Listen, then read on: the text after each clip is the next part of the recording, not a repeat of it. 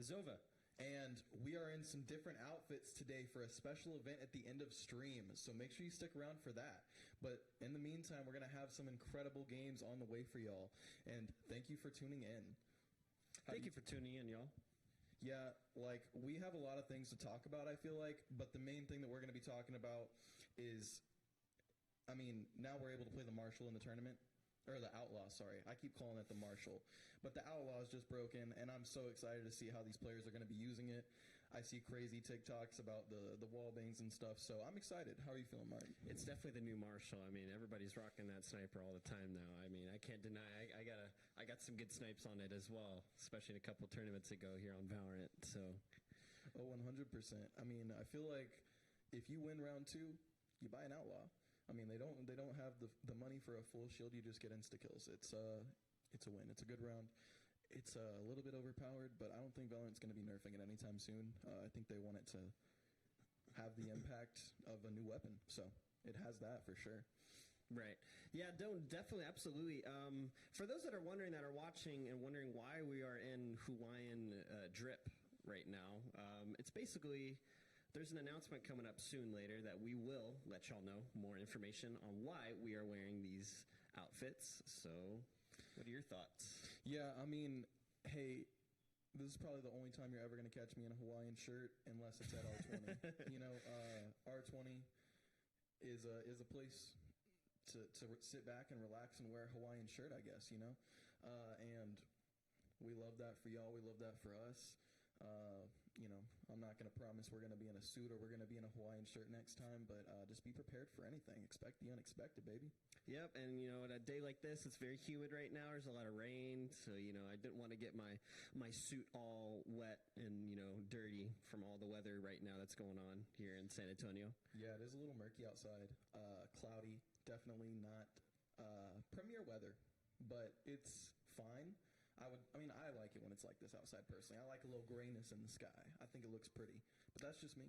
I absolutely agree on that. Whenever it rains, it just makes me want to game more. 100%. It's always like the tone of, like, the rain outside, nothing to do, can't go outside. So, anyway, enough about weather now. So now we're going to be talking about the next game coming up. Ooh. And it sounded like we're going to have the Huskies versus O'Connors. Should be a very good matchup. If I heard correctly, that's what it sounded like. So, yeah, I'm excited for that. I enjoy a game like that because that's two teams that are decently similarly seated, two teams that are decently similarly skilled. I'm excited to see the match. What do you think we're going to see aside from major Outlaw play? Well, I actually think we're going to see, yeah, obviously Outlaw play, but we could talk about the Skye nerfs. You know, Skye kind of got a big nerf. Now she only has 2 flashes, and she doesn't regenerate flashes anymore. On top of that, you know, it's going to be changing a lot of different strategy and plays off, and especially when she uses her bird. Now you don't get an option to fake the flash anymore. Now it just pops up a flash on its own once it runs out of time, so you have to hopefully not mess up that bird, and hopefully you don't flash your teammates when trying to enter a site or try to delay the enemies pushing onto the site on the defensive side. So should be interesting. I wonder if a lot of teams are going to be picking her anymore. You know, I feel like as much as the Skye nerfs have affected and made her such a weaker character, she was such a strong character to begin with. Having that heal, having the dog for info, still having blinds that at the end of the day give you info, flash the other team. At the end of the day, she still has a fantastic kit. I feel like she's still a fantastic character. I still see her picked and ranked all the time. I mean, we're all hard stuck silver right now, right? And I know we all see a bunch of Skies and Geckos. Gecko right now is probably going to be the premier initiator because Skye has gotten that nerf a little bit, and Gecko is now the only person with a regenerating flash, technically. I mean, not regenerating, but you can pick it back up and keep using it and keep using it and keep using it and keep using it. And you get the point yet? Yeah, you can keep using it. So I think Gecko's probably just going to be the premier initiator that we're seeing today especially, but that you're going to be seeing a lot in your ranked matches. Yep. So what type of maps do you think we're going to be seeing picked from these teams today, you know? Well, no surprise. The most 2 picked maps last tournament were Bind and Ascent. So we will not be seeing any Bind or Ascent today. That is a... It's unfortunate for Ascent players. I mean, it's fortunate for us though, because I like to see players stretch their brain a little bit. You know, let's not just regurgitate the blindly formulated plays that we copied from TikTok on Ascent, and let's go on let's go on Split, let's go on Breeze, let's formulate some better plays, let's counterattack toward their plan. I think it's cool. I like to see more of those bigger maps. And personally, as I've seen more of them, I've started to like queuing into them more. So, I don't know. I expect us to see some Breeze today. I like Breeze. Hopefully we can see some Sunset. Nobody plays Sunset. I want to see it played in R20. I don't think it's played yet in R20 at all. Wow. Now that you mention it, I don't think it has either. I don't think we've seen a single Sunset game, and I'm over here like, can we get some Sunset action? You know, it's a beautiful map. It really is. It's quite literally the opposite of the weather that we're having in San Antonio right now. Literally. But it's, I mean, yeah, no. I love playing on Sunset. I feel like the entry potential is like almost limitless. Like you could play slow, you can play fast, you can wall in, you can wall out, you can wall for protect. I don't know. There's just so many things you can do to entry, so many things for post plant, so many positions to play. Like with that little rafter on B site. I'm sorry, with that little rafter on B site that you can kind of peek over the ledge. People never expect that. I feel like we're gonna see a lot of like Swifty like peaks from there. Maybe, I don't know. I'm excited. I like Sunset.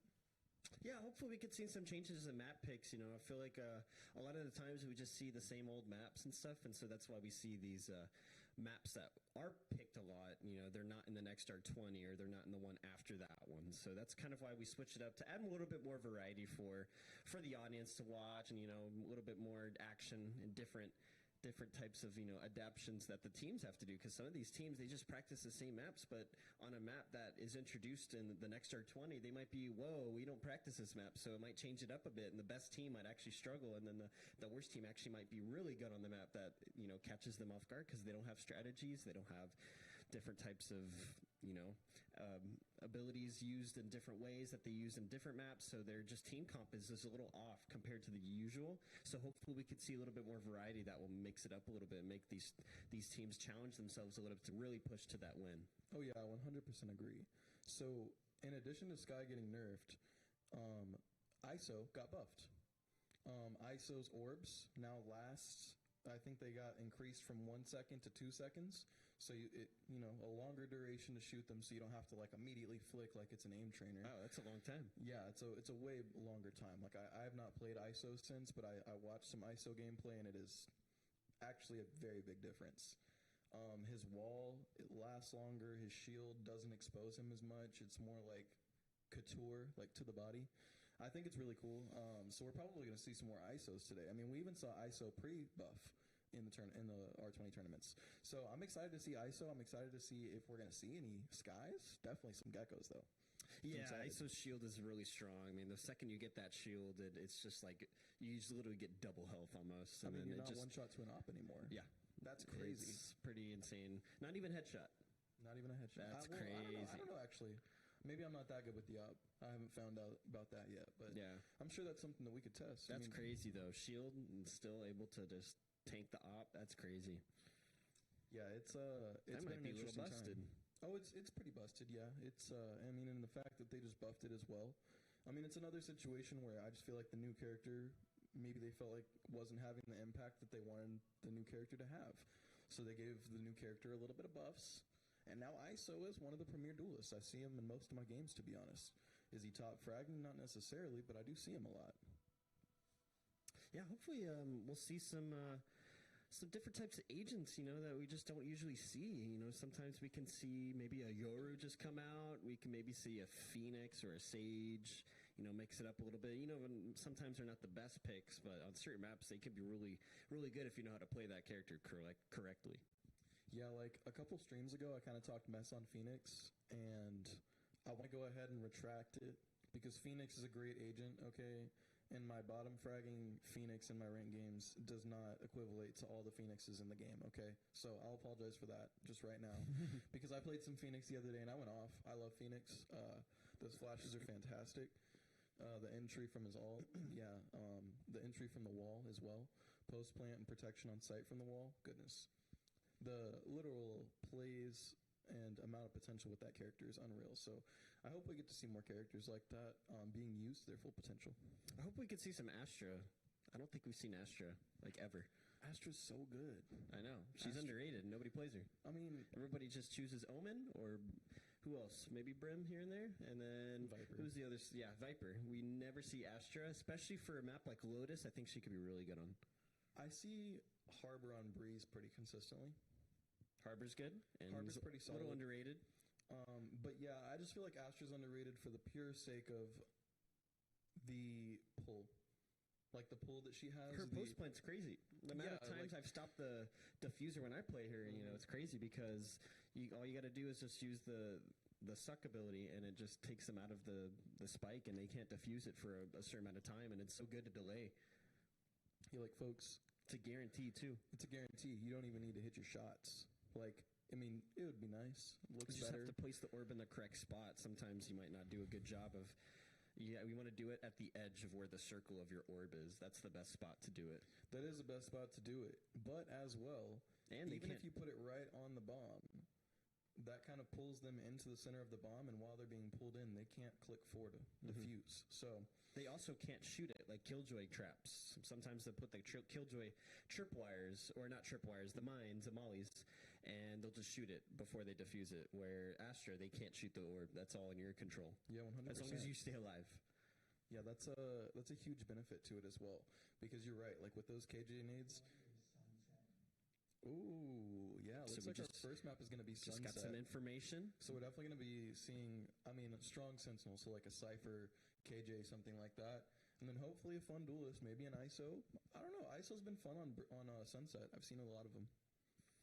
Yeah, I think for a map like Sunset, we're going to see a little bit of, duelist, maybe a Jet. I could be wrong. Maybe we'll see more of a KO, maybe some KO for the flashes. We're definitely going to see some Omens. I definitely think Omen's going to be like a guaranteed pick on Sunset. Well, and then if I even feel like there's maybe 2 or 3 maps that I feel like Yoru is a viable pick, like consistently at least.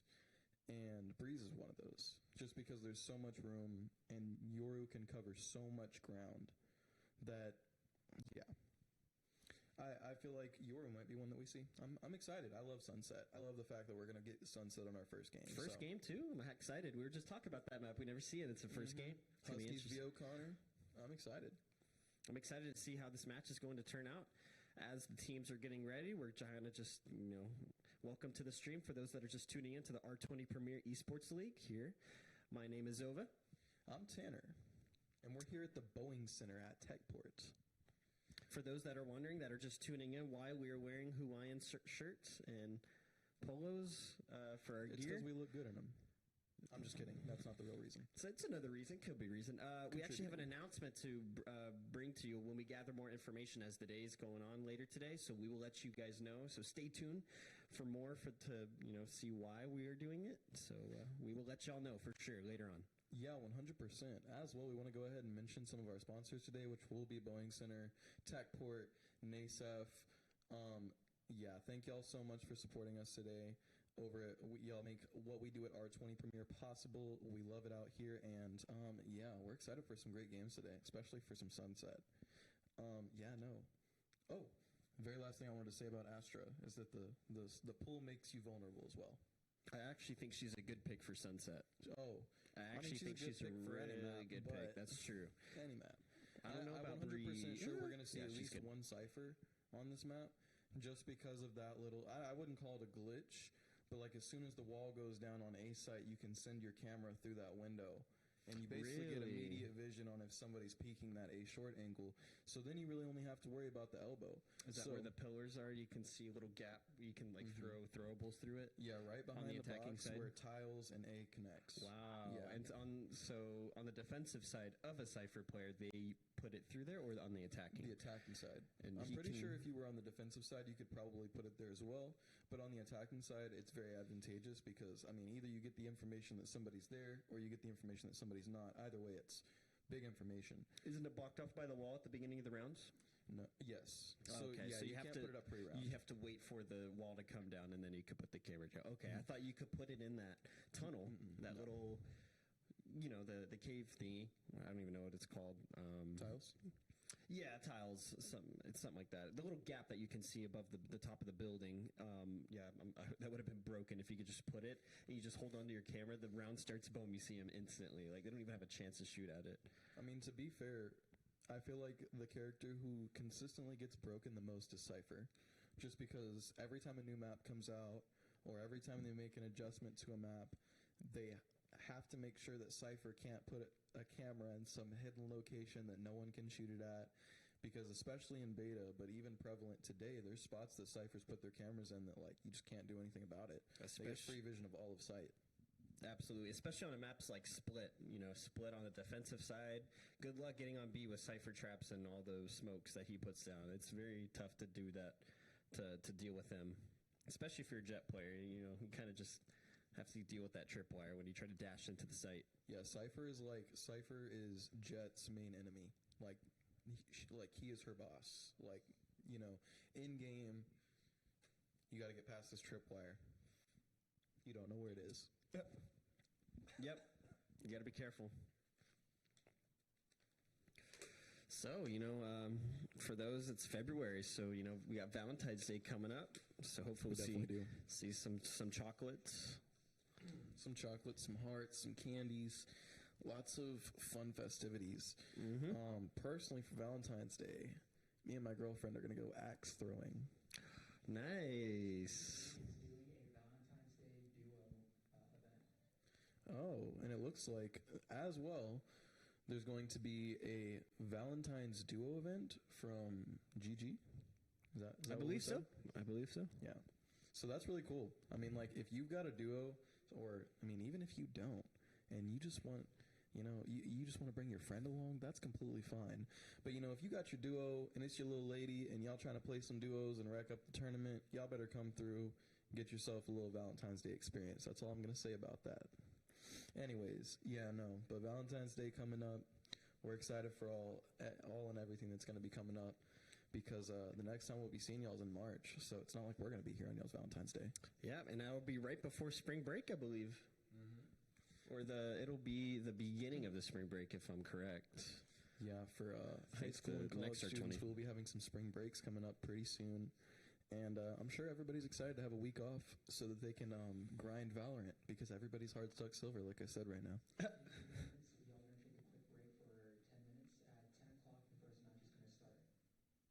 So in about 3 minutes, we're going to go ahead and take a break. For about 5-10 minutes, y'all can stick around. Trust me, we're going to play some good tunes for y'all. We will be starting at exactly 10 a.m., so stay tuned. For those that, think that we're going to just be taking a long break, no, we are not. We are just going to be taking a little short break, and then we're going to be starting matches at 10 o'clock. Yeah, sometimes Valorant can be a little bit glitchy of a game. Sometimes it shuts down whenever we try to get the lobby set up. Or even in ranked games, whenever you're sitting there waiting 10 minutes for your lobby to start, it's just because someone's game crashed. Check his PC. Yeah, honestly. Check his specs, honestly. Let's go. As well, there are a lot of people who necessarily might not have access to a computer at their home to be able to play Valorant all the time. So over here at Techport at the Boeing Center, they have a gaming center that y'all can come to. It's open from 12 to 11 every day. So just for anybody who doesn't have a gaming system, or like wants to be able to come game in peace, not be, nagged by your dog or your mom or something like that, just, come on down to the Boeing Center, go ahead and get yourself a couple hours of gaming in, get your ranked grind in, and then you can head out, just so, you get your experience. Yeah, for sure. Definitely take a time to take a trip out here if you've never been, and you need access to, some games. We got you covered. Yeah, as well, I mean, we always have, down here, we always have opens, whether it's for Valorant, League, I'm fairly certain there's even, like, different games that go on as well. Stack Fridays? Yeah, 5-stack Fridays. 5-stack Fridays, that was actually last night, I believe. Yeah, definitely was last night. There should be a tournament coming up next weekend, I believe, on the 24th or 17th. 17th. Yeah. And, we have tournaments down here all the time. They're lots of fun. And as well, open 12 to 11 every single day. So just gaming, you want to come over here with your 5-stack with some of your friends and play a tournament, whatever you want to do, come down to the Boeing Center and get yourself some experience on that rig, baby. Nice. So we're going to go ahead and take our break right now. One last time until we come back. I'm Tanner. I'm Zova. And we'll be right back. What's your favorite soda? Sparker's root beer.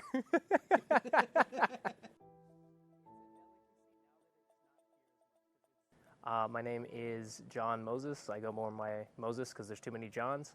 And I am a current team member of the production team. I was an intern for their first inaugural year, and now I've made my way to full production team member, which has been very fun. What are your job duties around R20? It has changed based on the information that we've been learning. So right now I'm working on TC op, so the TriCaster operator, as well as vMix operator. vMix being just a much more advanced system of OBS, or similar to OBS. It just lets us do more with it. And then the TriCaster, as far as I am fully aware, it's a way for us to manage our inputs and put it into one singular output very, very simply for everything else to understand. So when I first joined R20, my two major duties were setting up the Discord server, so just a spot where all the information could be easily accessible by the kids, especially since they would know Discord a lot better than hunting down a website. It's just more comfortable since that's how they communicate anyways. And then it was set up for the events themselves. So wheeling out tables, wheeling out computers, setting up a bunch of Nintendo Switches, just putting everything in place so that the kids just had to walk up, boot up their character, and fight. That was pretty much it. Where do you see R20 in the future? I hope to see it definitely growing outside of San Antonio. I think that San Antonio being the centerpiece for it is great. I mean, my dad grew up here, and I just like being back in the city where he started out and his family started. And I know it's a big city, and I know that there's a lot more interested parties in the rest of Texas. I mean, recently we had another tournament where schools drove hours just to compete.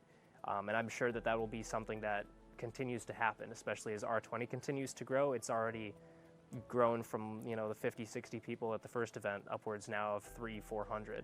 And that's in the span of 2 years. So it's going to keep growing, and I really want to see it bigger than this. I want to see the scholarships get to the point where high schoolers are excited and competitive. I mean, I want to see junior varsities and varsities for schools for esports. And we're not quite there yet, but we're closing in on it. One of the most memorable ones has to be our finals from this past season. Just the production that we did for that was unlike anything else we had done that year. We had everything on high alert. We had multiple camera operators for the game itself, for Valorant, in the actual production room. We had fights being called. We had people switching between them. We had casters running the entire time. It was just, compared to everything else, for me, that was the first showing of, okay, this is what this will become. This is what this can be. And since then, we've just gotten more and more efficient at it. So it's less chaos than that event was, but it's definitely held that same spirit of, this is where this goes. How can we improve this for next time? It's just been that hunger for what can be improved on and fixed and iterated upon. My real excitement for it has been with the amount of collegiate help that we've had. Because running it first year, we had 4 people on it, all from Tamusa. We had a couple that popped in from a few other schools just to help with the actual physical events, but everything behind the scenes was, you know, us 4, and then Josh and Allie and whoever else was on that team. And then since then, we've grown not only in the production space where we've gotten more collegiate interns, but also helping out run the Smash event, we've gotten more, running the Rocket League events, we've gotten more, just running the floor and making sure that the children are actually in the right spots, doing the right things. That's all been the help of collegiate and that sort of area.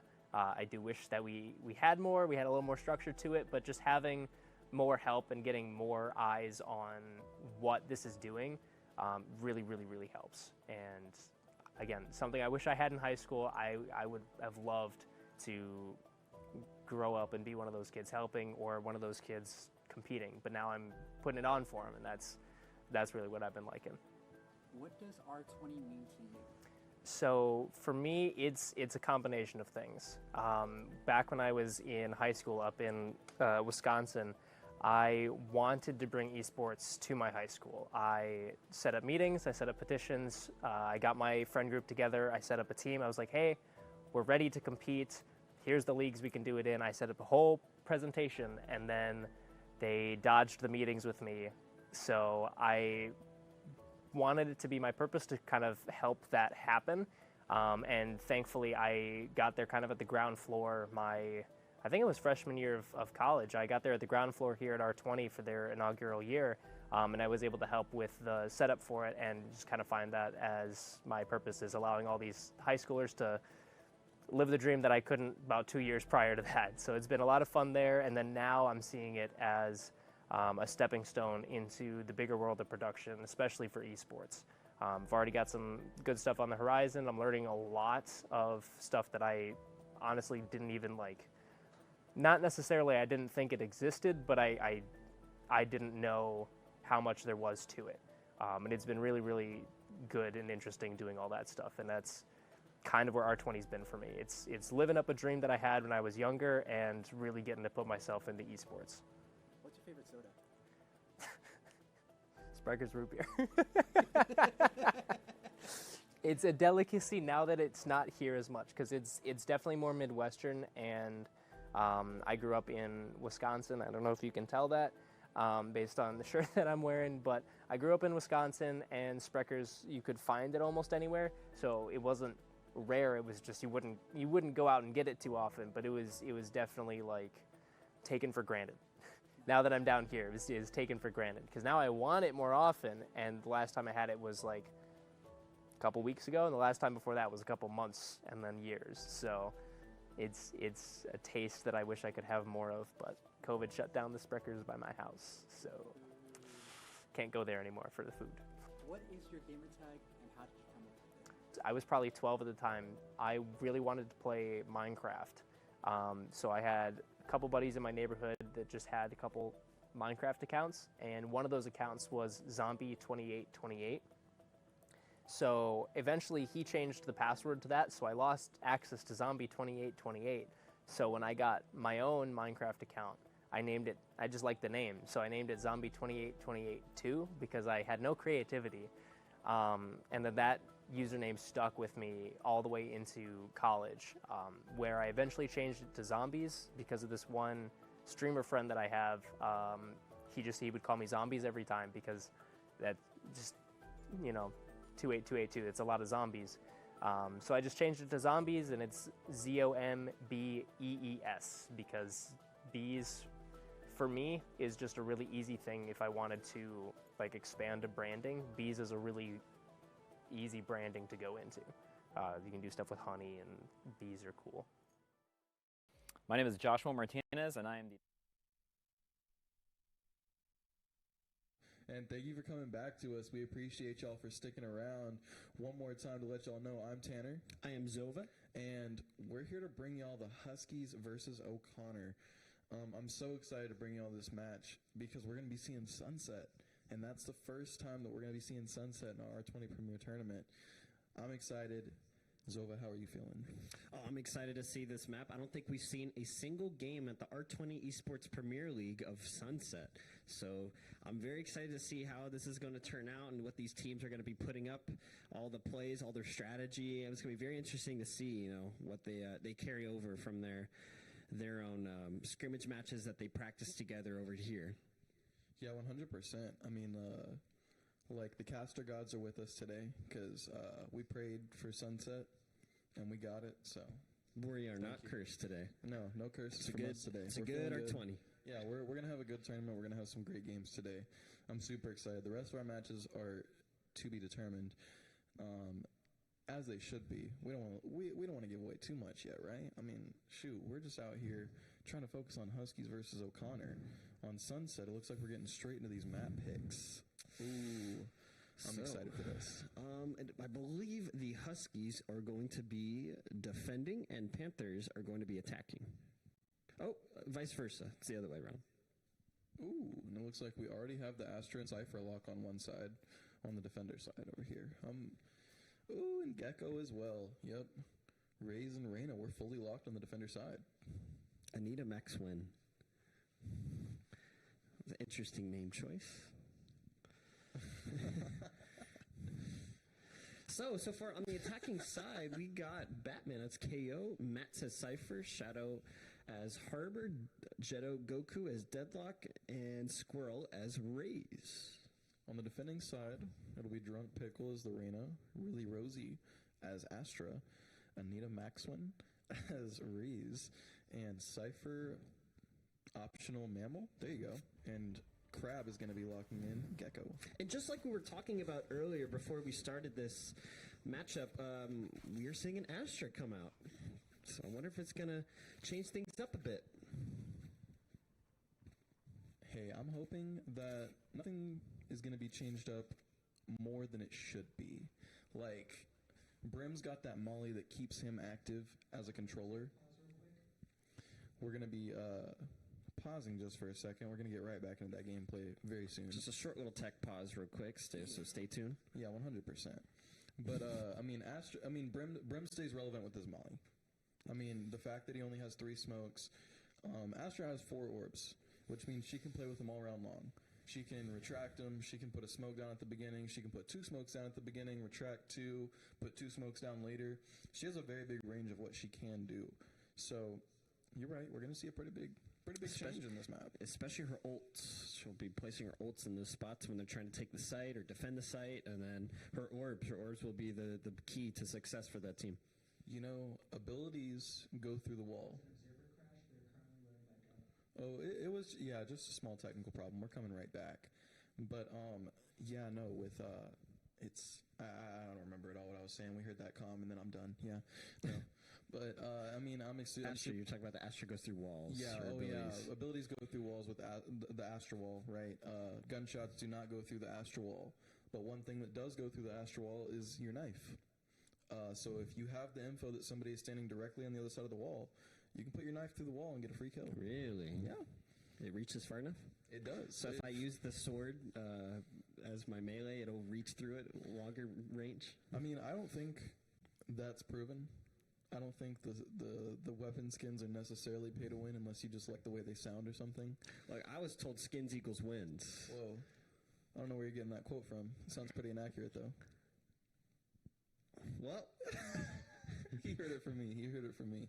I said that last stream. it's just one person telling me this, so I could have sworn. No, I love my skins, don't get me wrong. But you don't need a skin to win. It helps, though. Yes, I feel like it makes a little bit of a difference. That new skin package that just came out, $65 for 3 skins. Wow. How do you feel about that? Well, what's it even called? And I haven't seen it yet, the bundle. You know, I feel like a bad caster. I completely forgot what the name of the bundle was. What does it look like, at least? Like, what is... It looks like a mixture between Araxis and Prime. Ooh. It's pretty good. But, like, I love $65 Prime. for 3 skins. I think Prime is one of the best. Prime's nice. Especially back when I got it at the price it was at, man. These prices keep going up. I was so glad I got that skin and then the Reaver bundle. Yeah.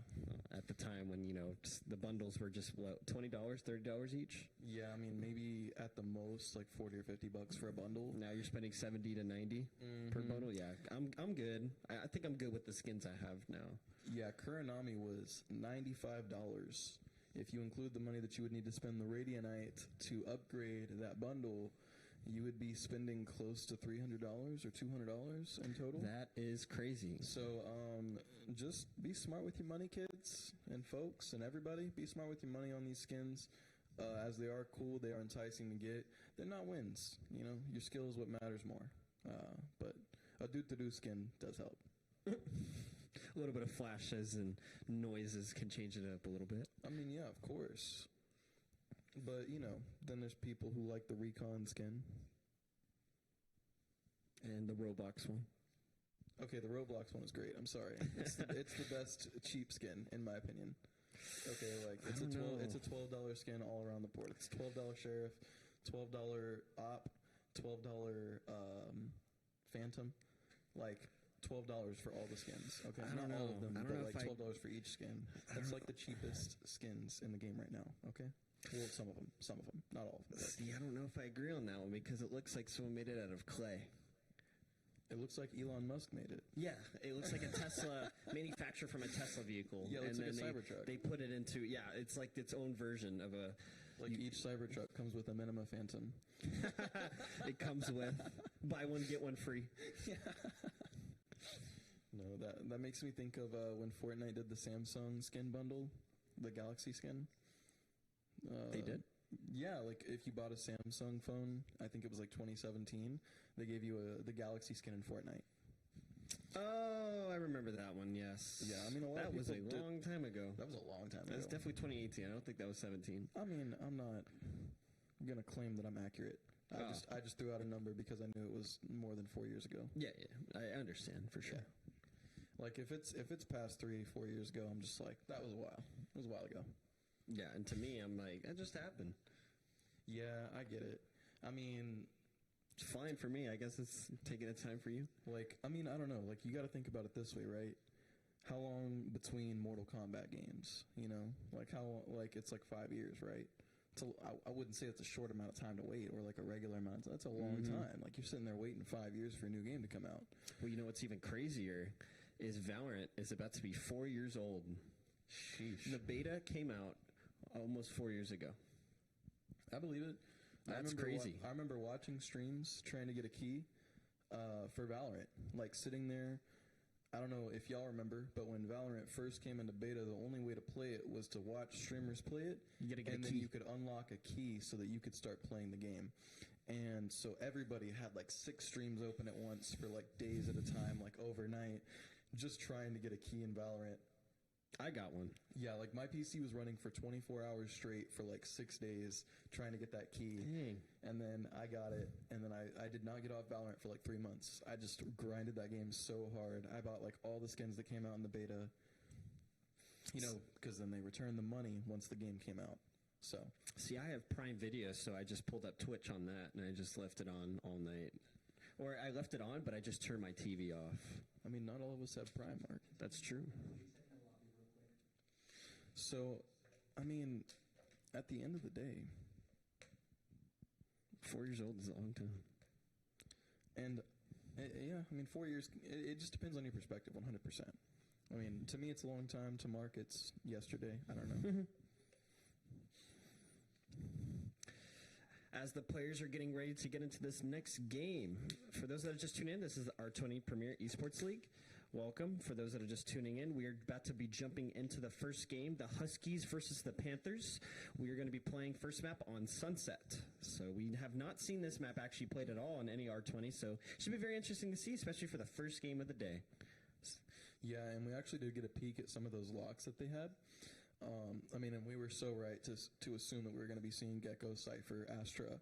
I mean, in my opinion, it's a deadly combo. The 3 of those characters combined, just the util alone between those 3 characters can shut an entire team down. Even with probably just 2 of them, like you could shut down 2 of either combo. I mean, I'm very excited to see this game. I'm very excited. I love these picks. Absolutely. And I'm assuming because of the technical difficulties in the last game, we're going to be seeing the exact same agents that were already picked. I'm hoping. Yeah, I'm hoping. I don't think they're going to switch on that. I mean, you never know. Some of these teams have dedicated plays. They have dedicated picks for dedicated maps, and some of these teams hardly meet. So, you know, we gotta see whenever you know, they pick. Okay, we're getting back into this gameplay now. It looks like we are going to see the same picks. I think. Did we see a double sentinel on the Husky side previously? It's the same picks. Nothing's Okay. changed. And Panthers are defenders. Huskies are being on the attacking side, and it's looking like an A push on the pistol round. Getting right into the gameplay here. Looks super exciting. We got this slow push onto A at the beginning. Yep. Harbor wall going up. to smoke it off, but look at the Cypher Cam. The Cypher Cam is going to be very deadly. Optimal Mammal, he's going to spot the rays, get tagged a little bit. He's going to back up, put his smoke up. Drunk Pickle's going to get the first one on Batman.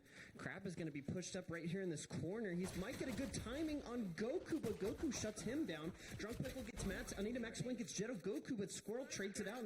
Optimal Mammal goes down. Squirrel gets another one on Drunk Pickle. It is a 1v2. Squirrel is very low in HP with 22 left. Squirrel's hoping for a miracle here. Praying, hoping, getting those pixel peaks out of the way right now. Just trying to get any damage they can off. And it looks like, even though they had a little peak there, they're not going to take advantage on that shot. And Squirrel doesn't know that both the players are exactly right there. And at the end of the day, Anita Max Win gets the 3K and solidifies their first round win on the pistol round for the Panthers.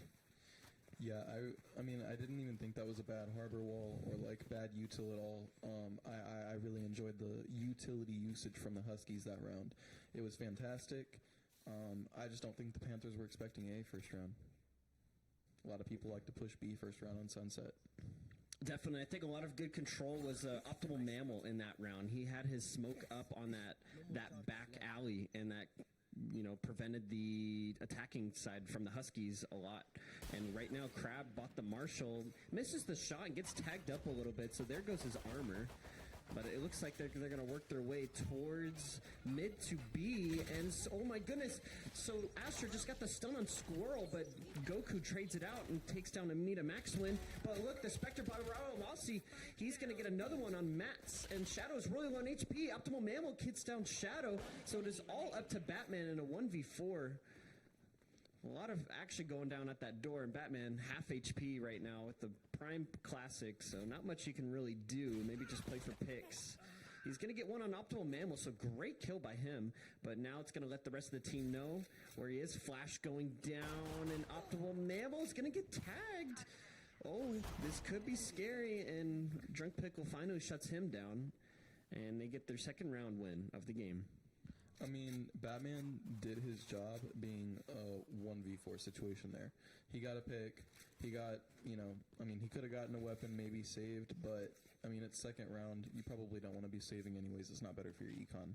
So, good play right there. He got his one pick, and now we're going straight into round 3.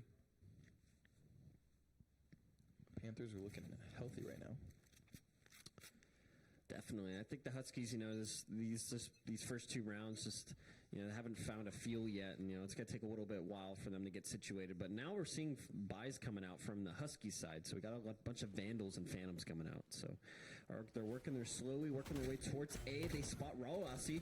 And Squirrel's going to satchel himself down, get the first blood on Rylassi. So Rylassi goes down. Shadow is using his harbor abilities to push up onto the site. And he's going to set his orb, protect the spike being planted from Goku. And Crab is going to get down Squirrel as well as Drunk Pickle. They're going to push onto the site. He gets a double. Shadow goes down. And he gets shredded out by Goku. So Goku's holding it down. It is a 2v2 situation. Spike has been planted. Mats is posted up here in the corner of the site. And Goku is going to take down Optimal Mammal and use the ability of his ult of Deadlock and is going to get a free kill on Anita Maxwin to get their first round of the game. Sometimes you just need, a full buy round, That second round is really hard to win after the first if the winning team opts to buy out, and that's exactly what happened. They didn't win that second round just because of, sheer being outgunned. But that third round, they leveled up, they got some guns, and now it looks like it's going to be a bit of the opposite scenario where the Panthers are going to have to save a little bit, and the Huskies are going to have the weapon advantage. Yep, and I think the Panthers overused their economy that round, and now they're a little bit of broke. So we see some Marshalls, a Marshall, a Spectre, and a Sheriff, but you got two other teammates with Ghosts, so it's gonna be difficult. But we see how Valorant ecos go all the time, and they still have a chance to win. But look, nobody on the Husky side is on B at all watching the site. This could be very scary because look, they fully stacked onto A. They thought it was going to be A, and now they just figured it out. They're having to rotate. Squirrel's all alone with the Judge. Getting some info, but not quite taking the peak. Smart decision. Yep, and now the Huskies are pushing themselves back towards the side. They're going to get 3 down. It is all up to Crab in a 1v5 with the Marshall. He's middle map, and the spike has already been planted. At this point, you might as well just save. saving a Marshall. It's not like he's got shield either. This was their save round. I don't think it's really too ineffective to just go ahead and try and get a pick here. But, ooh, good shots. We'll go ahead and see if they can connect on that. Knowing about the KO, hearing Batman come around the corner, but not enough to get him. Yep. Batman's going to go ahead and close out that round for the Huskies. Batman swung on a mid-map with that Ferrari peak and shut him down. So down Honestly. goes the Marshall. With a little bit of a skirt. And I don't know. I mean, the Huskies played that round really well. They definitely could have played a bit safer toward the end. But, I mean, hey, you know, you got 2 kills. You want to go get that third. Go ahead and go get it. Like, good round from the Huskies. Now we're back up to being pretty much full bot on both sides. So let's see how this one goes. Absolutely. We're tied 2-2. And it looks like the Huskies are going to slowly work their way towards A again. Once again, and Astra Olbs are already set up, so she is back in this alley over here, so if she gets a really good angle, she could possibly get a pick or two, but it could also go the other way around as all 5 players are working their way in. Oh, the timing of pushing up. She was using her orb, so she had her hands tied and unfortunately got pushed at the exact same time. That allowed him to get the first pick, and now she was the only one on site, and now they're having a free plant. And now Drunk Pickle is all tucked up in this corner. Squirrel's getting aggressive with that judge. Unfortunately, gets taken down by Crab and Drunk Pickle with their team effort back here. So now there's 4 people onto the site, 2 in the back alley. Boombot going down by Nina Maxwin. He's saturating himself into the site. He's going to get the judge kill in the corner on Shadow. Shadow goes down. So it is all to Goku and Mats in this corner in the alleyway. It is all up to Goku, and unfortunately it was not enough of a hold. And Panthers have been able to retake the site and defuse the spike. And they have retaken the lead 3-2. Yeah, kind of like you had mentioned, the teamwork alone just from Drunk Pickle and Crab there was fantastic. They played CT, or I forget exactly what that area is called. Like, it's called something funny like back vent or something, but they played that position so well together. And then Anita Maxwin jumping in with the raise nades, or jumping in with the raise packs and getting that judge kill. It's just a fantastic round from the Panthers, you know, or using that util to max advantage on a full buy round. And now it's looking like both teams are going to be buying, so full buys from both teams. Fast satchel charge from Anita Maxwin in the mid, so wonder if she's trying to get some working going on. She might be able to catch this Cypher. Oh, I think Max just got spotted slightly by the Rays, and that pushed up mid.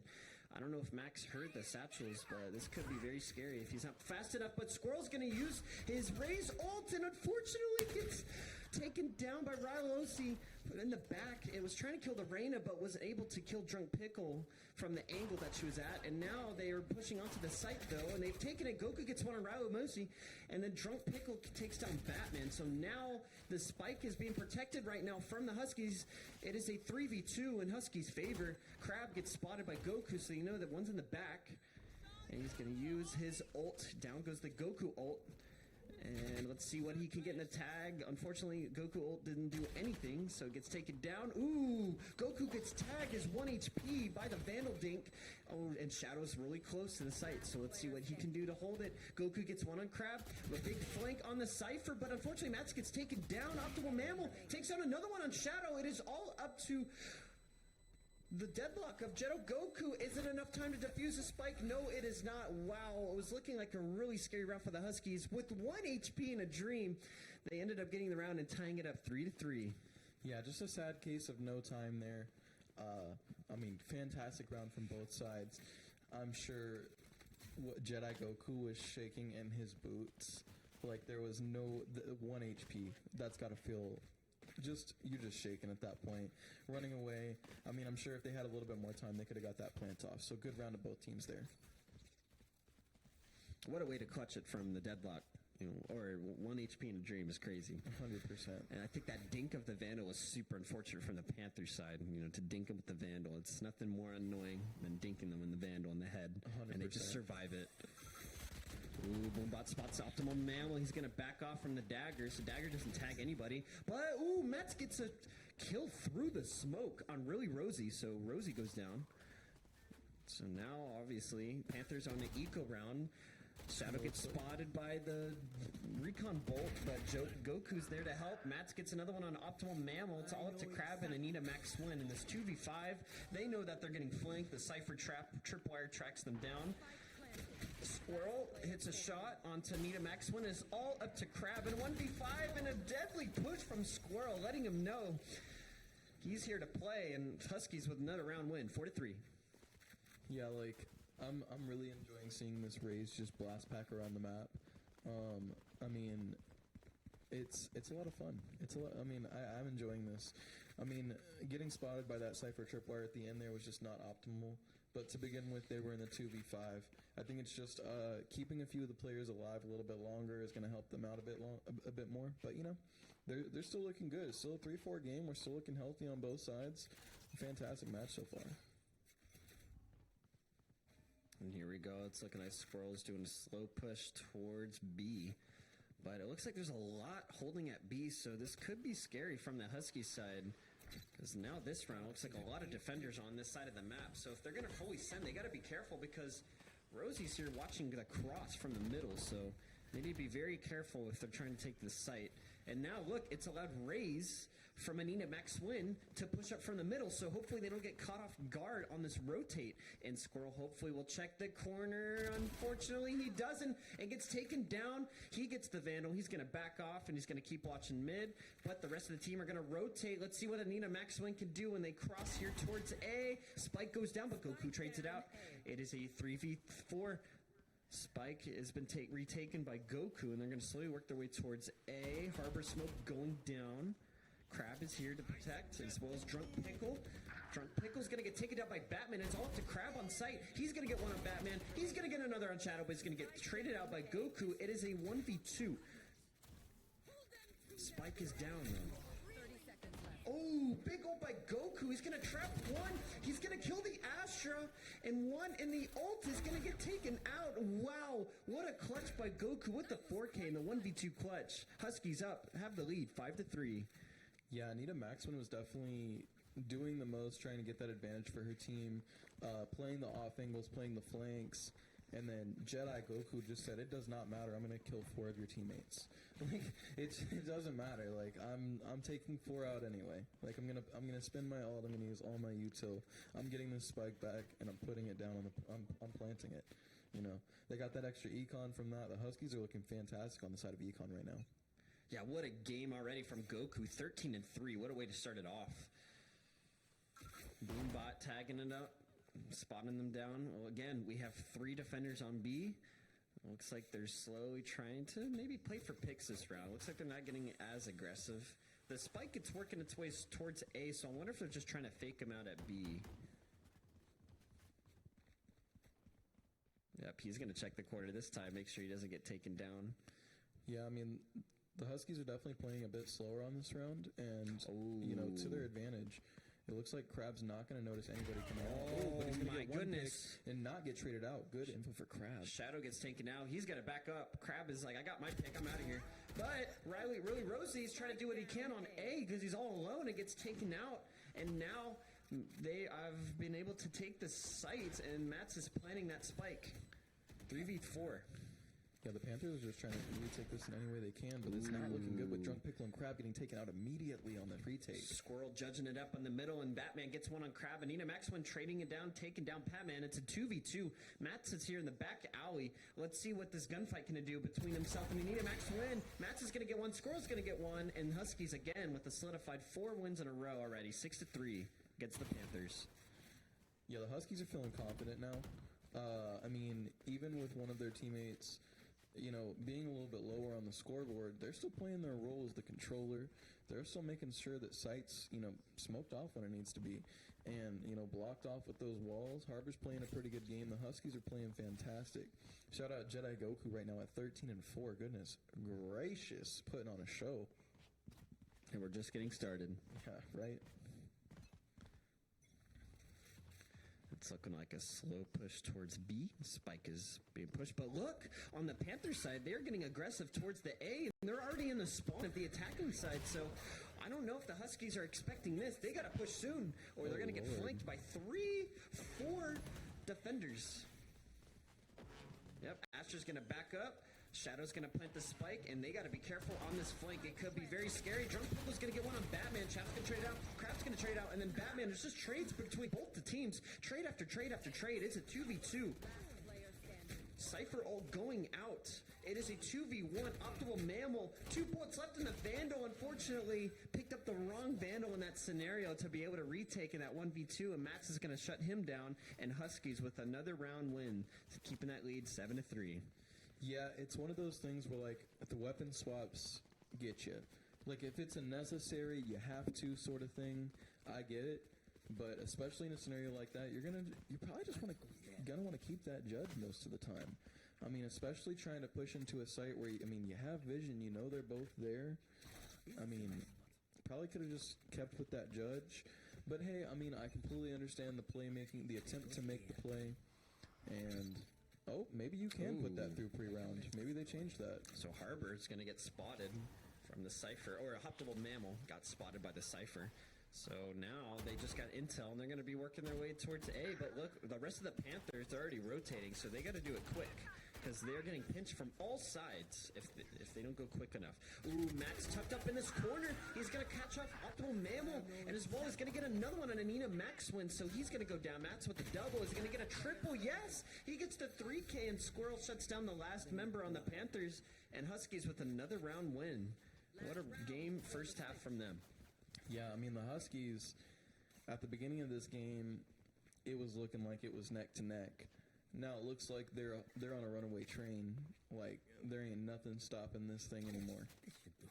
They look like a well-oiled locomotive with a team running that thing, shoveling coals into the engine, and they ain't taking breaks. All gas, no brakes. 100%. This is an interesting hold. Ooh, Op coming out by Batman. Squirrel with the aggressive push of the Raze ult. So he's going to push up. Oh, I think he spotted the Cypher. He's going to push up as much as he can. Unfortunately, isn't getting anything with the Raze ult again. But he's going to spot the Rain. A Drunk Pickle doesn't know that there's another one right close to him. Optimal Mammal's going to trade it out. Squirrel gets taken down. The rest of the Panthers are already rotating their way towards the map. Now Batman's going to catch them off on that rotate in the middle of the map. Crab goes down. Anita Maxwell with the boombots going down. The Deadlock's playing hold from the defender side. Huskies have the spike planted. They are working their way towards this retake. It is a 4v3. And Optimal Mammal's already low in HP. Shadow gets one on really Rosie, but the big flank of Optimal Mammal gets the angle on him. But Batman and Mats are able to close it out, and Huskies with the 9-3 in the first half. Well, this is going to be a fantastic half from the Huskies. Panthers played their hearts out, and they've been the definition of change it up. Like, they haven't been doing the same thing every single round. It's not like they're getting caught in the same places. They're just kind of not completing what they want to complete. And that's completely okay.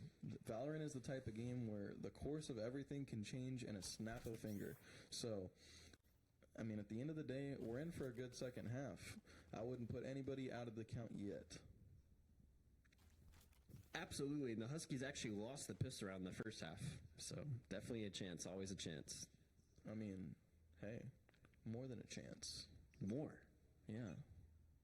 I know a possibility. Yeah, possibility, not a guarantee, just a possibility. Oh, so great dagger from Batman. It's going to spot the Astra in the middle of the map. So Astra gets spotted, but look at this mid push from Anita Maxwin. The Deadlock trap stops him down, but Goku's trying as much as he can to hold it. Shadow knows that there's a lot of activity going on in the middle of the map, so it looks like they're doing a mid to B. Shadow is unfortunately in a bad scenario to be able to hold that off. He's going to get taken down by Anita Maxwin. Batman throwing his flashes. He's throwing his mollies to delay. Ooh, great stuns from both the defenders teams. So right now, Batman's already pushed up. Ooh, gets jump shotted by Optimal Mammal with that classic. That right jump classic is deadly. And then Squirrel gets tagged up in the middle of the map. 2v4 in the Panthers' favor.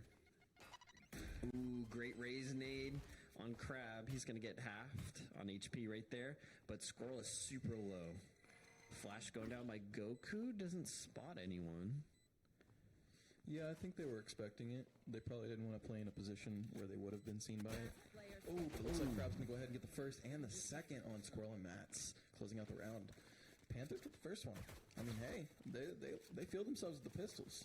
And once again, the Huskies lose another pistol round in this game. Yeah, I mean, like we just said, the course of a Valorant game can change in the snap of some fingers. So we just gotta sit back, relax, get your popcorn, get yourself, I don't know, some lemonade. I don't know, whatever you drink. Go ahead and sit back and watch the rest of this game because I feel something's starting to heat up. Or some sweet tea. Sweet Here in tea is Texas. delicious right now. Oh, Like a nice half and half Arnold Palmer. might be February, but it ain't cold over here. It never is cold. It's very rare. So, looks like the Panthers are trying to... Oh, looks like they faked the B. Oh, and Jetto pushed up through the middle of the map.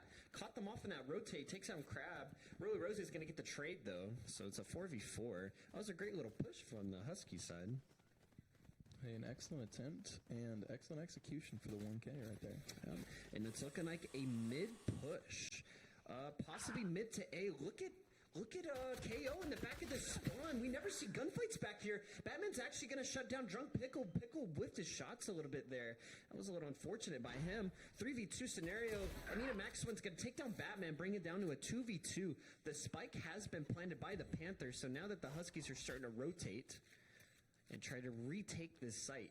But look, the Cypher and the Razor push back here in the spawn. Shadow's going to get one. I don't think he knows that Cypher's close up. Is he going to get him? Yes, he's going to get it. Wow, what a great win by Shadow. And is it enough time to defuse the spike? I think he might have forgot he had to defuse it. Yeah, I think so too. I think he's trying to figure out where he hasn't woken up yet. It's still early in the morning. So, and gaming hours, 10:30 is really early. Yeah, in gaming terms, 10:30 for people who go to an office and work is like 7. Yes, literally. I used to consider 11 or noon early. No, I remember I had a rude awakening when I was 16 at my first job, and I called in late to a 1 o'clock shift, and I told them that I overslept, and they said that's not a valid excuse. It's 1 o'clock. Wow. So, Shout out the Valentine's Day specials at Savage Coffee and Techport Gaming. Vendor lemon and peach energy drink options. Lavender lemon. Day. Discounts if you come on Valentine's Day with your duo. Wow, sounds delicious. Some lavender lemon lemonade and a peach energy drink. Gotta love that. Over here at the Boeing Center, we have lots of things that you might like, things for the entire family. We have a museum, a gaming center, and a cafeteria. Come on down and join the fun sometime. I do like the pizza. Ooh, Anita Maxwell doesn't know that the squirrel's in the corner. He's going to get the knife on him as he's pushing up too aggressively. And look, now Mats is on site with Squirrel, and now they already know that they're working their way towards A. And now a lot of gunfights going on. Squirrel's going to get one on Drunk Pickle. So Pickle was not sober. Yeah, Pickle was not sober enough to know that there's a guy in the corner right there. So now Goku's going to be able to stop the spike being planted by the little guy of Goku. And Optimal Mammal is going to try to do what he can in this alley. Squirrel's going to get aggressive, take down Optimal Mammal, so that's a 3K on them. It is all up to Crab and really Rosie to be able to hold themselves in this game. Crab is already left with half his health left. And he's just going to get chapped to the head by Batman, gets shut down, and they're just going to get aggressive by the Huskies, but they got to be careful as Rolly Rosie gets the double. Batman shuts it down. Yeah, honestly, with a Phantom or a Vandal there, they might have gotten a spray down on 3 of them there. I mean, I'm not saying that's the difference in the round, but a 3K spray down feels good. It's a good little ego booster. Looking at a 4-11 score now, the Huskies have taken the last 2 rounds, feeling a little bit more confidence once they've bought up. Kind of the same as the first half. But, I mean, hey, I'm excited to see what the Panthers can pull out. They're definitely playing extremely creatively. They're not doing the same thing every round, just like on defense. So, I'm feeling good. This is a very good game. Now we're seeing Squirrel on top right now on the Husky side, 16 and 10.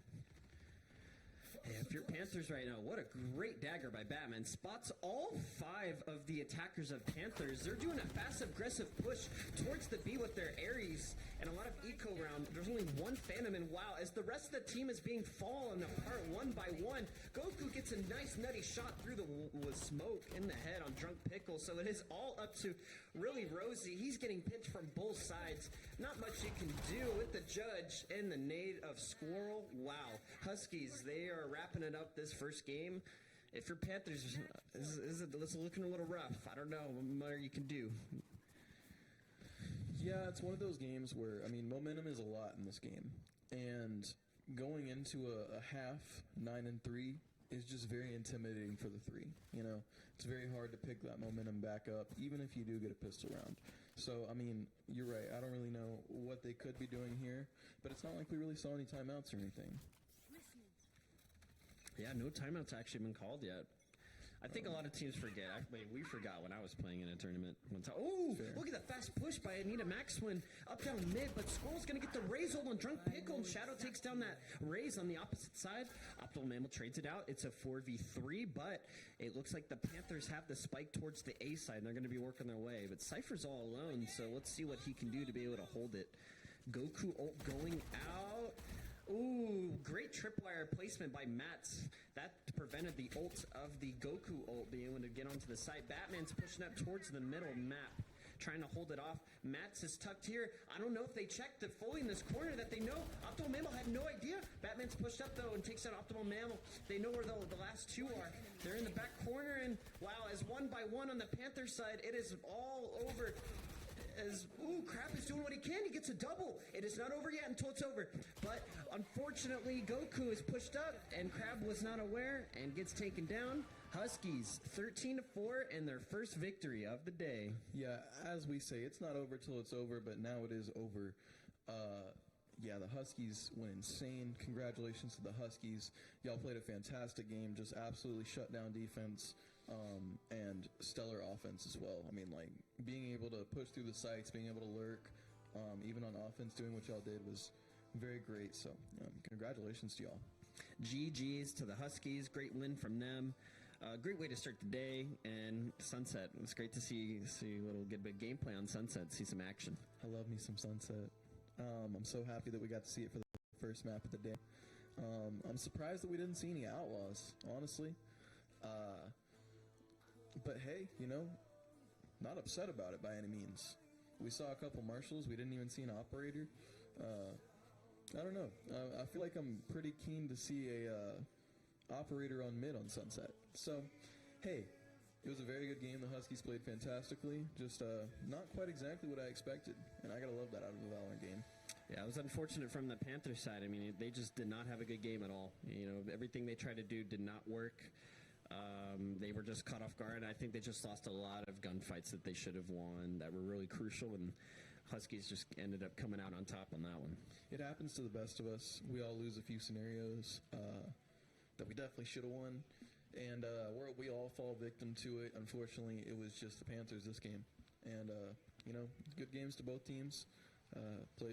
Hopefully we see y'all in the next turn or in the next games today. I don't know. Maybe you'll be playing better. Maybe you'll be playing worse. Valorant's a great game.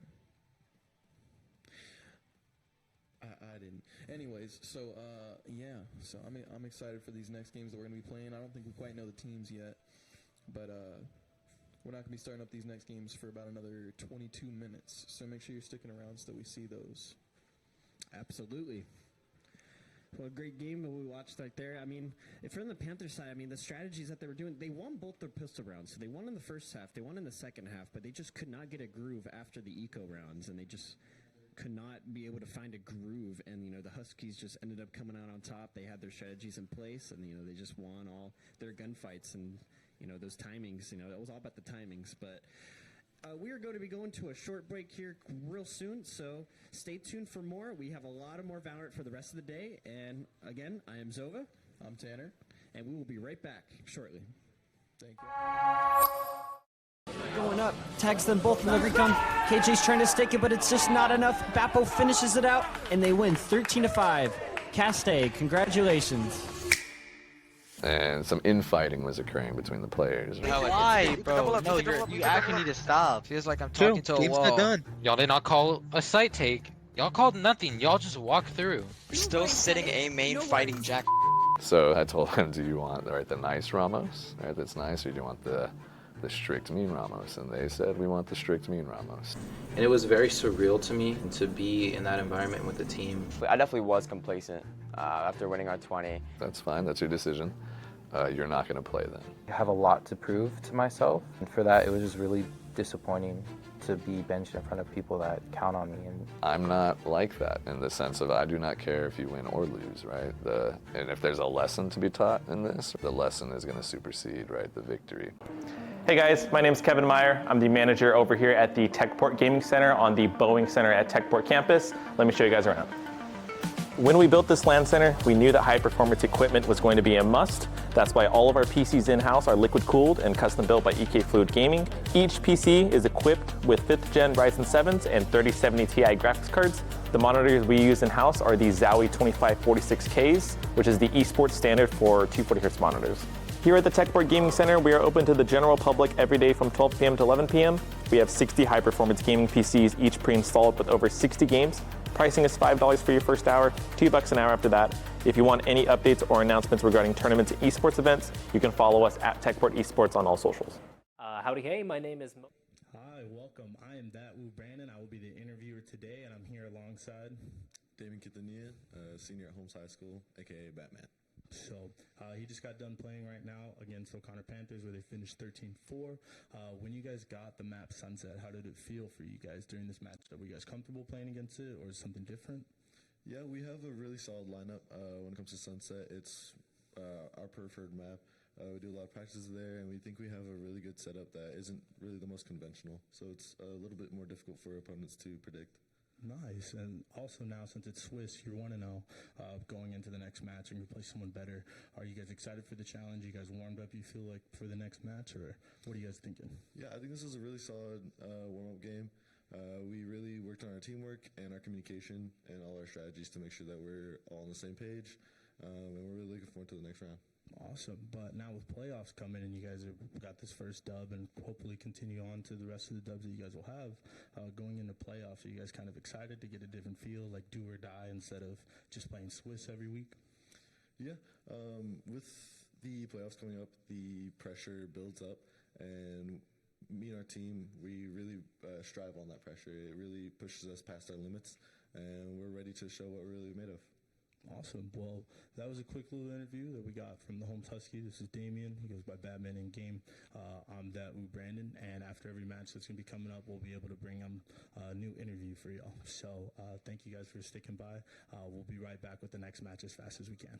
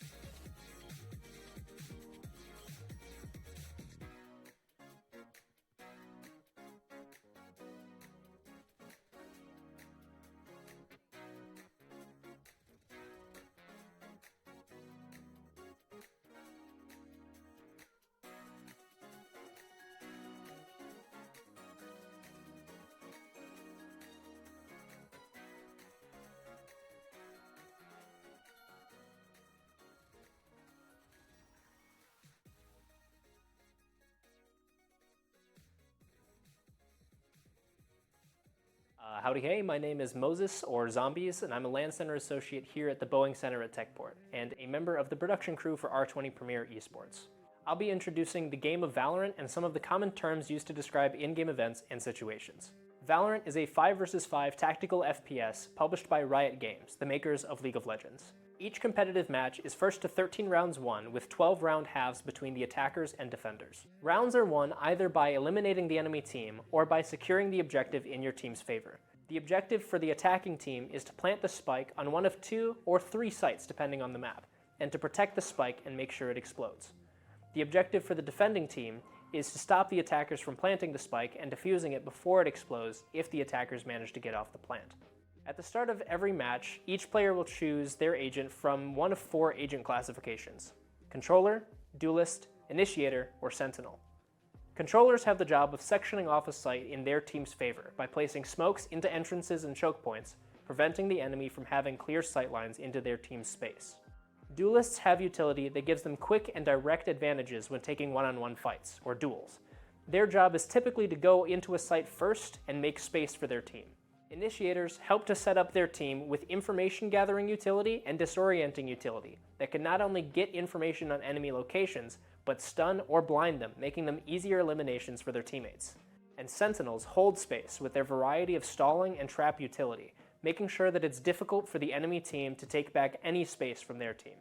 Each agent class has a selection of agents to choose from that have their own strengths and weaknesses on each of the 7 maps currently in rotation, as well as strengths and synergies with other different agents in the roster, making for a chess game of agent selection. To add to the depth of Valorant, there are also 2 different economies that players will have to worry about: credits and ultimate charge. Credits are used in the in-match armory that players will have to use to buy their agents' utility, shields, and weapons. Utility is usually single use per round, and shields and weapons are both lost upon elimination, meaning players will have to stay on top of economy both for their team and the enemies to make plays. Winning teams will be rewarded with more credits for future rounds than losing teams, so shutting down your opposing team for multiple rounds in a row is vital for furthering your advantage. As for ultimate economy, every agent has an ultimate ability that typically gives their team a large advantage towards winning the round. This will be anywhere between 6 and 9 charges, depending on the power of the ability. Ultimate charges can be gained either through eliminations, deaths, plants, defuses, or collecting ultimate orbs from around the maps. Now, for more technical terms relating to the maps we will be on, let's go to the casters to explain more. Quasi? I was Quasi once. Locked me in a womb. I love a womb. My name is Allison Snodgrass. I'm the head of IT for Boeing Center at Techport. I run production for the R20 Premiere League, and I am the chair of the Esports and Education Foundation. So my job duties around R20 consist of me leading the production team to produce the Valorant broadcast, as well as assist in setup for the tertiary broadcast for Smash and Rocket League. R20 means a lot to me. You know, over COVID, along with Joshua Martinez and then a partner of ours, Sam Elizondo, we put together the Esports and Education Foundation to produce esports events for high school and college age students to help fund scholarships for them. And then R20 was just sort of the natural evolution of that. You know, growing up, those opportunities didn't really exist where both I'm from in South Carolina, and then even when I moved here to Texas.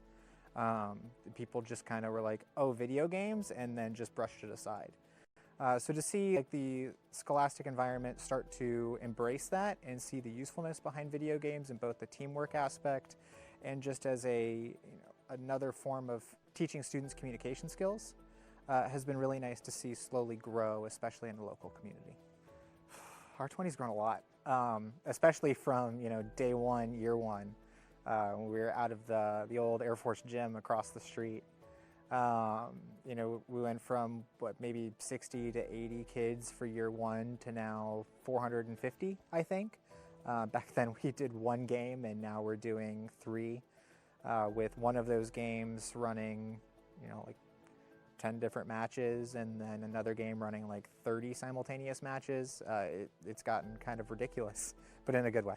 I'm one of those people that learn by doing something. I hate reading textbooks. They drive me mad, and it's probably the ADHD.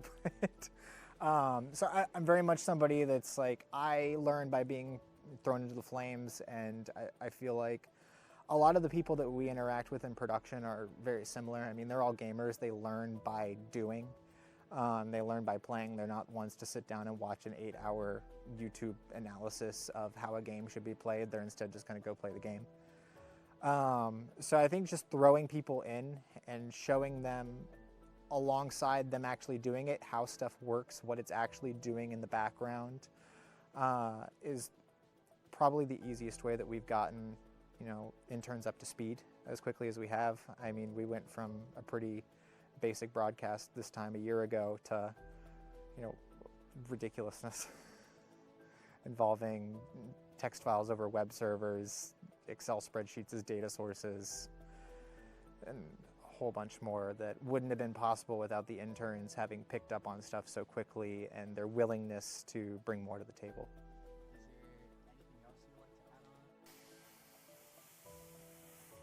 Part of me wants to shout out Josh, but he's gonna get so many shout outs in these interviews. There's got to be something better. No, I think behind the scenes there's so many people that are involved that aren't going to get the chance to be thanked properly, both on the production side, our Smash TOs, Geo especially, like, that man is an absolute saint, and I don't know how he does it. The people over at Techport Esports that put on the Valorant side of things deal with, every teacher's nightmare of 120 kids thrown into a tight enclosed space where they're forced to listen. And anyone that's ever taught knows that that's not very easy to do, especially when you don't know the kids and you don't have any form of relationship built with them where they listen to you. So I just think everybody that works behind the scenes that doesn't get the recognition they deserve should get that form of shout out, especially Kevin Mayer over in the gaming center, Geo over at Smash, and then everybody else. Awesome. What is your gamer tag and how did you come up with it? My gamer tag's my name. What is your inspirational quote of the day? My inspirational quote of the week is, if you want to succeed as badly as you want to breathe, you can do anything. And then just pan over to Josh. What is your inspirational quote? Quasi? I was Quasi once. Locked me in a womb. A wubba womb. A wubba womb with wax. And wax? Make me Quasi. Quasi? That interview just cuts off, right? What's your favorite soda? Sprecher's root beer.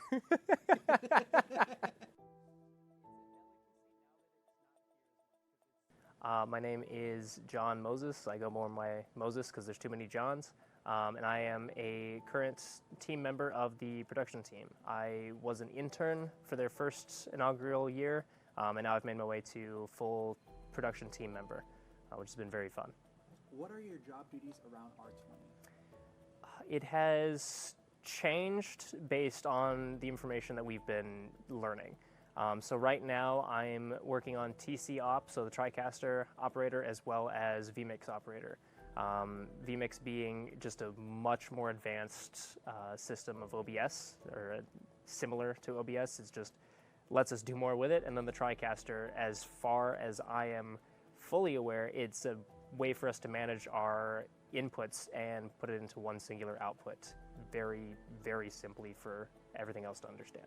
So when I first joined R20, my two major duties were setting up the Discord server, so just a spot where all the information could be easily accessible by the kids, especially since they would know Discord a lot better than hunting down a website. It's just more comfortable since that's how they communicate anyways. And then it was set up for the events themselves. So wheeling out tables, wheeling out computers, setting up a bunch of Nintendo Switches, just putting everything in place so that the kids just had to walk up, boot up their character, and fight. That was pretty much it. Where do you see R20 in the future? I hope to see it definitely growing outside of San Antonio. I think that San Antonio being the centerpiece for it is great. I mean, my dad grew up here, and I just like being back in the city where he started out and his family started. And I know it's a big city, and I know that there's a lot more interested parties in the rest of Texas. I mean, recently we had another tournament where school drove hours just to compete. And I'm sure that that will be something that continues to happen, especially as R20 continues to grow. It's already grown from, the 50, 60 people at the first event upwards now of 300-400. And that's in the span of 2 years. So it's going to keep growing, and I really want to see it bigger than this. I want to see the scholarships get to the point where high schoolers are excited and competitive. I mean, I want to see junior varsities and varsities for schools for esports. And we're not quite there yet, but we're closing in on it. One of the most memorable ones has to be our finals from this past season. Just the production that we did for that was unlike anything else we had done that year. We had everything on high alert. We had multiple camera operators for the game itself, for Valorant, in the actual production room. We had fights being called. We had people switching between them. We had casters running the entire time. It was just, compared to everything else, for me, that was the first showing of, okay, this is what this will become. This is what this can be. And since then, we've just gotten more and more efficient at it. So it's less chaos than that event was, but it's definitely held that same spirit of, this is where this goes. How can we improve this for next time? It's just been that hunger for what can be improved on and fixed and iterated upon. My real excitement for it has been with the amount of collegiate help that we've had. Because running it first year, we had 4 people on it, all from Tamusa. We had a couple that popped in from a few other schools just to help with the actual physical events, but everything behind the scenes was, you know, us 4 and then Josh and Allie and whoever else was on that team. And then since then, we've grown not only in the production space where we've gotten more collegiate interns, but also helping out run the Smash event, we've gotten more, running the Rocket League events, we've gotten more, just running the floor and making sure that the children are actually in the right spots, doing the right things. That's all been the help of collegiate and that sort of area. I do wish that we had more, we had a little more structure to it, but just having more help and getting more eyes on what this is doing really helps. And again, something I wish I had in high school. I would have loved to grow up and be one of those kids helping, or one of those kids competing, but now I'm putting it on for them, and that's really what I've been liking. What does R20 mean to you? So for me, it's a combination of things. Back when I was in high school up in Wisconsin, I wanted to bring esports to my high school. I set up meetings, I set up petitions, I got my friend group together, I set up a team. I was like, hey, we're ready to compete. Here's the leagues we can do it in. I set up a whole presentation, and then they dodged the meetings with me. So I wanted it to be my purpose to kind of help that happen. And thankfully, I got there kind of at the ground floor. I think it was freshman year of college. I got there at the ground floor here at R20 for their inaugural year, and I was able to help with the setup for it and just kind of find that as my purpose, is allowing all these high schoolers to live the dream that I couldn't about 2 years prior to that. So it's been a lot of fun there, and then now I'm seeing it as a stepping stone into the bigger world of production, especially for esports. I've already got some good stuff on the horizon. I'm learning a lot of stuff that I honestly didn't even not necessarily I didn't think it existed, but I didn't know how much there was to it. And it's been really good and interesting doing all that stuff, and that's kind of where R20's been for me. It's living up a dream that I had when I was younger and really getting to put myself into esports. What's your favorite soda? Sprecher's root beer.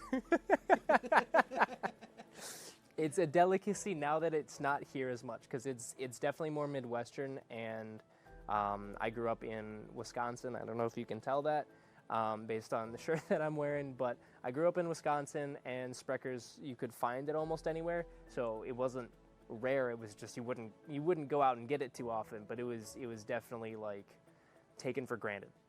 Now that I'm down here, it is taken for granted, because now I want it more often, and the last time I had it was a couple weeks ago, and the last time before that was a couple months, and then years. So it's a taste that I wish I could have more of, but COVID shut down the Sprecher's by my house, so can't go there anymore for the food. What is your gamer tag, and how did you come up with it? I was probably 12 at the time. I really wanted to play Minecraft, so I had a couple buddies in my neighborhood that just had a couple Minecraft accounts, and one of those accounts was Zombie2828. So eventually he changed the password to that, so I lost access to Zombie2828.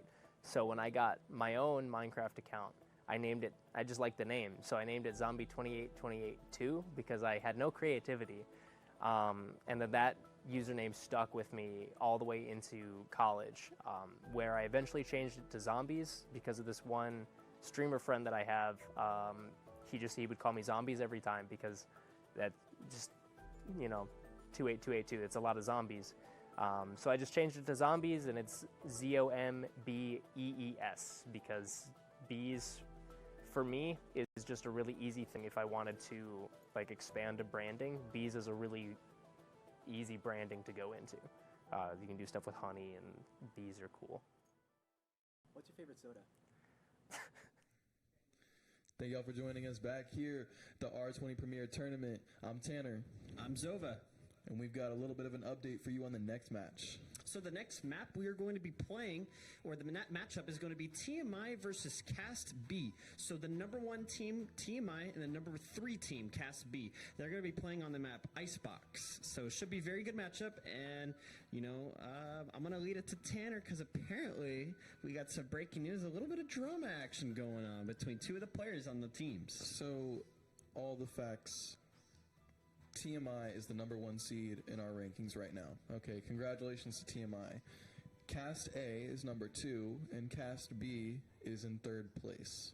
So currently our next matchup is going to be TMI versus Cast B. And one of the Cast B players and one of the TMI players, I guess, Hyplex and Noodle, have been having a little bit of a beef recently in our Discord. So this is going to be an interesting matchup. Let's see how they settle this beef. Last game that they played, they got Cast B got 13-1 by TMI. So let's see how they're going to respond to this month. I mean, that's a tough loss. Yeah. I mean, at the end of the day, it's a feels bad moment. Ooh, yikes. So yeah, we're just going to see how that progresses onto this match. Aside from that, what kind of picks do you think we're going to be seeing on Icebox? We haven't seen Icebox in a while. We have not. I don't think we've seen it in the past couple R20s. I definitely think we're going to be seeing Jet. I think Jet's a really good pick for this type of map. Raze, I'm not too sure. I'm pretty sure we'll see Raze, but if you're trying to push up towards B, I don't know if she's as useful or viable compared to A. So on the A side, she's really good. So we might see Raze. I'm definitely thinking we might see some smokes of Omen. I think we might see an Omen come out from some of the smokes. Oh, I forgot to mention Viper. I think we're definitely going to be seeing some Viper action. She's very good on Icebox, very useful for the team, and can provide a lot of cover whenever she's trying to take the side, as well as her ult being very good, especially on the A side. Yeah, I've been noticing on maps, all the maps that are current in the current rank system, the double controller meta is controlling, no pun intended, but it's great. So if we were to see an Omen and a Viper, or an Astra and a Viper, or a Brim and a Viper, something of that nature, I might heavily expect that on Icebox, just because it's beneficial to have that many smokes. Absolutely. I think Brim is a great character, especially for mollies, and if they know lineups, he'll be deadly. Especially for Viper, too. Viper lineups are very good. I definitely think the Jets, if they're going to pull out the ops in this game, because there's a lot of long-range action on Icebox, can be very useful, especially when she's dashing up onto top of the tube on the middle of the map. And now that little, nice little window that they have on the tube side, so should be good from the defensive side as a little bit of action and a little bit more opportunities going on in the middle of the map. I definitely think we'll see a Sage or 2 coming out because her walls are really good, especially in that tube, to just block them off completely. And then, just Sage being Sage. She can heal your team, and, if you need a pocket Sage, she's there for you. Yeah, Sage is, as much as it's been prevalent in the past for Sage to not be in the meta at all, I feel like Sage is so strong right now. I feel like Deadlock's wall getting buffed almost made her stronger. As I've mentioned, I've seen a lot of double controllers, but I've also seen a lot of double Sentinel setups where we see a Sage and a Deadlock, or a Sage and a Cypher. And having those heals, having that res, having that wall, like Mark said, that you can just put long ways down tube, lordy B. I don't know if y'all have ever been a victim of that, but it's terrible. You sit there and spray for an hour just to get through the tube just so you can get headshot while you're reloading. Sage has a really good premise on Icebox, and so I'm very excited to see I mean, hopefully a Sage pick. I definitely think KO is a great pick, especially on A side. When he pops that ult, throws some flashes here and there, great for the team, and especially his dagger. When I play Icebox, when I play KO, I always like to throw that dagger like far away, try to see who's in the back, who's on what side, and if you know lineups, you can get some really good tags on it and delay the enemy. Yeah, KO's very strong. KO's very annoying. Oh yeah, and I mean, as much as we talked about it last game, Astra's viable on every map. Astra's so good. Her pull, especially on this map, because people like to plant in very hidden spots on Icebox on both sides. I mean, it's very uncommon generally to plant openly, but I mean, I feel like on Icebox I never see people just planting dead in the open. And Astra is so good for that because you can pull people, like Mark said, you put the edge of that star, or the edge of the star's distance, and you can just pull them right into your vision. So, I mean, hey, I would be excited to see some Astras as well. Yeah, especially just seeing her ult being really useful, especially on that B side. There's so much open areas that you can get attacked, especially if you're trying to plant on the attacking side. It provides so much good cover. And I also think the Sage Wall is really beneficial on the attacking side, especially for B when you're trying to wall it off right underneath the rope area. So it blocks off the middle of the map, and you have that wall to protect you while you plant the spike. And the only thing you have to watch is hopefully up on the tunnel. Hopefully your teammate has already cleared that yellow where the crate is, and it's been smoked off towards back Snowman. So hopefully we'll see some of that happen. Yeah, 100%. And as well, I talked about there's like a finite number of maps that Yoru thrives on at least. And Icebox is another one of those maps that Yoru is a fantastic pick. He can cover a lot of ground. He gets those flashes, and there's lots of corners for him to pop them off of. It's a very good map for Yoru. So, I mean, I'm excited to see what these picks are going to be. I'm excited what we might come across. Definitely with this matchup with the drama and everything, I'm expecting we're going to see some ugly outlaw plays. And when I say ugly, I mean like disrespectful. Very ratty. Yeah, like just very like ratty. Yeah, like, and I'm excited to see it because honestly, we didn't see any outlaw or any operator play last game, and I'm hoping we see some. Yeah, we saw a lot of Marshall. We never saw a single outlaw, which is wild to me. I think that the outlaw is just better in every way than the Marshall. Now, the Marshall does have more ammo, so it's easier to just control, and to reload that thing is a lot quicker, and the bullets go straight, especially if you no scope. I don't think the outlaw is as accurate on the no scopes. It's pretty accurate, but it's not as, it has that randomness that the op has. The op is terrible in no scoping, but yeah, the Marshall is just very useful, especially when it has just more ammo to work with compared to the Outlaw. But I actually think that the Outlaw is mainly good on that second and third round when the opponents don't buy shields. But most of the time they do buy shields, so yeah. Yeah, no, I'm definitely Savagery. Anyways, yeah, so we're just gonna be getting into this game pretty soon.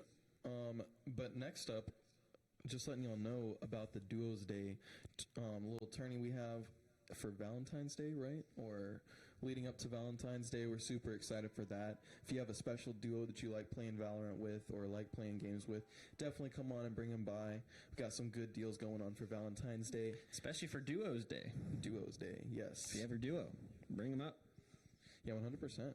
Over here at the Boeing Center at Techport, where every PC is built by EK Fluid Gaming. So that's really cool. As well, they're open from 12 to 11 every single day. So definitely come down and just play some games. I mean, especially if you don't have the opportunity at home, or if it's too loud or your internet's bad, just come on down and play some games. Absolutely. Now, aside from that, yeah, I'm just excited for Icebox. I'm just excited that we're getting into it. We have some great weather out here today. We had talked about it. It's kind of rainy, gray outside. Perfect gaming weather. For those that are probably wondering why we're dressed up in Hawaiian gear, the reason is because we have an announcement coming up later today that we will let y'all know why and the theme of why we are doing it. So stay tuned for sure later on the day, and we will let you guys know exactly why. But in the meantime, we're rocking it out. And, you know, here in Texas, it's usually humid and hot all the time. So to me, this is comfortable. Yeah, so we're going to be getting into these agent selects really quick. And, yeah, I mean, Mark's right. We are looking extremely groovy in these Hawaiian shirts. So come at me. You know what I mean? We're looking great. getting into these agent picks pretty soon. I still won't be swapping over to that, but we all know Valorant can get a little glitchy. Ooh, we're definitely going to be seeing some Killjoys, that's for sure. That was definitely a character that I was trying to think of, as well as Sova, because initiating is really good with Sova. If you have a lineup, you're chilling. Like, you could just easily tag everybody and scan them all. But if you're on the defensive side, you can always just, take out that arrow quickly if you know that they're going to shoot it. But as it stands right now, TMI is going to be the defending side, and then Caspi is going to be attacking. So Hyplex with Jetpick on the Caspi side, Chips with Killjoy, Gustav, Viper, Royalty as Sova, and Linear System as Harbor. Interesting pick. We're seeing Harbor on Icebox before. On the TMI side, iCongo is going to be locking in Sova, Rob Doggy on KJ, Jetmain on Deadlock, TMI Noodle on Viper, and Mabbit on the Reyna. Ooh. Love to see Reyna. They were flirting around with the Jet pick, but I'm glad that they locked in Reyna. Whenever you have a solo duelist, it's hard to not have flashes on him.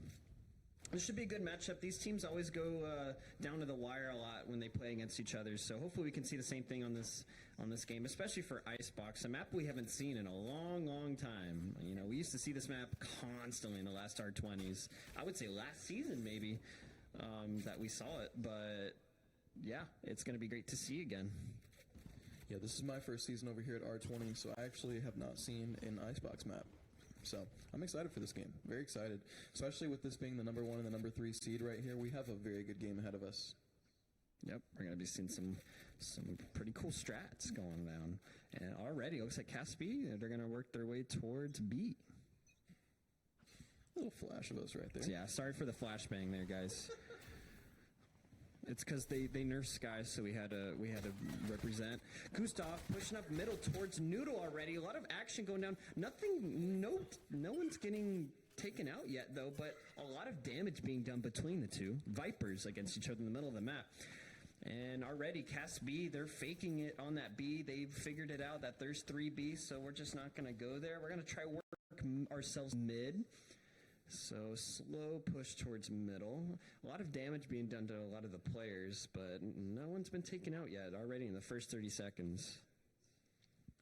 Yeah, it's a little bit of a slow round, but Team iNoodle's going to go ahead and take the first on Hyplex. Oh, the 2 beefers are the first kills to go down. Gotta love that. Yep, Noodle domes him to the head. Down goes Hyplex, and down goes the Sheriff. So none of the Cas B players even picked up the Sheriff, so it's a free Sheriff at mid. It's an interesting buy for the first pistol round. Yeah, no, looking very good. Caspi is coming into A. I mean, completely undetected, but completely unaware that the Reyna and the KJ are both going to be locking down this site, as well as them having to push through a Viper wall. It's not looking extremely advantageous for them. Oh, and peeking out, Mapp's going to go ahead and grab one right after Rob Doggy's drone gets one. Looking good. And it's not looking good on the Cas B side. It is all Linear Systems in a 1v4. He has Spike, is all alone, it's pistol round, tucked in a corner, not much you can do. And great round from TMI, be able to take the first pistol round of the game. Yeah, Jetmain was going to close that one out. It's a good first round right there. But yeah, I'm very intrigued by the fact that the first blood of the round was from TMI Noodle on to Hyplex, which were the 2 people that had a little bit of drama going on. So it's very funny to see that for me.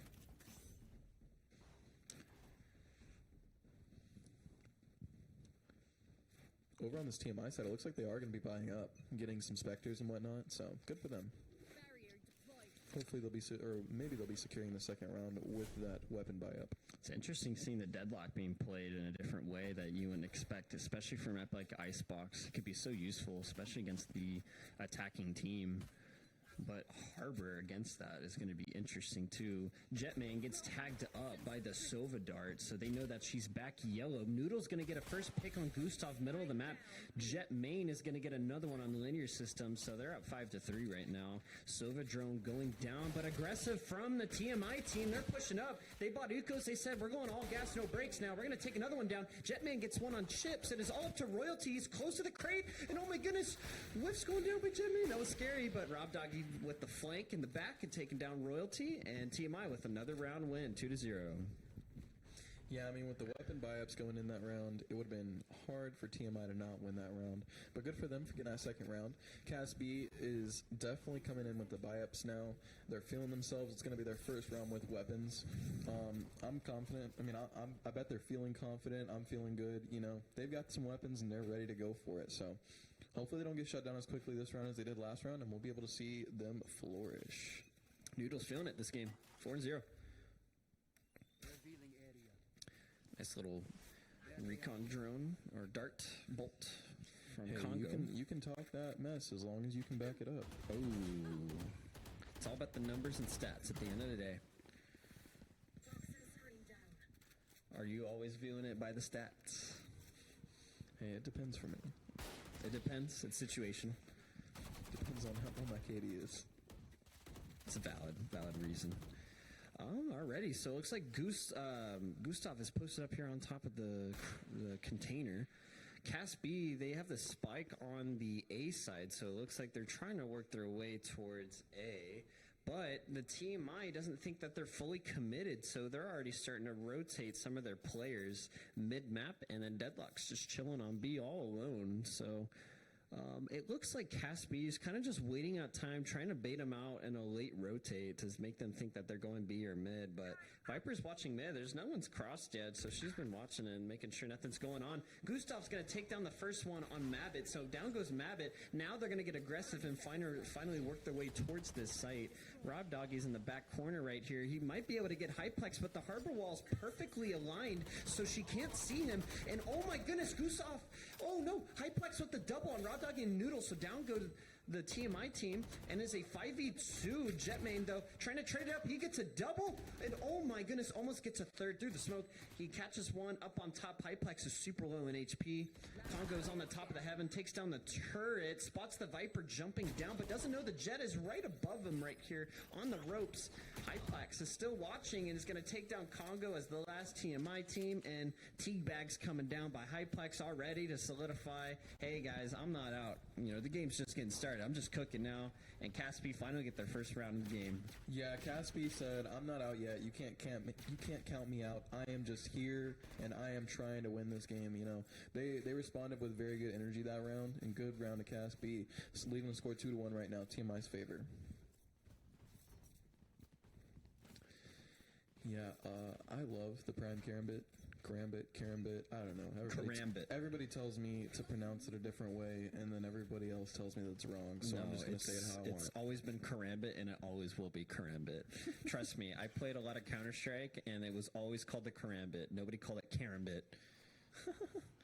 I'm not wearing... It's like, sounds like you're wearing a carabiner. Ooh, Gustav already's pushed up in this tube. It's going to come down to the wire with these two Vipers. The Vipers love going at it, but Rob Doggy here for the rescue in the middle of the map. Going to catch the Gustav off guard. Linear Systems also gets taken down by Killjoy. Hyplex bringing down another number, and it gets a double on the B side. Wow, great double from Hyplex to trade it up to 3-3, and now brought down to 3-2 as Royalties working his way towards mid. Takes one down. And Reyna and Viper, they've over-rotated, so they just completely left A wide open. This should be a free plant for Cas B if they're quick enough.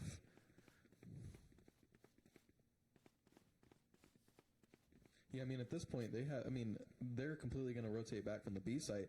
They took way too much time just to get that bomb down. But hey, I mean, that's completely okay. It's just they have to understand now that Noodle and Mabbit are just going to be on them now. They know exactly where they are. They had the advantage, and that advantage is now gone. But, Mabbit's going to go ahead and take out Hyplex immediately, but going to get traded out by Royalty as soon as it happens. Ooh, recon drone going down. Noodle knows that Sova is close to the spike, sees the gun, gets a great angle. It's just going to run towards the spike. Gets tagged up by the molly. It's all up to Chips and Noodle. And Chips unfortunately stopped shooting because she thought that she killed Noodle, but Noodle ended up clutching it up in that 1v2. Wow, what a great retake by Noodle, and now they're up 3-1. Yeah, 15 health on Noodle there. I mean, 15 health in a dream. That's insane. Good for him. Great round right there. And, you know, I mean, like you said, Noodle's feeling himself this game. 4-2 right now. Scores 3-1. Goodness gracious. What do you think is going through Cas B's mind right now? How are they feeling about all this that's going on? They're probably confused on how they lost that. They were like, wow, we had it all set up. We took the Reyna out. All we had to do was just watch each other. I guess they just didn't expect Noodle to be pushed up as far as they thought, and it caught the Royalty off guard right there, especially right when she was pushed up on him on the spike. So, yeah, unfortunate timing by Royalty. I don't think he knew that she was there, but either way, we're going to see another Viper 1v1 in the middle of the map, and Noodle's already first blood on Gustav. It's an eco round by the TMI side, so we're going to see what they're made out of. Hyplex dashing it up. Hyplex gets one on Jet main, so down goes Jet main. Now they're working their way towards B, but Congo's posted up here on the tube. Spots Congo and takes out Hyplex. So Congo takes out Hyplex with that Sheriff. He's going to get a free Vandal from one of the players that died really far up onto the B site. So now it is a 3v3. Mabit is on the flank. There, down goes the spike. Mabit has the spike. So now the last two players on Cast B, they're yellow, and there's not much they can do. Rob Doggy goes down by chips, and now it's all up to Royalty. Just gets pinched from all sides. 1v3, not much you can do. And another round win by TMI. Yeah, I mean, fantastic round from TMI there. They're just showing absolute shutdown right now. Doesn't matter whether they have the man advantage, the weapon advantage, or anything of that nature. They just came here to win, quite simply put. Cast B, I'm sure, I mean, they're putting on a performance as well. They're doing fantastic. It's just TMI is playing out of their socks right now. There's no excuses coming from any teammate. They just have answers, and, good on them. Looks like we might be able to see a good little setup from the Cast B side this time, though, splitting up their attackings. We'll see. Good, nice little eco round from the TMI team, though, that round. So it was good. Oh, spotted by the Sova dart. Nice Sova recon dart. That was crazy. Crazy lineups. See, I knew we were going to see some of that in this map. I mean, at this point in the game, you can't play Sova without having lineups. There's no point. True. It looks like both teams are playing it very slow because they know that they all bought. So everybody's using Vandals, like for Mabit. Ooh, Noodle again finally gets the drop on Gustav once again. So Viper diff. Noodle, yeah, the Vipers against each other, just going at it in the middle of the map. So already, Cast B another rough start to another round. Unfortunately, their Viper gets taken down already. Hey, there's no disadvantage that this team can't come past. Unfortunately, they're running into A site with a lot of util down and getting ran up by those mollies and walls right now. Just no health on him, coming out to peak right now, having no clue that Rob Doggy's back there. Wow. He's going to go ahead and get linear system right away. Oh my goodness, Rob Doggy almost had a possible multiple kill there right there, but unfortunately gets traded out. Trips goes down. Royalty takes down Mabit. Royalty with another one at Jet main. It is a 1v1, and Congo with the double at the end in the 1v2. Wow. What a great way to retake that and defuse that spike. Wow. TMI holding it together 5-1 every time. It's coming down to the wire in these rounds. Yeah, I mean, TMI's holding it down. It's 5-1 right now. They're feeling themselves. I feel like a timeout is in order from Cast B's side pretty soon. Just change something up. Doesn't really seem like what they're doing is working. They're kind of rotating back and forth a lot. Not really playing too decisively and just picking a site. On Icebox, I just feel like maybe that plan could work with a lot of other teams, but just not TMI. Get into this 7th round right here. Sova's going to go ahead and get the info that nobody... Oh, the KJ's back there. Ooh, op coming out by Mabit. Gotta love me a little op from Mabit. It's an aggressive op push, too. Look how posted up she is. Yeah, she spotted the Sova. Rotates out of there. He doesn't want to fight that. They're going to rotate their way towards mid, I believe. And look, Harbor wall going up. Congos has an opportunity to take him out through the smoke, but doesn't know, and the smoke gets taken down right at the end and gets the headshot on Hyplex. Linear System trades it out on Congo, though, so 4v4. Great trades by both teams.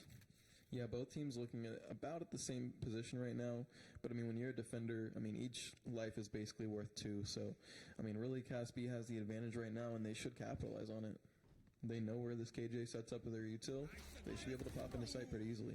And that looks Harbor like all the coming down is ult. going to make it nice. Killjoy Mine's going out. Molly's going down to pop out the other Killjoy's Molly's of Rob Doggy to bait them out. She also has a Killjoy ult to work with, but so does Rob Doggy. So whoever gets their Killjoy ult off first is going to be able to have it. And it looks like TMI got it off first. So now Mabbit already working his way towards the site. Linear Systems trying to delay a little bit more pressure from his abilities of Harbor. But look, the TMI team are getting aggressive. They're pushing up. They don't care that the Killjoy ult went off because it's their own. And so going down it'll apply pressure, but nothing's done, and unfortunately not enough cover to be protected. And again, a solid round from the TMI, only losing one and taking them down the Caspi's team once again. Ooh, and grabbing that op, you have to admire the teamwork from TMI right now. Just because, I mean, you have to understand that Reyna did not get off the bomb when she got ulted by the Sova. And that was strictly because their teammate was back there. I don't remember who that was exactly, but I think it might have been Mabbit or somebody was back there. And they said to their teammate, don't worry, stick the bomb. I'm going to sit back here and I'm going to get the Sova. And that's just good teamwork. That's good camaraderie. That's good communications. That's what wins games. Looks like we are going to see a timeout come out of Caspi right now. Yeah, after Caspi right now, you're trying to figure out, all right, guys, like we're not winning our 2v1s, we're not winning our 3v1s like we should. Like, what's going on? Like, we need to be holding it together in these, these sites, especially when they're holding down the site to just be able to hold it after they plant, because they're getting onto the site pretty well. It looks like they don't have an issue. Trades are going down by both teams, but they're just not able to maintain that spike after it's planted. Yeah, like, I'm sure if we got to look at the scoreboard, it would probably be similar on both sides, to be honest. We might see a little bit more coming from, like, Noodle or something like that. But, yeah, I mean, like Mark said, both teams are going off. They're feeling nice. It's just TMI's getting the advantage on them. These mollies are very, very good little cool spots, especially with that second molly that she put up there on that little edge that's kind of like levitating above the air on the side of that wall. So that could be, she's applying a lot of pressure, especially from that planning of the spike being done. So great orb from the Noodle, or not Noodle, I apologize, Gustav, to prevent Mabbit from using the op. But look, the timing might be really big here. Doesn't know that Hyplex is already pushed up. Gets the shoulder of Linear Systems. Shots are being missed, unfortunately, by Mabbit, and doesn't get the Hyplex that took down her teammate Jet Main. So Hyplex traded it off already, 4-4. Yeah, I mean, really good trade from Hyplex there. If you're Mabbit there, and I'm not trying to speak poorly, but that's a shot you got to hit. I mean, that's the difference between a good op player and a bad op player, is hitting those shots right there. So, unfortunately, they missed that shot and did not keep the advantage on the round. Oh, and here we go. Noodle versus Gustav once again. Their 1v1's middle. Just keep going at it. Spots Royalty on the cross. Gustav can't really quite cross, and it just looks like Caspi is just trying to play for picks right now as the clock is running a little lower than usual. Hyplex is pushed up really far onto B, so Killjoy might unfortunately get caught off guard here crossing, and down goes Chips.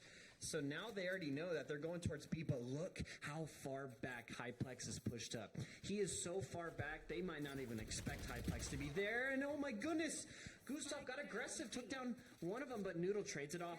And Hyplex is still posted up here in the back. And oh my goodness, the timing of Mabbit throwing the gun and getting away in the angle gets taken down by Rob Doggy. It is all up to Gustav. And wow, looked like a good hold from the Caspi. Ended up falling apart very quickly against TMI. Yeah, goodness gracious. It's a great round from Mabbit right there. Mabbit hasn't necessarily had the greatest game so far. I mean, for like Arena necessarily, but I mean, that was a fantastic round from Mabbit. Noodles over here playing his heart out. Hyplex too, but he's just gonna need a little bit more help from his team. It's looking good for them. And actually, I don't know if you knew this, Mark, but Gustav R is the name of the deceased musician Lil Peep. I did not know that. Thank you for informing me. Oh, great recon bolt, but unfortunately it wasn't a good angle for Mabbit to get through that Viper orb. But Gustav, once again, trying to get aggressive through middle. Mabbit's trying to get a lucky shot through the smoke. Nothing lands, unfortunately, but Gustav is posted up. Hyplex with the fast aggressive dash into the smoke. Jetmain sucks her down. And then Mabbit with another one on Royalty. So 2 members of the Caspi team already fell down on the B side. Spike is really close up too with Linear System, and Chips is trying to help him out, but down goes to Spike, and it's all up to Chips here in B main, and Gustav in the middle of the tunnel. Gustav gets a Rob Doggy though, but Mabbit's gonna opt down. It is all up to Gustav. So that's a good op shot on a Chips right there from Mabbit. If Gustav was smart, he would be saving right here. Ooh, the 360 action. Unfortunately, he doesn't do anything. Gustav takes down Mabbit, so got a little carried away by the Reyna right there, but Noodle with the big flank on Gustav, shutting it down and getting another round win, 8-1 in dominant fashion of TMI. Yeah, there probably wasn't too much of an option to save there with Noodle coming around that flank like that. Probably would have just been,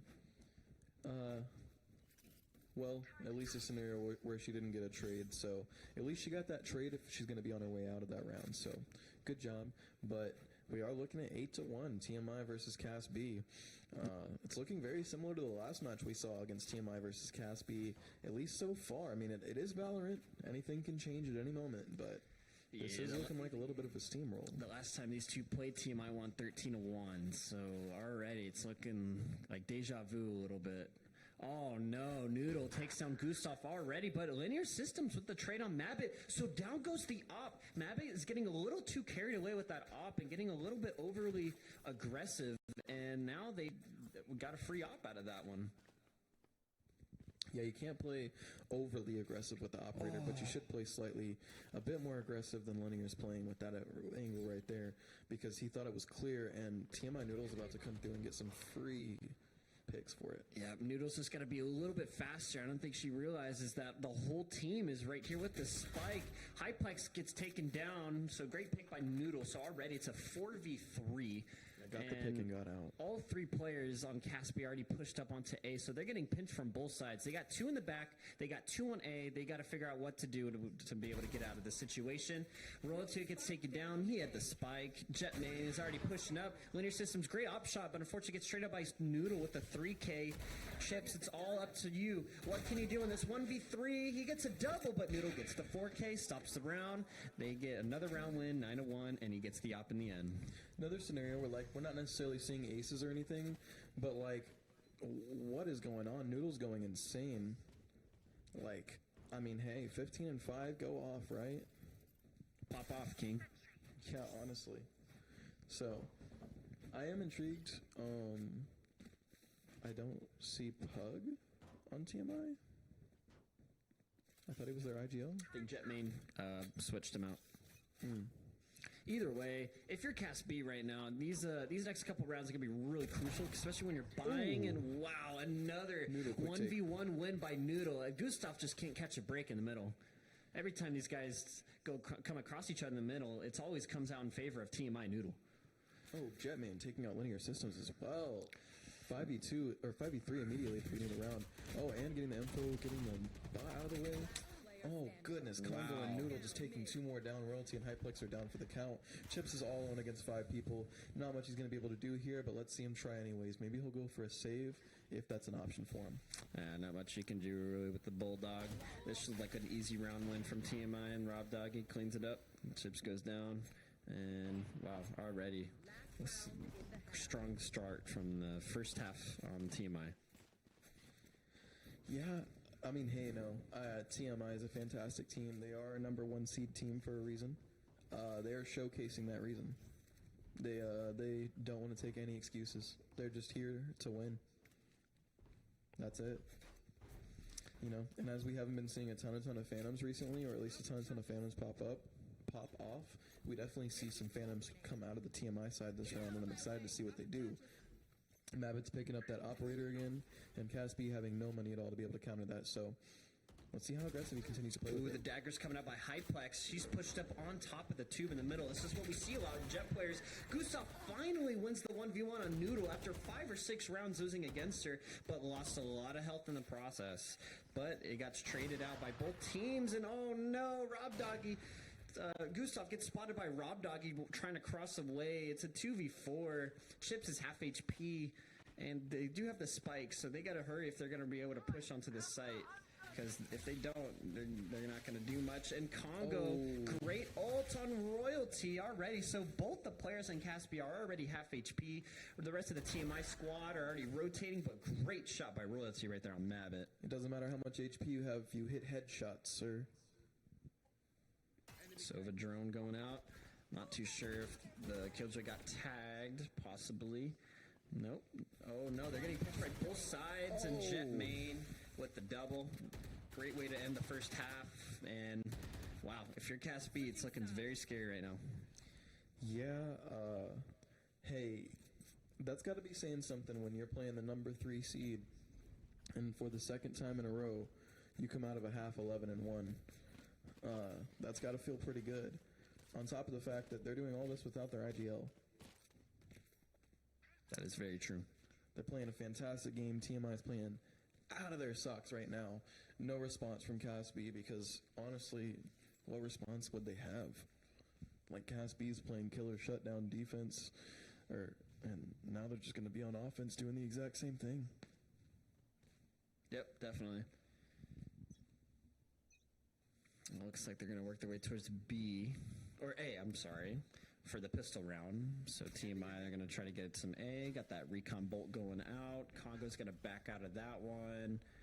I'm sorry, Royalty's going to back out of that one. But Congo's going to use his drone pushing up onto this site.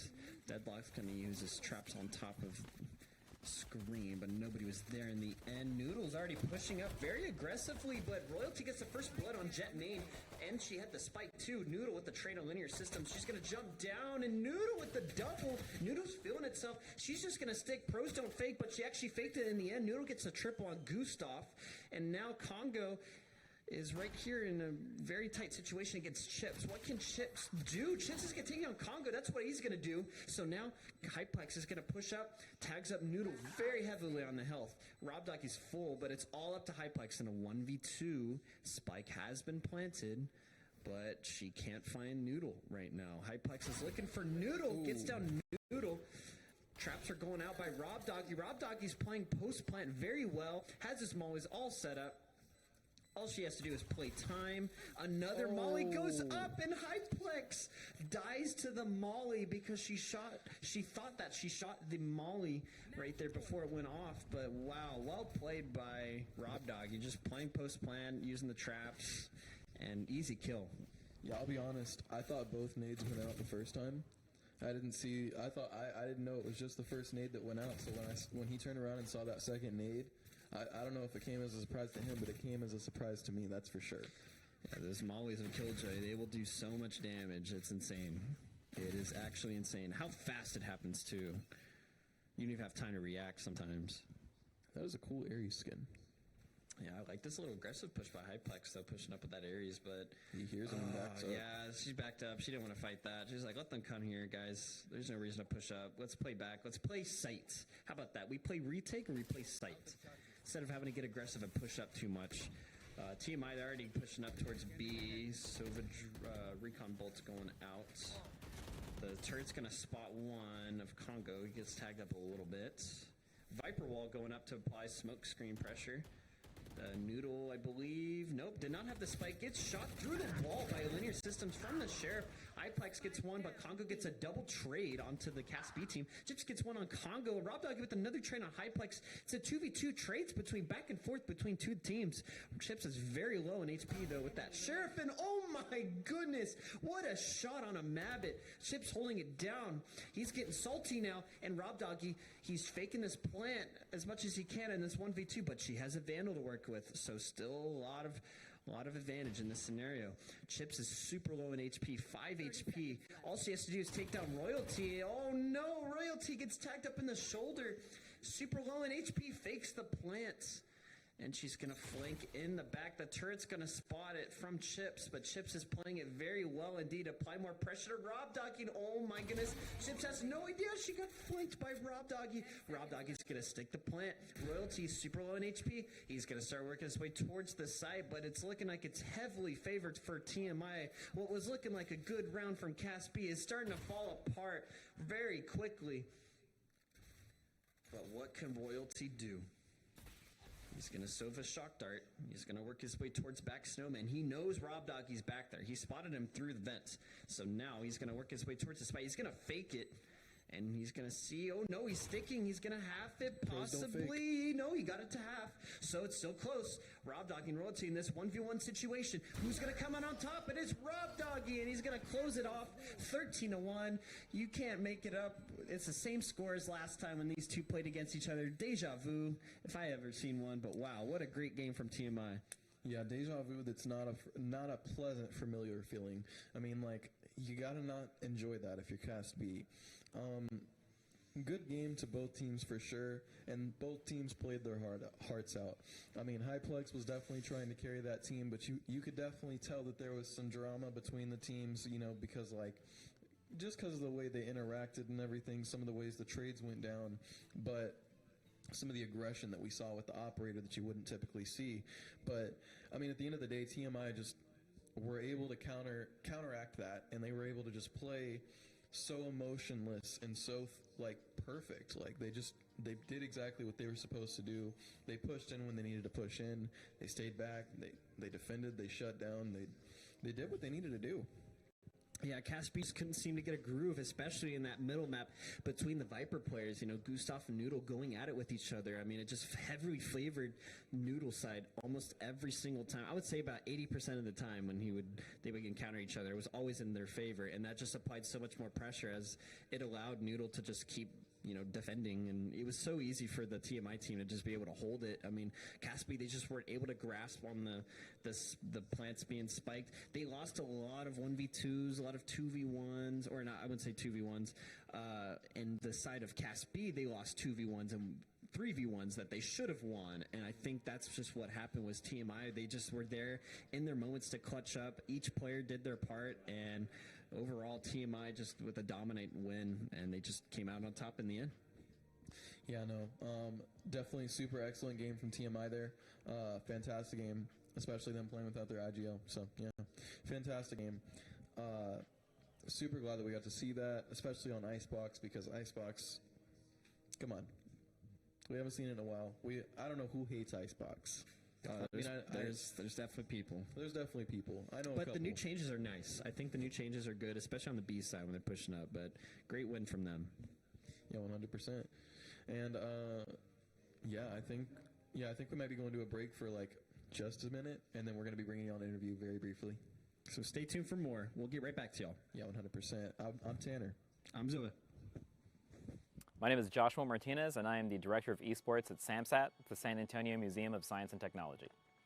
As the founder and commissioner of the R20 Premier League, my jobs are, from the administrative side, managing the league, keeping rules up to date, making sure map pools in certain games are rotating as appropriately with the competitive map pools available by Riot Games for Valorant, for instance, as well as run of show on day-to-day on monthly events. R20 started in the spring of 2021. After an invitation was made to us by Southwest ISD and South San ISD to host a free esports league for them to participate in, given that the pay-to-play leagues like PlayVS, HESL, and Vanta were out of their cost range. So they kind of challenged us to put something together that could be free and affordable for the Title I schools here on the south side of San Antonio. So we started the first season with 84 students, and that has ballooned up to about 450 as of the November event this year. What R20 means to me, so R20 has a bit of a background meaning. The name R20 was chosen to represent the Region 20 district that San Antonio is a part of. The goal being when we created this league that it would eventually encompass all of the Region 20 scholastic region. And that was kind of the backing behind the choosing of the name. What R20 means to me personally is to create a place that students can participate in competitive gaming and be a part of a community and feel a purpose for what they do. A lot of these kids are playing these games already on a day-to-day basis, sometimes hours at a time, and this gives them an outlet and it gives them a structure and a discipline to what they do beyond just playing games at home by themselves. My inspiration was simple. It was to create something that 16-year-old Josh would have loved to be a part of. This has always been my mission. It's always been to create something that I thought was lacking when I was in high school and something that I thought would have made a difference in my life personally. So by creating this, I hope that we have made an impact on the students that are able to participate in the R20 program. It makes them excited to be a part of it, represent their school, and also give them something to do on campus, because some of these kids are just leaving and going home. They're not a part of other organizations. I think 60% of the students in R20 do not participate in other extracurriculars. So R20 Premiere is open to any collegiate program that is willing to give interns. Right now our partners that we are Tread and True are Temusa, which is the Texas A&M San Antonio team. They have an esports program, and the varsity esports players all volunteer to help run R20. And we also have been introducing Alamo College's students this year to great effect, and we've been very successful with those two collegiate partners. The opportunities to run R20 is what the students get. So on the day of events, in a perfect world, what I do is I open the doors and I kind of make sure everything doesn't catch fire, and the collegiate guys run the entire show. That gives them real-world experience in multiple facets that we talked about earlier: broadcast, production, event management, information technology, networking. Anything that can go wrong will go wrong at some point, and it's their job to figure it out in a high-pressure scenario. And that kind of practice you can't get in any classroom. It's only available through lived experience. And I like to think that we're giving them something that they don't have access to right now. I think I'd like to take this opportunity to thank past, present interns, everybody that makes R20 happen on a daily basis. I'd like to shout you guys out. I don't think I thank you guys enough. So if any of you guys are viewing this, if this is going to make it to an R20 broadcast or on KSAT, that, you know, I appreciate everything you guys do. We wouldn't be able to run this program without you guys. In a couple years, I see a unified league and a unified city where every district and every high school and middle school is competing in the same set. Here at home in the Boeing Center at Techport, where we have a wonderful facility. We have a great partnership with ASM Global between SAMSAT. We work together very well. There's a state-of-the-art arena here that you can see to the side a little bit of. And this is where we want them to be. We want all of the students to gather here, whether it's 1,000 kids or 500 kids, whatever that number be, in this center to display to their families, to educators, to everyone around that they're serious about what they do and that this matters to them. And that's my goal, is to see them here playing on the arena sooner rather than later. You can find more information at www.samsat.org/esports. You can find out more about SAMSAT, what we do with esports, and also our parent organization that we are an affiliate of, NASEF. There's the Network of Academic and Scholastic Esports Federations, nasef.org, and you can find out about the grand scheme nationally and internationally on adopting scholastic esports as a learning model for students to follow career pathways in STEM. You get it. My gamer tag is Snarf Snarf, and for those of you who are too young to understand, Thundercats is an old animated series from the late 80s, early 90s. There was a character named Snarf, whose famous catch line is his name, Snarf. So yes, it comes from the cat Snarf from Thundercats. I think we're good. Thank you, Josh. Thank you, guys. And hello, I'm That Will Brandon. I will be interviewer again for this one. I here have two players from these teams that just played. If you'd like to introduce yourself first. Hi, my name is Maximiliano Gonzalez. I am 15. My IGN is Team I Noodle. I play for Team I. I'm Jonah Nuremberg. My IGN is Hyplex, and I play for Cast. Awesome. So going into this match, you guys do have a long history of just always going back and forth in these matches, but playing on Icebox today, did you guys feel comfortable with the comp, or do you guys feel confident as a team since the scoreline was 13-1, or like how does it kind of go before that? We were just kind of playing our best. I know we threw like a curveball, like Arena, because we currently have 2 subs right now. But it's fine. We just rocked with it. Our comp, we just told him, hey, listen, we'll play around you. We told our duelist, Mabbit, we just told him, we'll play around you. Just play whatever. Yeah. There you go. Yeah. And yep, go for it. So for us, we had a different comp originally, but post Sky Nerfs, we had to transition to sort of a DRX comp from like lock-in to try to compensate for that. But we did have a few players mixed around, obviously. But it's not that we weren't really comfortable on Icebox. It felt just a little bit like we were experimenting and just trying out new ways to play, whether it be defaulting, hard hitting, or just info stalling. No, for sure. And actually, a running thing that we have in the production team is called the Hyplex effect, if you guys haven't found it. It's that every time that we switch it over to Hyplex, like something happens. So it's either really great or it's the other side. But what happened kind of today, if you'd like to give it back to Hyplex on that? So with Icebox, it's just a little bit difficult getting momentum, obviously. There's going to be some sort of like flow that you have to get into. But we all tried our best. We all did what we could. But we just fell short a bit. But we're just going to bounce back even more resilient. No, for sure, because as the season's been going on, we also had last season, everything, and all the matches that we do play in these R20s. With playoffs coming up, since you guys have been kind of going back and forth, friendly banter and everything, going into playoffs, since you guys are both projected to be a little bit later into the playoff bracket, how do you guys feel with the new matchup kind of coming up? Will you guys still kind of either go towards Icebox or try something else, since it's like do or die, no more experimenting? You guys are just going to go for it? We just kind of like been practicing all the maps. I know some of the maps, like recently we lost in Lotus against Cast A. It was just it was a fluke for us. We just messed up. We weren't exactly playing our best. We just want to work towards being able to play against good teams like fluently, not like having stuttery moments where we just like lose now and then. I want to work towards, especially for my team, I want to work towards us getting better at the game, not just us winning, because winning is like a side effect. I just really want us to be able to compete at a good level where we all have fun and we all do really great. Nice. Also, you have played same question. Yeah, it's around the same thing. We've been trying more maps, more comps. Not gonna leak strats, but it's very interesting. But yeah, we're also just trying to improve ourselves. Obviously, it goes back and forth with the 13-1s and the 11-13s, whatever it be. But yeah, we're just looking forward to seeing how this will progress. This rivalry will eventually end in me teabagging him, but it's gonna be cool to see. Yes. So, but any people that you want to shout out for your team or anything that you'd like to do it, shout out your teammates or anything that you hear or your school. Yeah, I just want to shout out everyone that has been watching the streams, watching me play. I want to shout out my teammates as well. Icongo, Jetmain, Rob Doggy, Pug, and as well as Mavic, because he's our sub.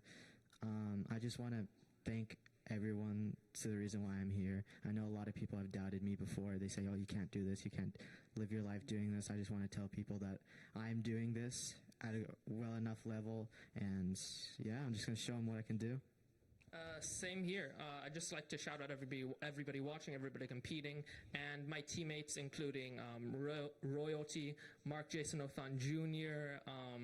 I'd like to shout out Linear Systems, Gustav R., which is Rob, Cassie, and anybody else that's playing in R20, whether you be on my team or the teams we're playing against, because it's not possible without the people who are also competing against us if we win or lose. So it's always a fun time.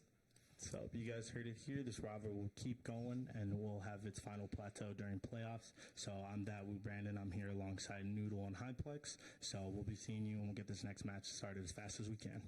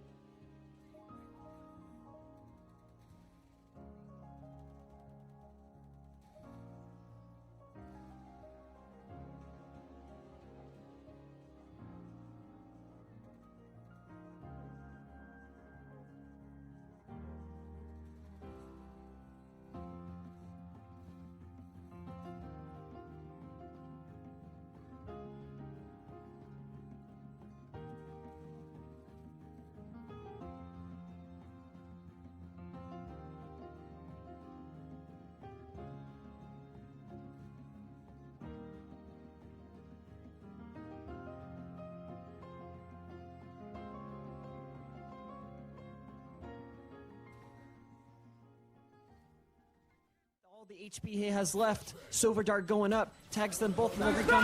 KJ's trying to stake it, but it's just not enough. Bappo finishes it out, and they win 13-5. Caste, congratulations.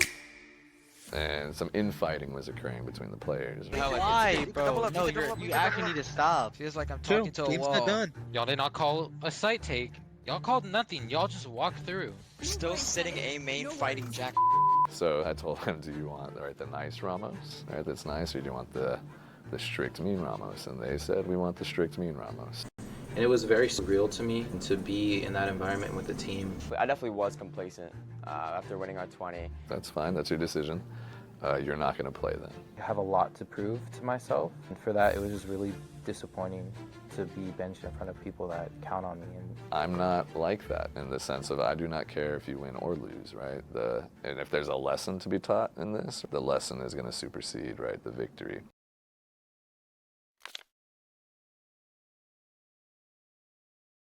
My name is Andrew Hernandez, and my gamer tag is Monkey with Hammer. My name is Rowan, and my gamer tag is Kitasi. My name's Jonah. My tag is Hyplex, and I've been a sub for the A team. Okay, well, my name is Kirut. My alias is Sock Ill. So my name is Jonah Ethan Tonic, and my gamer tag is Dax Shea, DAXSHEY.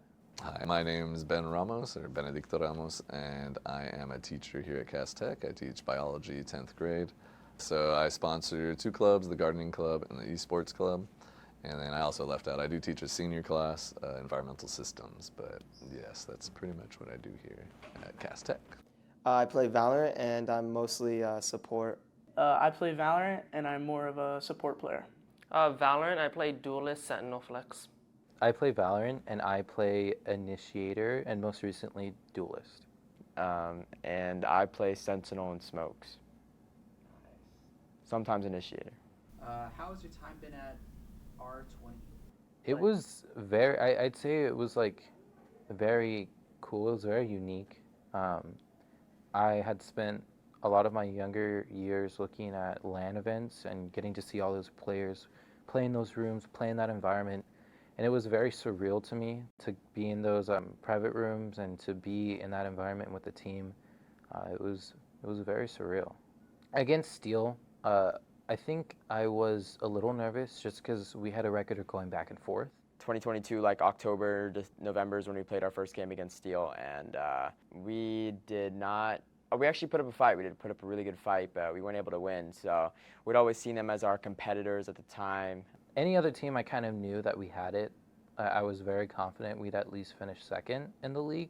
We had very similar play styles to them, and it was almost like a perfect match for us. So coming up to the last match, leading up to that final, after playing them a couple of times, beating them, losing to them, I was definitely a little nervous. I was definitely nervous, but gotta stay calm. Because I wanted to take it all. I felt that we had something to prove.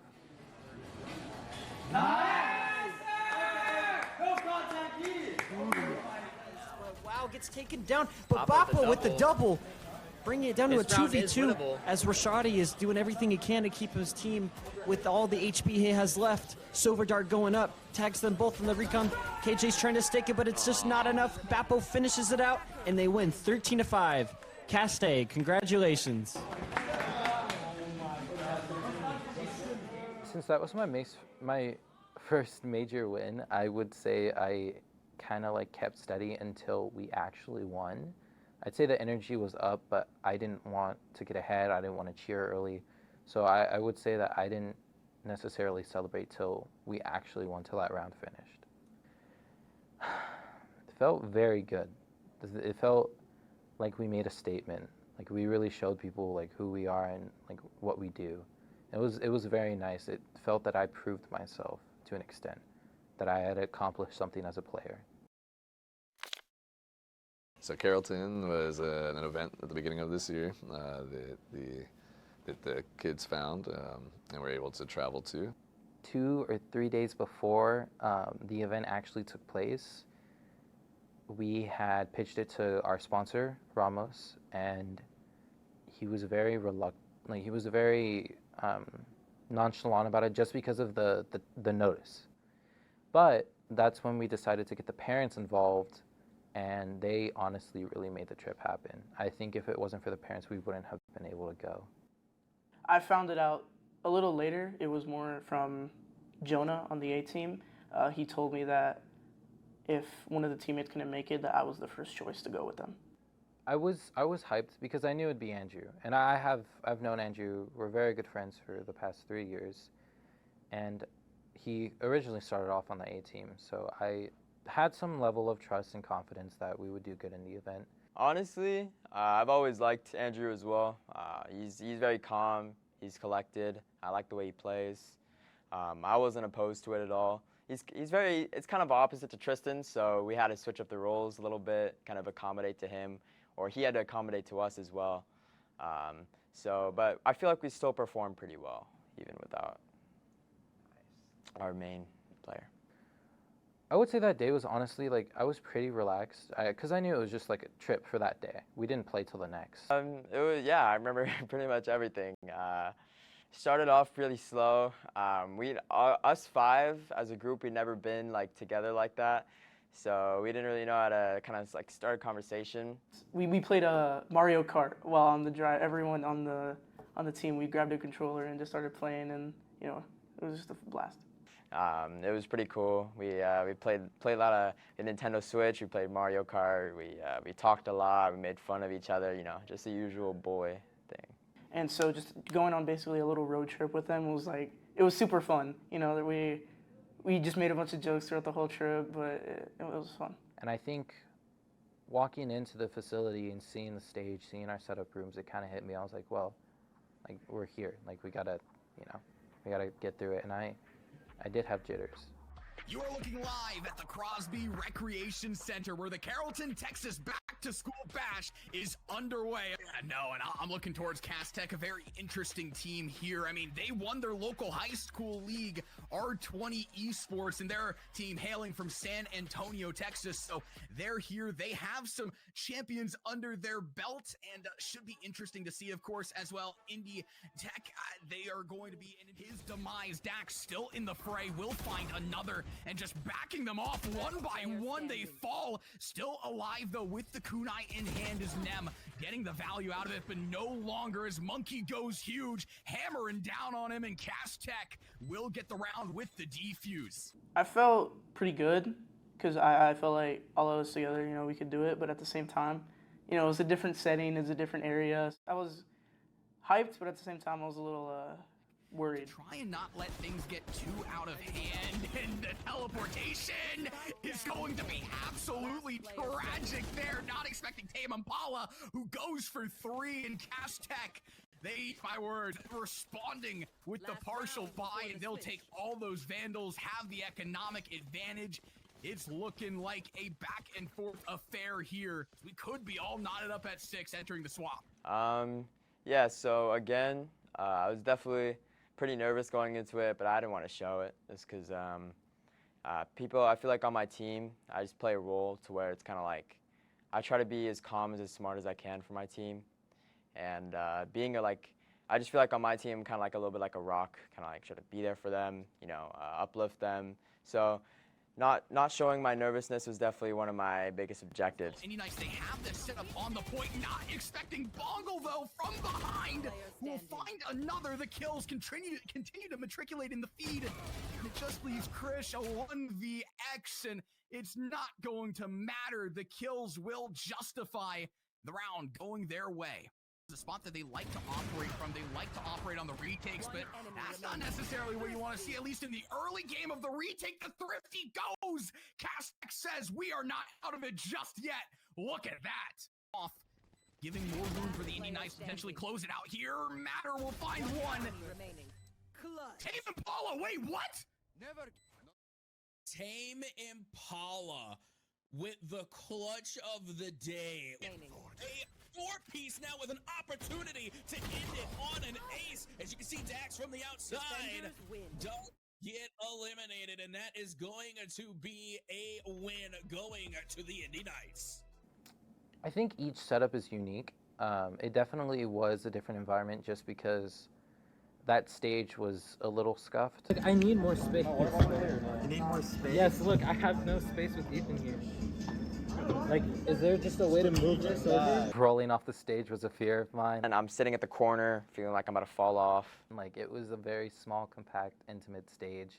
My headphones weren't working. Had to get new headphones from inside. For some reason, the headphones that we were using, the SteelSeries, would not pick up the audio, even when plugged into the little brick PC.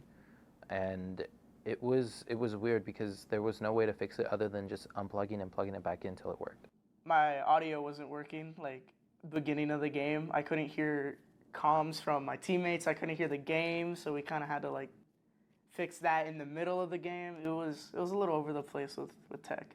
I've never experienced technical issues like that in an event or in individual play.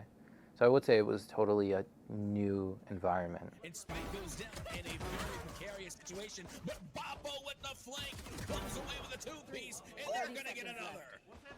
Boppo is absolutely laying it down, but now the last player standing is his teammate Bongo.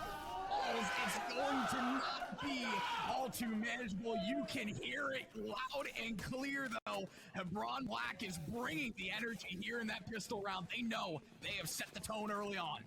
It was a good event. At first, I will say, I thought we were going to play teams that were nobodies, and like, yeah, we got this. And we ran into the team that is the team of Texas, which is Hebron. So that was interesting. Well, that being said, you have a player that's really, really low if you're on cast tech here.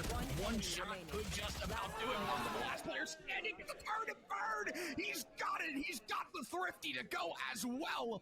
1-1 we go. A fantastic round there for Cast Tech. Either side of the equation, now things start to get a little spicy. Yeah, that they do. And is that a stuffed monkey right there on top of the monitor? And here you have to play a lot more disciplined because they know how to shoot back. Sova Ultimate has been lingering there for a long time. And Boppo has the angle preset. Minty getting a little bit too aggressive. And now Bongo, Bingo, Bengo, Bongo, Bish, Bash, Bosh. Cast Tech will take it. And there you have it. They notched their first win of the day. Fantastic showing out of them.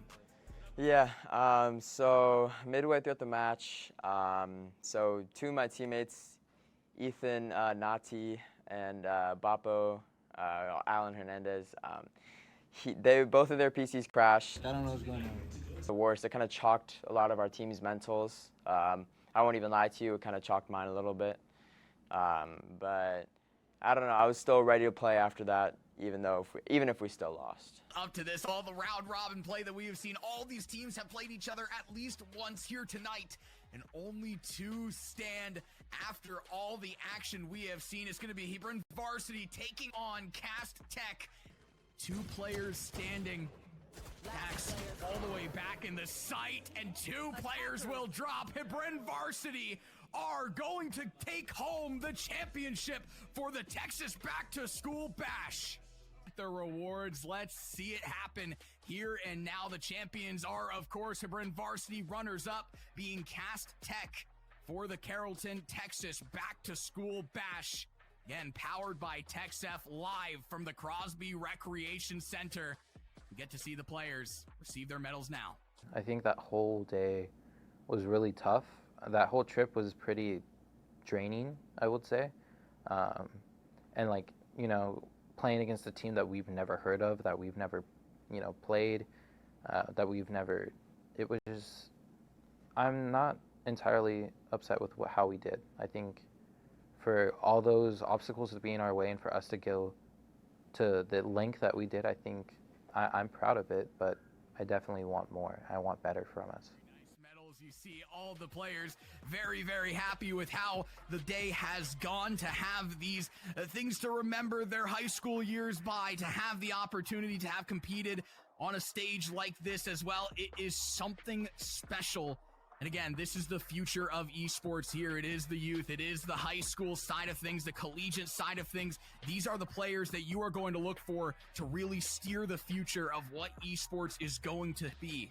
Absolutely great performance out of these guys here today. This sure will be a memorable experience for all of these guys you see on your screen right now, taking home that second place runner-up medal there. And of course, the photo op, it is necessary here. You got to get everybody in the photo op as well. All the smiles, everything. It is fantastic to see. Cast Tech, runner-ups for the Carrollton, Texas Back to School Bash. That was in October, right? Yep. Yeah, I went to ACL, Austin City Limits. I don't really blame it on him. He had a valid excuse. I would want to go see Kendrick Lamar too. So I saw Kendrick, saw 30 Seconds to Mars. It was worth it. It was worth skipping out. I gave y'all notice. I mean, it's fine. And I got a picture with one of the staff because they were there too. So it's not like I was alone just skipping out. I was there with the staff. Yeah, I like their competitiveness. They really, whenever they want to win, they get the job done. So.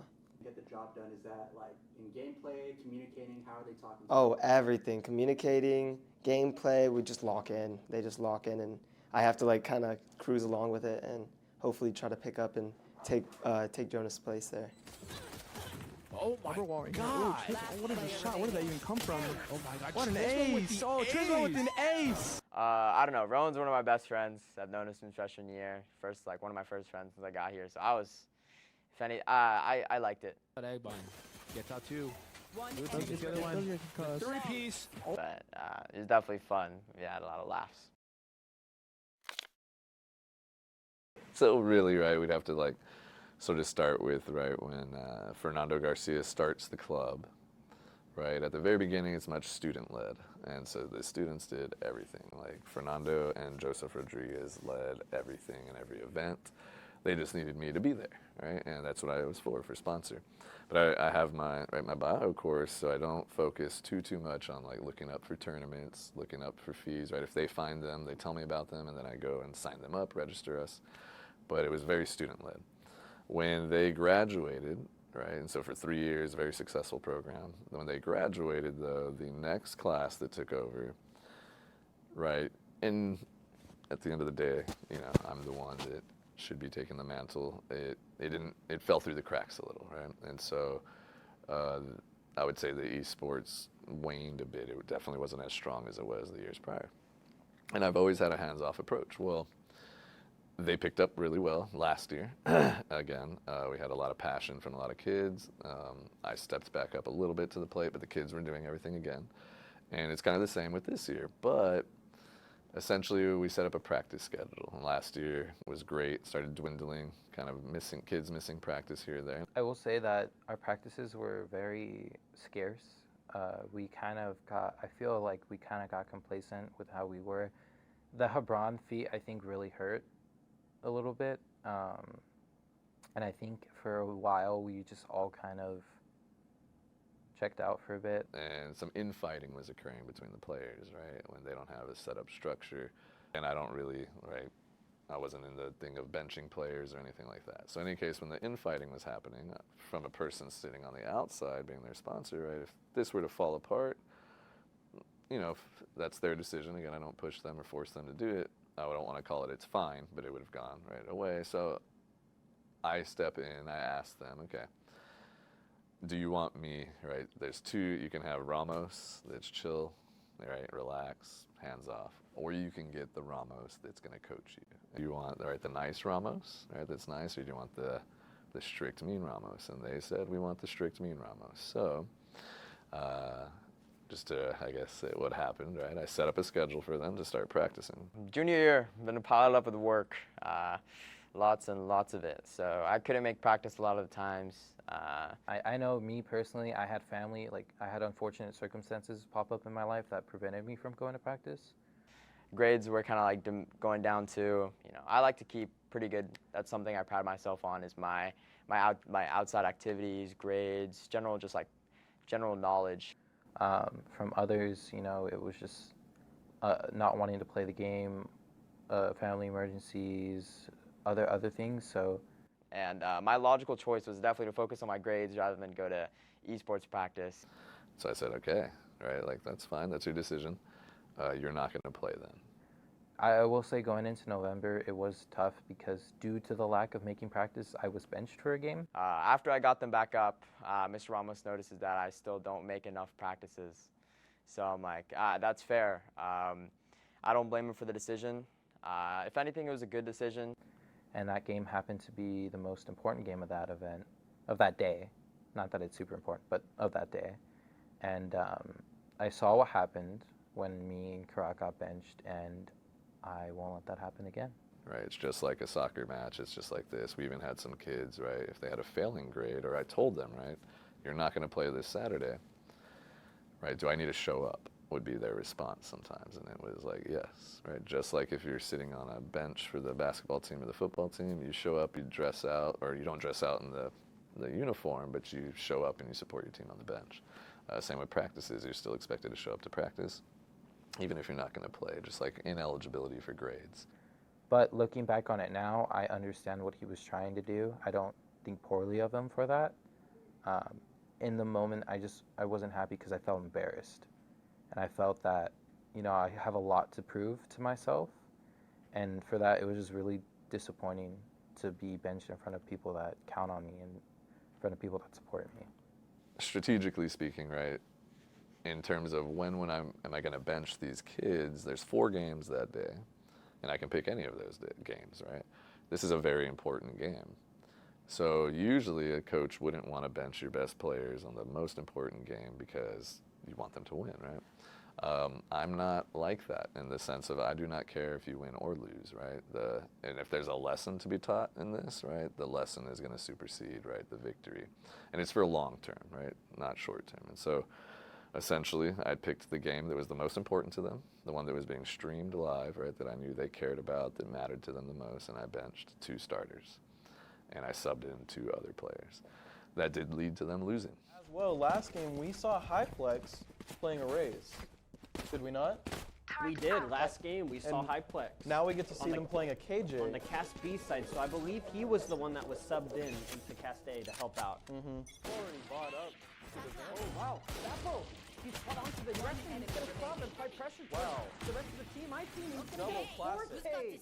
Oh, my goodness, Bappo. Wow, what a way to catch them off guard. Going out. She's all tucked in the corner. What she can she do? Get the first pick on Mabbit. She gets another one, Reina. So that was a really big hold. The rest of the team is going to come in a minute. It's all up to Sky. What can you do? You're all alone. You have a Spectre. Not much. It's a 1v4. It's taken down. Cast A, 4-0. What a start. Well, last game we started off 4-0 too. Let's see what TMI can do about this. Let's see if they can turn it around. Hard truth was we were pretty much, we 4-0'd at the beginning, and then they got around. We got around back, they got around. And then it just started snowballing from there just because of, not that we were worse, we were just pretty much tilted, uncoordinated. Be able to hold it off this time. Remember, that one round Hyplex was fighting in the front. He got a double. Can he do it again? Yes, he can. Hyplex with the 3K. Can he do? Spots one, but doesn't get anything. Unfortunately, Bongo takes him down before he can even shoot. Bappo with a huge push on Noodle. Just Satchel charging into his face and just to be able to get more pressure onto the A site. But look. We see the KJ ult out. The KJ ult, yep, it's going down. And this should be a free plant. Oh, Trismo with another one on the hug. One enemy remaining. Congo do not much. Trismo, more trades going down to it. It's looking like Caste, another aggressive B. I'm liking this. Just like old times, they're pushing onto the site. But unfortunately, Mabbit gets the battle trade. But Trismo takes it out, and then Mabbit just trades going down by both teams. So now it's a 3v3. And they should be able to plant the spike. Now, aside from that, we see Pug creeping around mid right now, trying to get into heaven right now. They have their whole ult down over there, though. Kind of a bit of a waste at this point in the game. This fight could be huge between Bongo and Noodle. As we see Reina getting closer, she gonna check the corner. No, unfortunately, she gets taken down. Trade's going down. It is a 1v2. It's all up to RC Zer to be able to hold it. Congo takes down. It's a 1-on-1. Oh, she spotted him. She's gonna flash. What can RC Zer do? It's unfortunately not enough to hold. Congo closing it out and saving his team and taking the dub on the map of Split. It was a great comeback by Team I. They were down a few rounds earlier in that game. Quite a few. And once they did that, that was able for them to get the dub. To see the celebrations in the background from the TMI team. But what a great matchup, and that was it was a whole back and forth towards the end. And sure enough, you can imagine how angry and upset they were.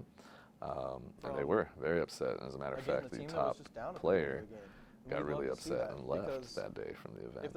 Eventually, after that game, he just left, right? He was very mad at what happened, very mad at Ramos, and decided that he needed a break from it, in the sense where he's just going to dip the tournament. And they were mad, of course, at me, right? Because you didn't have to do it that game. You could have done it any other game, right?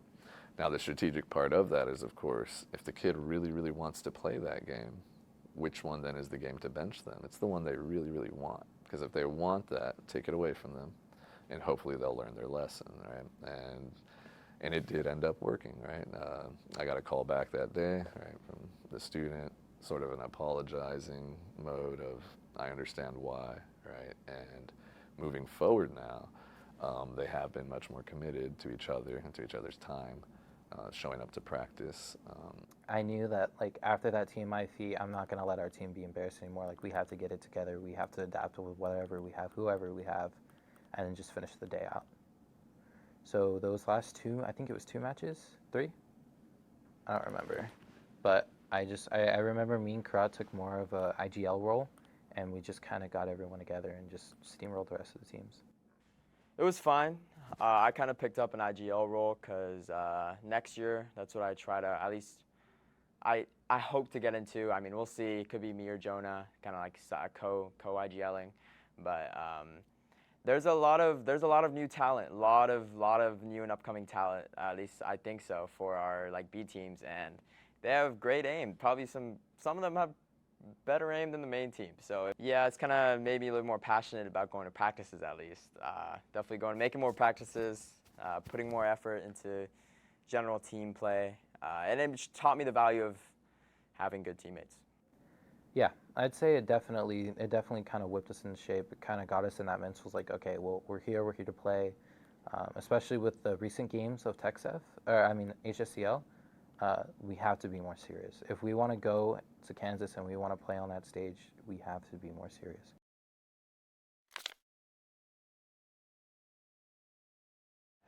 Hey. You ready for your game? No. No, you gotta hit the grid again, man. This monitor is dirty, bro. Do you need your monitor clean, actually? I have monitor wipes at home.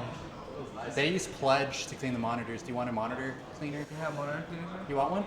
Yes. Okay. Yes. Can I take one too?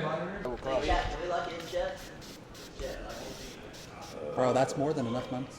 Bro, this is dirty, fam. HSCL is fun. So yesterday's match was actually one of the most important matches in our bracket. It was determining whether we get that shot at Hebron or not. And we played the number 2 seeded school in the league, Jesuit.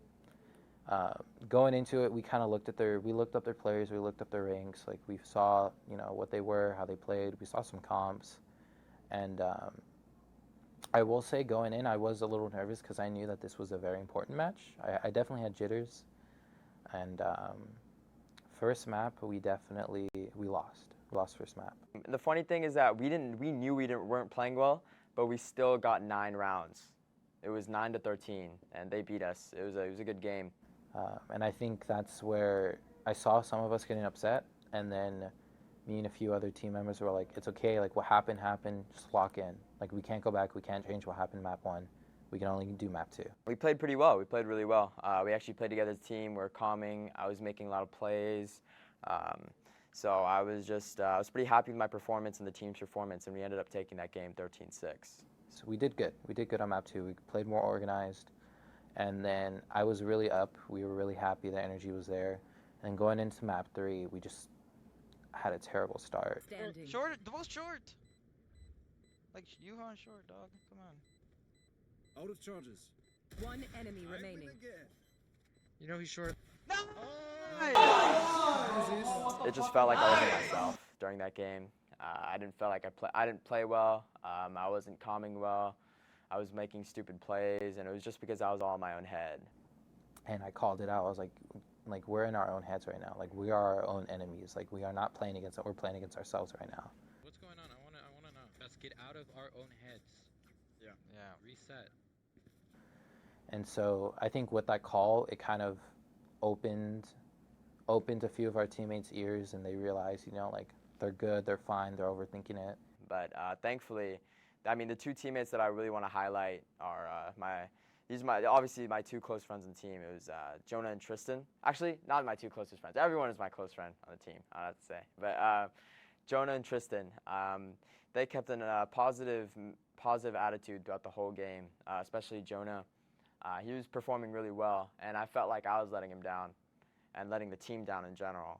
You know, we won the next round, then we won another round, and then we won another round, and I was like, okay, we got this. Like, we're locked. Like, we got this.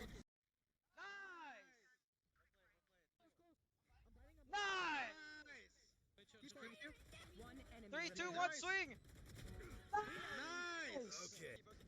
Out. Nice! Nice!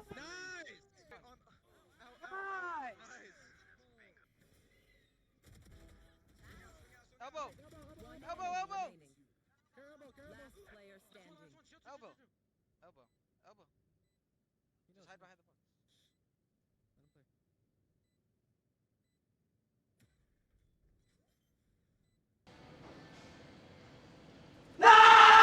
Nice! What are you doing? Right, left side, left side, left side. Flash out tap, and then ult. Ult it.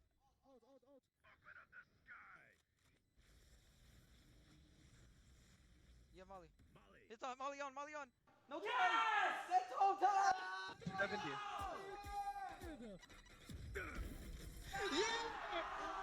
Attackers win.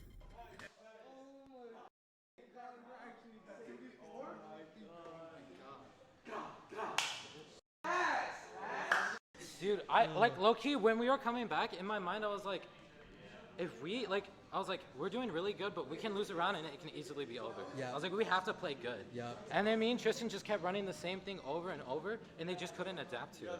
Did they pay for it? What was that? Was Yeah, that I'm like assuming a 2-10 so. comeback? I think it was literally like 12-3 at some point, no? No, yeah. Bro, I appreciate y'all so much. It was 11. Dude, I told you, no, it was 12-3. Oh, wait, no, it was 11-3. It was 11-3. And you won every single one. You played so well today, bro. For real. Actual care. Everyone did. Dude, I felt confident. I feel like I didn't do anything. I low-key was so, I did not want to play Chamber, I'm gonna be honest. Really? I know you I didn't feel comfortable playing Chamber. But you did really well. Like when we were down 3-9, I was like, when we were down 3-9, I was like, that's it. Like, you know, like we fought hard. We did what we did. Next season, I was literally. No, dude, I was like, this comeback is gonna be crazy. I stopped myself from killing the mental because I was gonna ask, so when do we play again if we lose this? I was gonna ask, what season do we play in? But I didn't say anything. I was thinking and that too. Dude, me too. I was like, well, like, how long are we gonna be out? Bro, y'all two, like, y'all helped me so much, bro. Like, Hold up, chaotic, 1 sec. It showed me the value of teamwork. The green circle crosshair. The green circle crosshair got me all those headshots. For real. The green circle crosshair. I think it's the method. They're so mad. They didn't even say GG's. They didn't. They literally just left. Well, from 11-3 to getting 13-11 is just crazy. And getting kicked out. Successfully came back 10 rounds in a row, and we 13-11 them, and then we took the 2-1 and we sent them home. Yeah, it was a really good game, and I ended up ending the game going 15-15. I ended up going positive just only because of my teammates. Yesterday they had an amazing game where they had a comeback from 3-11. They were down and they just swept them, reverse swept, won every game in a row. I think 10 consecutive to go 13-11, and it just goes to, honestly, what that goes more to is the resilience that such experience that they've had, so many games that they've played. Not a lot of teams in any sport, major sport or anything, do well with a comeback, right? When you're down in the gutter, you almost think it's over. You've already quit kind of inside. They didn't quit, and they showed that grit, and they just wanted it, and they took it. I will say it was very exciting. There was a lot of energy. I will say, though, that it was also very satisfying to kind of demoralize the other team. You know, like, they had it, but we just wanted it more than they did, so we took it from them. I think that was very satisfying because I've been in that position, and it's nice to be on the other end of it. I was very proud of them. Their comms have increased in terms of being constructive criticism and very uplifting. Like, good job, guys, we got this no matter what, as opposed to being down. So that's good. Do you notice what's the difference between playing on the varsity B team and playing on the varsity A team? Varsity A team feels more connected. I feel like it's more like they're in each other's minds more than the B team. We kind of like are a little bit stagnant on when it comes to like doing team plays on the B team, but A team, they know and they like communicate well with calls. So yeah, it was easy to just get in there and do whatever they say. Communication. There was a lot more play talk from Alan. He was definitely the initiative. He definitely told the whole team, do this. Or there was a moment when we were pushing a site and he was like, oh, Andrew, I need you to do this thing. We need a lot more. I realized we need a lot more of that on the B team. Much of the weight, I wouldn't say was lifted off me, but was shared in the sense that I could trust the calls. I could trust all of the things that they were saying a bit more confidently. Do you have anything that you want to bring back from the A team to the B team? Oh, for sure. The communication. I feel like our communication goes a long way in the A team. So, yeah, communication as well as just like taking team plays against the enemy teams. That's something the A team does very well. I'd rather have that freedom that they could trust me on this role, and I do my job and I listen to what they're saying.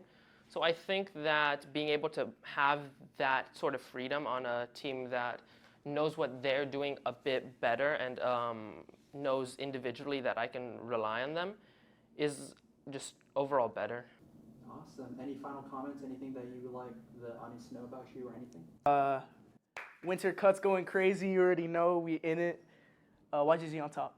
YGG on top. Twitch.tv/Daxshay, DAXSHUY. Please go follow. I need money. I need to pay for college. So basically, this is the organization that saw our 20 win and decided to pick us up. So it was pretty cool to finally get recognized by an organization. It kind of showed me that I have future potential in this game. Hope that what I'm going to eventually do, as it's just my sophomore year, is I'll be able to win stuff, maybe lose stuff, maybe get in the middle, right? But I'm just really excited for what lies ahead and really excited for any opportunities that I might have. Welcome, ladies and gentlemen, back to the R20 February event. My name is Fernando Garcia, and I am one of the technical directors, and next to me is the other technical director.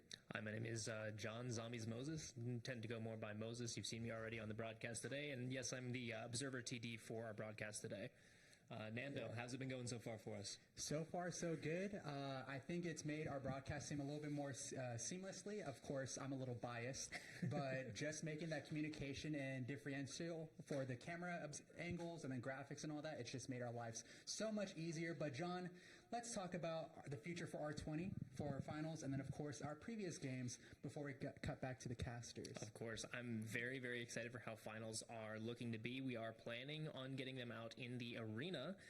So very exciting for the teams that will be participating in that. This month's event and next month's event will be deciding the teams that go on into that. So we've got a lot of teams that are really, really fighting for those final spots. We've got a couple shoo-ins, but a couple that are making sure that they get their spot in that final. How many have we decided on? Not quite set in stone yet, is it? Yeah, I was just about to ask you that, if it's top 6 or if it's top 8. I want to say it's top 6 Swiss, and then bottom 2 teams get eliminated, and then it's going to be a bracket of 4 teams with a best of 3 for all of them. But I'm going to be really excited for us to actually be inside that arena, having those players get onto that stage and feel that hype, especially if we could get some walkouts going out. I think that would be pretty cool. I think that'd be great. Yeah. No, and not just for Valorant either. We are planning on doing some stuff that day for Smash and for Rocket League, so we get to see all 3 of them in the big arena, big stage. We'll be using our giant LED panels that we've got behind them, so they're really going to feel special. Every single student that walks up on that stage is going to get an opportunity that not a lot of kids ever are going to get. Exactly, because both of us, for those of you who don't know, both of us actually met each other through Texas A&M San Antonio. Both of us were on the esports team, and we have experiences trying to create some esports programs. And yeah, we just fell in love with the passion of it. We've started working in Valorant, and yeah. Is there anything else you would like to talk about our history? I mean, technically speaking, if we want to talk about our history, the first time we met each other was in the comment section of a TikTok video where we figured out we were both going to the same college. So we really can just come from pretty much anywhere and go anywhere we're looking at here. And right now, both of us are set in production and putting on stuff like this. Yeah, I'm very happy with our growth within R20 because, again, we started off as interns and our team of production has just constantly grown and grown every single time. We just had one broadcast with 3 different games, and then eventually we've split up to having 2 broadcasts that are currently going on the R20 Premiere Twitch. Should be the Super Smash Bros. Games, which is super, super duper awesome to go watch all that battles that are going on. But here for On Valorant, we're going to have a little bit of exciting matchups coming up. I'm not sure if we've been told. Oh, it's actually going to be Central Catholic versus SST. And then we've got 2 more matches after that. The screen says 3, but our Swiss only has 5 matches for us today. So we got 3 more that are after this lunch break that we just took, starting with the Central Catholic versus SST Nightmares. I'm excited. Hopefully we get some replays because the previous matches, if you're looking at the score, very, very far off. But I don't think that tells a full story because a lot of the fights a lot of those fights were right on top of each other. It came down to the absolute wire for a lot of the rounds, especially during that Holmes Huskies game. Yeah, a lot of those gunfights just going down to 1v1, 2v2. So, of course, the scores say 13-4, 13-1, but it does not tell the full story. If you did not see those matches after this broadcast is finished, you can go back and look at our VODs on Twitch, and then I think probably within the next couple of days, it will be uploaded on our YouTube channel. So if you haven't checked out our YouTube, it is R20 Premiere. We have all broadcasts for Smash and Valorant as well, and we have previous VODs from the previous season last year. And for those of you who don't know on how long R20's been around, this is our 3rd year? Yes, we are in our 3rd year here. Wow. First year was a little bit short, but I mean, hey, we put on some good competitions for that year too. Yes, I'm excited. And back then we only had 2 games. It was Rocket League and Super Smash Brothers, correct? And Super Smash Brothers. We did have a lot that went on during like the showcase event to see like what schools would be interested in what games, and then Valorant fell out of that one, and then we've been rocking that one for the last 2 years here. And I remember showing up to that last event in the first year. It was about like, how many would you say, about 40 to 60 people? Around about that, and then now we're pushing over 400, right? Yes. Somewhere around that It's number. something crazy. The numbers, every single event just continues to grow and grow. And of course, our formats change. And one of the formats that I really like the adaptation of is map bans, taking out the top 2 maps that were played previous. So last year, I'm going to be honest, I got tired of seeing Ascent and Bind, and we all tried wrapping our heads around it. People from our production team, people from the gaming center, and we're like, what can we do to have these players make their map pools more diverse? And we ended up coming up with the concept of taking the top 2 maps that were played in the previous month and eliminating them. So those 2 maps for this month are going to be Ascent and Bind. Now, last month we actually reset the whole entire map pool because the previous month, we'd gotten down to 2 maps. Yeah. I think it was Sunset, Lotus, and Breeze were our last 3 maps in that map pool elimination. But yeah, and then starting out for this month, we actually had Holmes Huskies' preferred map be Sunset, which is one of the newest maps in the game, one that a lot of players and teams still aren't very comfortable on. So it was really, really good to see Holmes Huskies not only decide that they wanted to play that map, but show out strong on it as well. Exactly. And then what was the what was the map between TMI and Caspi? Icebox. And that is one of the first times that we've seen Icebox. After its changes, Yes, because last event, I believe, or the previous event, they had a GA to play Icebox on one of the broadcast matches, I think. Don't quote me on that. I don't have the map statistics up in front of me right now. But yeah, we're going to be getting to some good gameplay coming up momentarily. So we should be cutting to replay or commercials. We're going to play it out. We're going to figure out by ear. That's one of the things that we do here at R20 Premiere. That's pretty much, I mean, that's it from us. We've got our casters preparing on the side here, just finishing out their lunch break. But for right now, we're going to go ahead and head over to the replay for the last match, because I believe that we do have that set and prepared. Exactly. So my name's been Fernando. Mine's Moses. And we'll catch y'all later.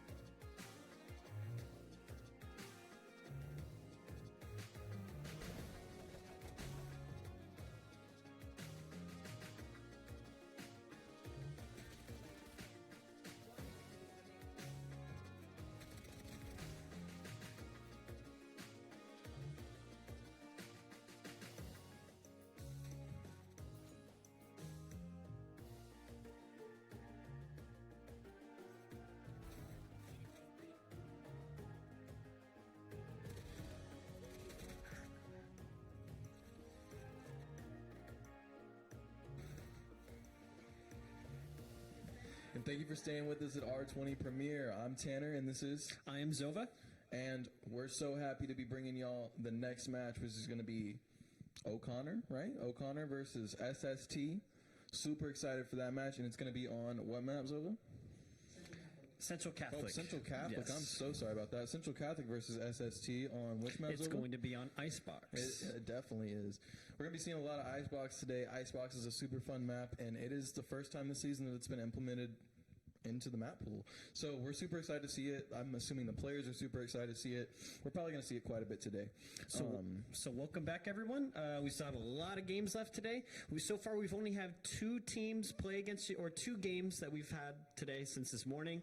The first game was the Huskies versus the Panthers. Huskies came on top on that first map, 13-4 on Sunset. The second game was TMI versus Cast B. TMI came out on top on that one, won that 13-1. And this next game is going to be Central Catholic versus SST. So should be a very good matchup. We should see some good gameplay, some good action going on, and we're jumping right on back onto Icebox. That second game, by the way, that I said with the TMI versus Cast B was played on Icebox.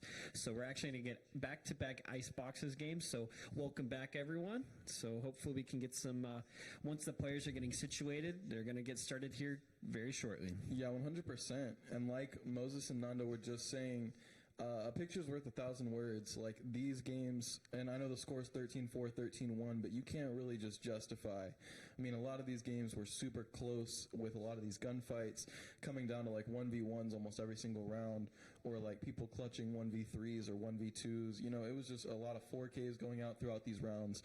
I mean, just, you know, teammates clutching up, people playing as teams together really, really well. So yeah, it's been fantastic games so far.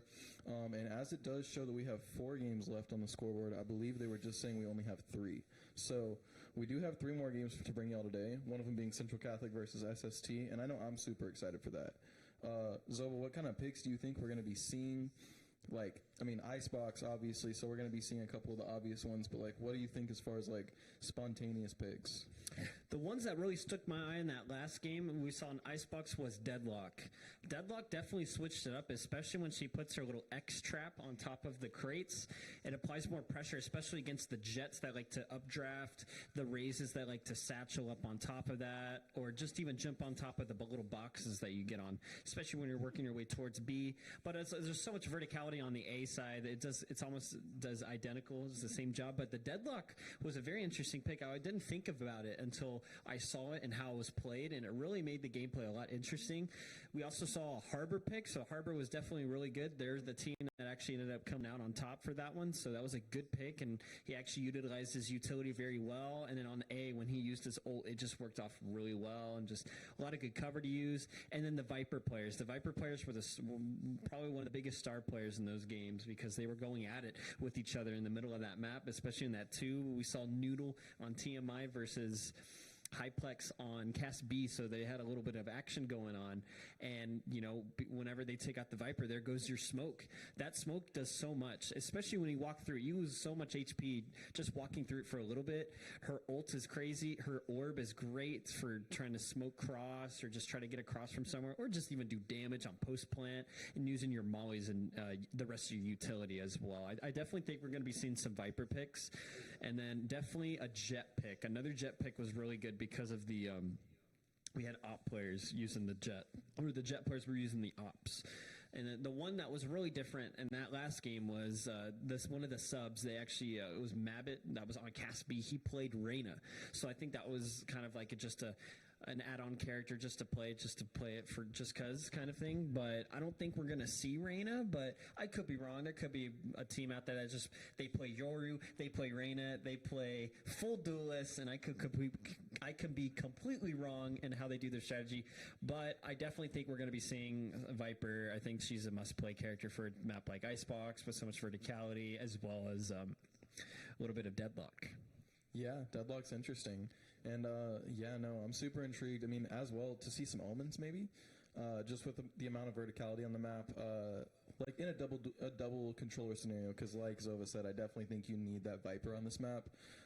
She just provides so much versatility with her kit on a map like Icebox. There's just with all the different elevations, all the different angles that can be peaked per site, I think it's just a crazy thing to be able to shut down an entire site's vision with a wall. Like, I don't know. I think she's a must pick for sure. Cypher would be really nice on this map. Getting some trips up, getting the cages. Cypher's so annoying. But I love Cypher. I think Cypher's one of the best agents in this game. But yeah, I think we're definitely going to see a Cypher or a Killjoy. Really? You think it's Cypher? We didn't even see a single Cypher in that last game. Yeah, we definitely didn't. But, the Deadlock was able to shut him down. Yeah, maybe that was the pick. Instead of a Cypher, just play Deadlock. What's very interesting is so far, it's funny that you mentioned Omen. We actually haven't seen a single Omen in any of these games that we've played so far, the first 2 games that we saw. So maybe it'll mix it up and change it a little bit, but it's just something to point out. We didn't see any Omen so far, and I thought that was kind of interesting that you mentioned that. So hopefully it'll mix it up a little bit. And going back to the game before, we had the Sovas. Sova's such a good pick, especially on a map like Icebox. If you know your lineup, you know where to shoot the recon bolts at. You are going to know where the enemies are almost every time, especially when they get tagged up in that recon little waves that go out. It's just so good, especially when you're shooting it towards the back of the site. So it can be very useful when it comes to that stuff. Yeah, it really is. We're going to go ahead and jump right into these picks. Looks like SST is feeling confident, hovering over some agents already. Not quite locking in, but just definitely hovering over everything already.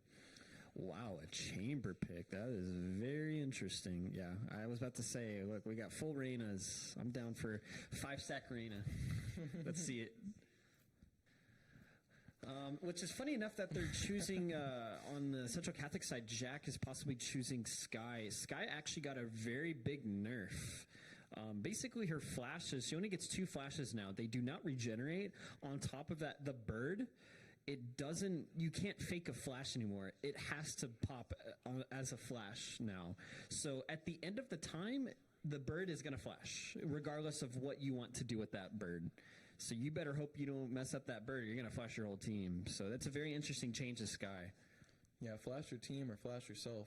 And either way, it's not a good time. Central Catholic's going to go ahead. I'm Just Pants locks in Raze. Calyx locks in Chamber. A little Omen pick, as we were talking about from Charge. Jack plays Sova, and Big Dumpy Diego plays Yoru. Wow, Yoru coming out on Icebox. Interesting. On the attacking side, Bottle is going to be playing Chamber. Jet is going to be, Impolite Marcus is going to be playing Jet. B-Boy is going to be playing Viper, not a surprise. Oppenheimer is going to be playing Breach, and Nebular going to be playing Sova. So very, very interesting picks. I actually like the picks on the attacking side. I'm a little bit worried on the defensive side a little bit when it comes to the Chamber Yoru picks. I think, if we're going to pick Chamber, at least have another character maybe help that other teammate out. But it's going to be interesting to see this Yoru. So it's really going to come down to this Yoru and how he does his strats that will mix it up and make sure their Central Catholic squad will be able to come out on top on their rounds, and especially when they get into gunfights. So it should be an interesting match, and I'm excited to see what's going to happen in this first round. Yeah, I'm extremely excited for this first round because these are some interesting comps that we're seeing right here. Chamber on both sides. We didn't see a single Chamber last game. And especially with the Yoru pick, I love Yoru, especially on this map. I said it last game, I'll say it again. I feel like Yoru really thrives on this map. There's just so much space for him to cover. There's so many angles that he can flash. It's we're definitely looking for an interesting game. Double Sova. Oh my goodness, double Sova. Words are hard sometimes. Sova double. And so far, SST team is slowly working its way towards A. Yeah, just creeping up along. Bottle spots out I'm Just Pants up top. He's going to jump down, nade a little delay nade, nice. Impolite Marcus is getting really aggressive. He took down Jack already, the first blood. So Oppenheimer's going to be using his Breach stun. Oppenheimer going to spot out, but Bottle's going to help him out. Oppenheimer gets in a gunfight with I'm Just Pants. Raze goes down. It is a 2v5. SST favor, but the spike has been planted. Oppenheimer's very low. Calic on the one of them. Imply Marcus trades out Diego. Diego goes down. Calic with the third. Calic trying to do his best to be able to retake the site. It is a 1v2 situation. 2 more and he gets an ace. So he's just got to hit his shot. Spots the Soba. Headshots him to the head, but doesn't know that Viper's in the back of the site.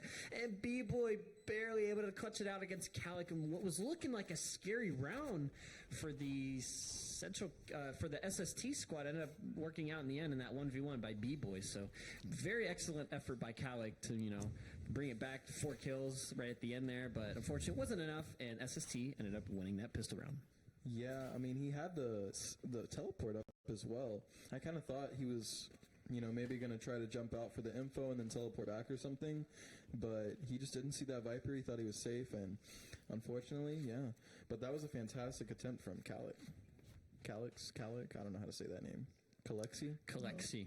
Yeah, that's probably the correct word. Yeah, that sounds cooler. Oppenheimer with the Outlaw. So finally we're seeing some Outlaw coming out. I'm shocked we haven't seen it already in these past 2 games, but the Outlaw finally shows itself for the first time. There are no shields on the other team at all. Ooh, yeah, that should be very scary, except for Marcus. Marcus is the only member looking at the wrong team. Yeah, Central Catholic has no armor at all, and they're fully saving. Like, they didn't do anything. They just fully saved. I mean, and that might be the smart decision for them, considering they lost that first round. They even were able to eliminate some of the econ. Oh, but SST Boy's going to come in and trade out Diego get Diego out for the first kill of the round. Everybody's going to fast rotate right over to B, and it looks like the attacking side isn't quite all the way on B yet, but now they are, and they're going to get that plant down. Fun little 1v1 going on in round 2 right now. Oh my goodness. Oppenheimer's going to get 1. Oppenheimer's going to get... Oh no, Oppenheimer missed the second but he shot. jacks up, and they allow him to get the second. Jack's going to go ahead and get Oppenheimer as well after trading... Ooh, SST Boy, M-Play, Marcus, and Nebular are at the advantage 3v2 versus Jack and Kalexi. Jack is... kind of far. No, he's coming up from mid right now. He's feeling himself. He's getting that info. And Kalexi is just back there trying to gather up some info, trying to get the best spot he can play. Picked up that Outlaw. Oh, but he's going to get taken out immediately. Oh, Jack is by SST Boy. And Kalexi, not much you can do. Low HP, gets the Outlaw, but not enough time to defuse that spike. He's better off dying to the spike for it comes to Eco, but I think he wants to save this Outlaw as best as he can. He's going to get out of there. SST get another round win on the board, and they're up 2-0. I mean, for Kalexi there, honestly, on a save round, that's pretty solid to be able to collect that little Outlaw right there, save your money, save your life. Kalexi's looking solid at 5-1 right now. I mean, leaving a lot of opportunity for his team to catch up to him. But yeah, it looks like he is going to accidentally waste a shot, I think, thinking he could return a weapon.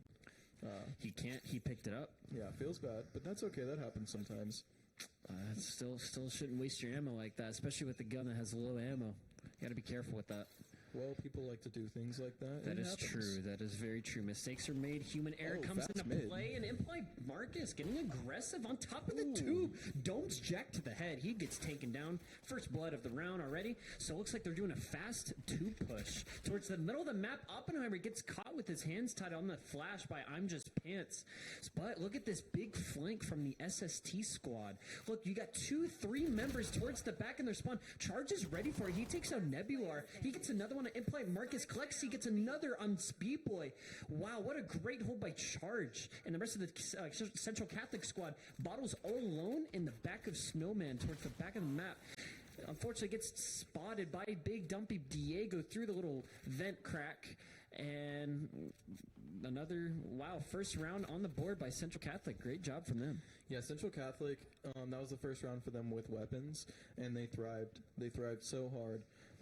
SST is going to have to rebuy weapons here, leaving their econ not in the greatest situation, which, I mean, hey, isn't great for them, but I mean, at least they still have the numbers lead right now. CCHS is obviously starting to pick up some momentum, and they are feeling a bit more confident. It's very easy to see that. So yeah, let's see how they come into this round. Looks like.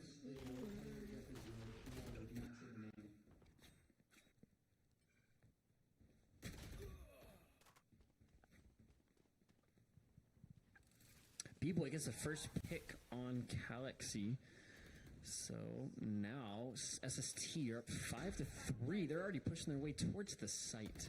Oppenheimer's on top of, oh my goodness. getting sprayed for some health through the wall. Wow, that was really scary for Oppenheimer. He got out of there as Silva was trying to shoot himself through the tube. Oh, 3 members of the back yellow butt.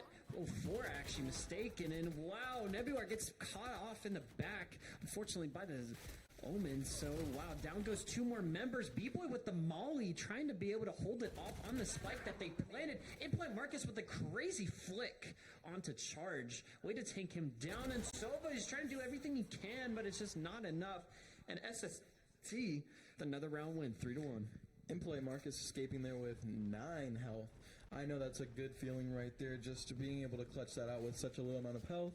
Definitely feeling himself right now, and him as well as B-Boy both having their ults online and ready versus CCHS only having 1 ult available. So SST should take the advantage on this round. They have a little bit more of it, but let's not forget CCHS does have their full buy for the most part. I mean, they have, they have an ult and a classic, so they're okay. They have their buys.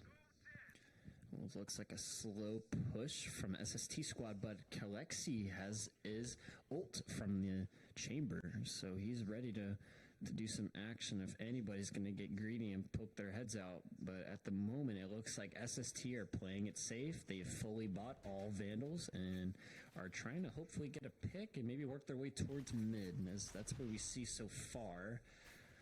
Breachstone going off. The Omen is watching mid, but we'll see what B-Boy can do. Possibly Kalexi gets first blood on Oppenheimer, so down goes him.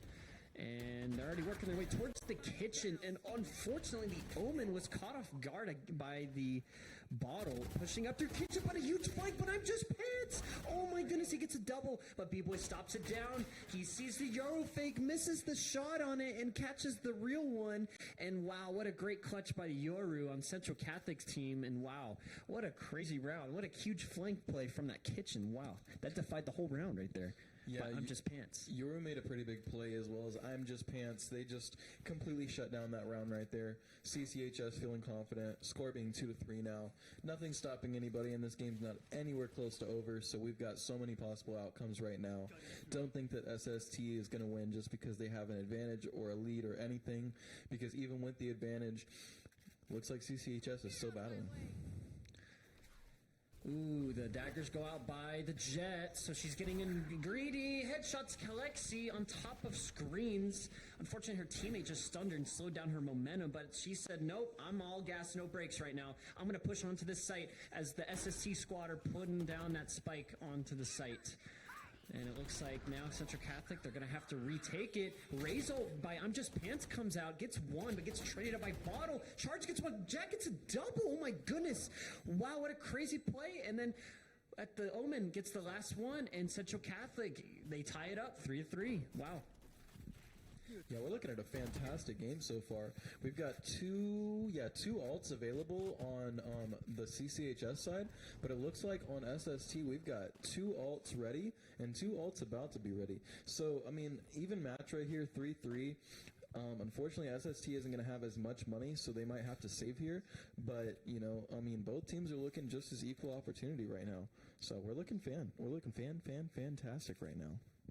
Absolutely. This is a very close game right now. Both teams are having a somewhat have like split eco. It's kind of interesting to see. Looks like B-Boy's forcing this round. And the Viper player on the SST squad. But the rest of the Central Catholic team, they have full bot except for I'm Just Pants with a little Bulldog, but it still can do a lot of damage. And it looks like SST are slowly working their way towards A. Nothing has happened quite yet, but Kalexi is in a really good spot. Unfortunately, gets domed in the head by the Jet, so down goes Kalexi. Already, SST have the sights. They know someone's back in the heaven, and they spot I'm Just Pants. He gets his one on B-Boy, so it's a 4v3 as Jack gets a double with the Soba ult on the site, and I'm Just Pants also goes down. The spike was never planted in the beginning. It is all up to Oppenheimer. They did not get the spike planted. Unfortunately, not much you could do with the Sheriff. What can you do? He gets 1, but gets shocked to death by the Sova. Wow. What looked like a good take by SST, I guess, fell apart very quickly from that Sova ult. Yeah, no, that Sova ult was insane. It just completely tore apart every bit of strategy that SST had built up that round. That round actually does give CCHS the lead as well, making this a 4-3 game. And it looks like Kalexi is going. Oh no, I'm just pants. Never mind. Kalexi's going to continue to play in that A spot every single round. It looks like they're going to continue to punish him for it. Luckily, he is still probably a big driving force for his team right now. Getting those first 5 kills in the beginning. Ooh, good info right there. Stacking up B. SST here working their way towards B this round. All 5 are already pushed up. They have 2 back. Yellow Yoru is full flash. Gets a lot of damage on Oppenheimer, but not quite that much damage. Just a little bit. Tags him up a little bit. They're going to rotate. They're going to get out of there. They didn't like what they were seeing. The rest of the Central Catholic team, they rotated insanely early, and so now it just leaves Rays all alone in the middle of the map, working its way towards B, but B-Boy with the spike mid, it looks like it could be a mid push. Yeah, that Raze is going to go back to A and anchor, and it looks like the rest of CCHS is going to be moving towards middle as well. Moving up to tube right now. Oppenheimer is fearless. He has no flashes, but he's still peeking up. Having no clue that Jack is ready for him, and Jack almost got the spray down of a lifetime, but B-Boy stopped him after he got 2 though. So it looks like they're still going to be in charge, but Charge is going to go ahead and take down Nebular, not leaving them in charge anymore. Oh, it's looking like a 2v2. Wow, what was looking like a good take by the SST ended up falling apart quickly as they all lined up in the tube. I'm just Pants takes down B-Boy. It is all up to Marcus. Nothing you could do. Kalexi's going to shoot your head up on top of that tube. He says, nope, you're going down. We're up 5-3, and Central Catholic have taken the lead.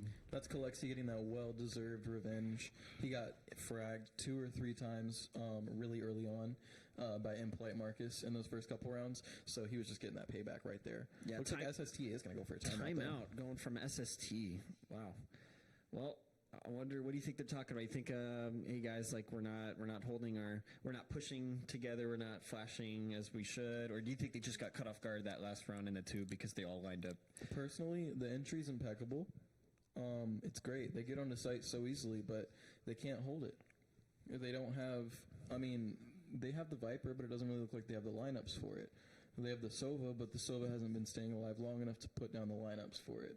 So it's just kind of scenarios like that where they just don't really have the advantage in the post plant, and they're kind of playing like they do. So I think if they figure that out and they just solidify their post plant a little bit more, they'll probably be in a better position. I also think if they would have rotated a little bit earlier and just fully gone to A, they probably would have had a better chance that round than they would have had going 100%. To mid. I feel like if you try to attack B and you know that they're rotating, I feel like mid is not the play. However, they were all trying to go through the tube and be a little bit sneaky, but unfortunately the Sova Jack that's playing on Central Catholic team caught them off guard at like the best timing ever, and he almost could have gotten like 3 or 4 all right there lined up in that tube. He was lucky he didn't get anybody else. I like this Sova dart that we're seeing right here. Oh, no Sova dart going out actually. Probably would have been a good one to get a little bit of information, but it looks like the Sova drone on the attacking side is going to be pushing up. They're going to be showing themselves all over on B and giving away the information. Ooh, but B-Boy is going to go ahead and get a peek. No shots off. Ooh, and get taken out by Jack through the wall immediately. Feels not nice right at the beginning of the round, but it looks like CCHS is going to go ahead and maintain sight while SST rotates. It looks like they're going to be a bit faster about it this time. It's like they heard Mark. Yep, I think they heard what I said, and they caught on to that. Let's just rotate quicker, and wow, I'm just Pants is perfectly aligned close to the wall enough for Marcus not to get an angle on him. So now it's allowed I'm just Pants to be able to chill out back here, but the Yoru goes out, and this is going to be applying a lot of pressure. The Sova ult is distracted and doesn't know that Yoru was right behind him the whole time. Flash going down, Bottle gets down, and wow. What a great retake from Central Catholic right there. And unfortunately, just, it's SST. They weren't able to get anybody. Yeah, it's one of those rounds where, like, this, as powerful as the Sova ult is, it's probably not the most powerful to use right in the middle of sight or right in the middle of the open. It's something that can go through walls. It's something that can, you have the arrow to be able to get vision. That's probably just not a smart scenario to be able to sit on site and try and pop that off. But, hands off for the attempt, go for it, It's just like that. You'll probably continue to punish you as if you were in a Phoenix ult, Yeah, it's just unfortunate positioning of Nebular to be able to use that ult. I mean, most Sovas, what they do is they know they have their ult. They're going to back up and go as far as ways they possibly can where their ult can reach, and then they just play whenever they tap the spike. But wow, what a great angle by Yoru, but unfortunately doesn't get anything out of it. Had the advantage now that the rest is the SST squad. They're already pushed up. Marcus updrafted up right next to him. Charge is going to get B-Boy, so down goes him. Yoru's going to take down Bottles of one another on Nebular, and he gets the triple. Oh my goodness, the Yoru is absolutely popping off this round. It is all up to Oppenheimer. He does have the spike. Fake Yoru goes down, the flash goes down. Oppenheimer gets tagged a little bit, and oh my goodness, he tried to fake him, question mark. Oh my god, Oppenheimer, he got the 4K. How in the world is this happening? It was a 1v3, now it's a 1v1. Oh my goodness. Galaxy is super lucky that Oppenheimer did not get him even more damage on that, because that would have been a reverse ace bad. Oh my goodness, that was looking very scary from Central Catholic. Not too sure what was going on there, but wow. Hey, good attempt nonetheless. I mean, fantastic there. Good try. That's just a situation where you're just hitting your shots. I mean, he necessarily hasn't been for most of the game. Game's still 7-3. They could bring this out to 7-5 and make this such a possible game. I mean, we know about 9-3 curses. We know about all this sort of stuff. There's so many possibilities for this SST team to come back. But it looks like they're going to take an aggressive push into mid and A. Ooh, down goes the spike. B-Boy getting taken down by the Yoru, but getting immediately traded out by Marcus. Ooh. Oh. Jack taking out Oppenheimer. Just seeing everybody's getting picked off right now on this map. Yeah, it looks like SST's got 2 down. It's going to be a 4v3 currently. They're going to be rotating with the bomb, giving that to Sova.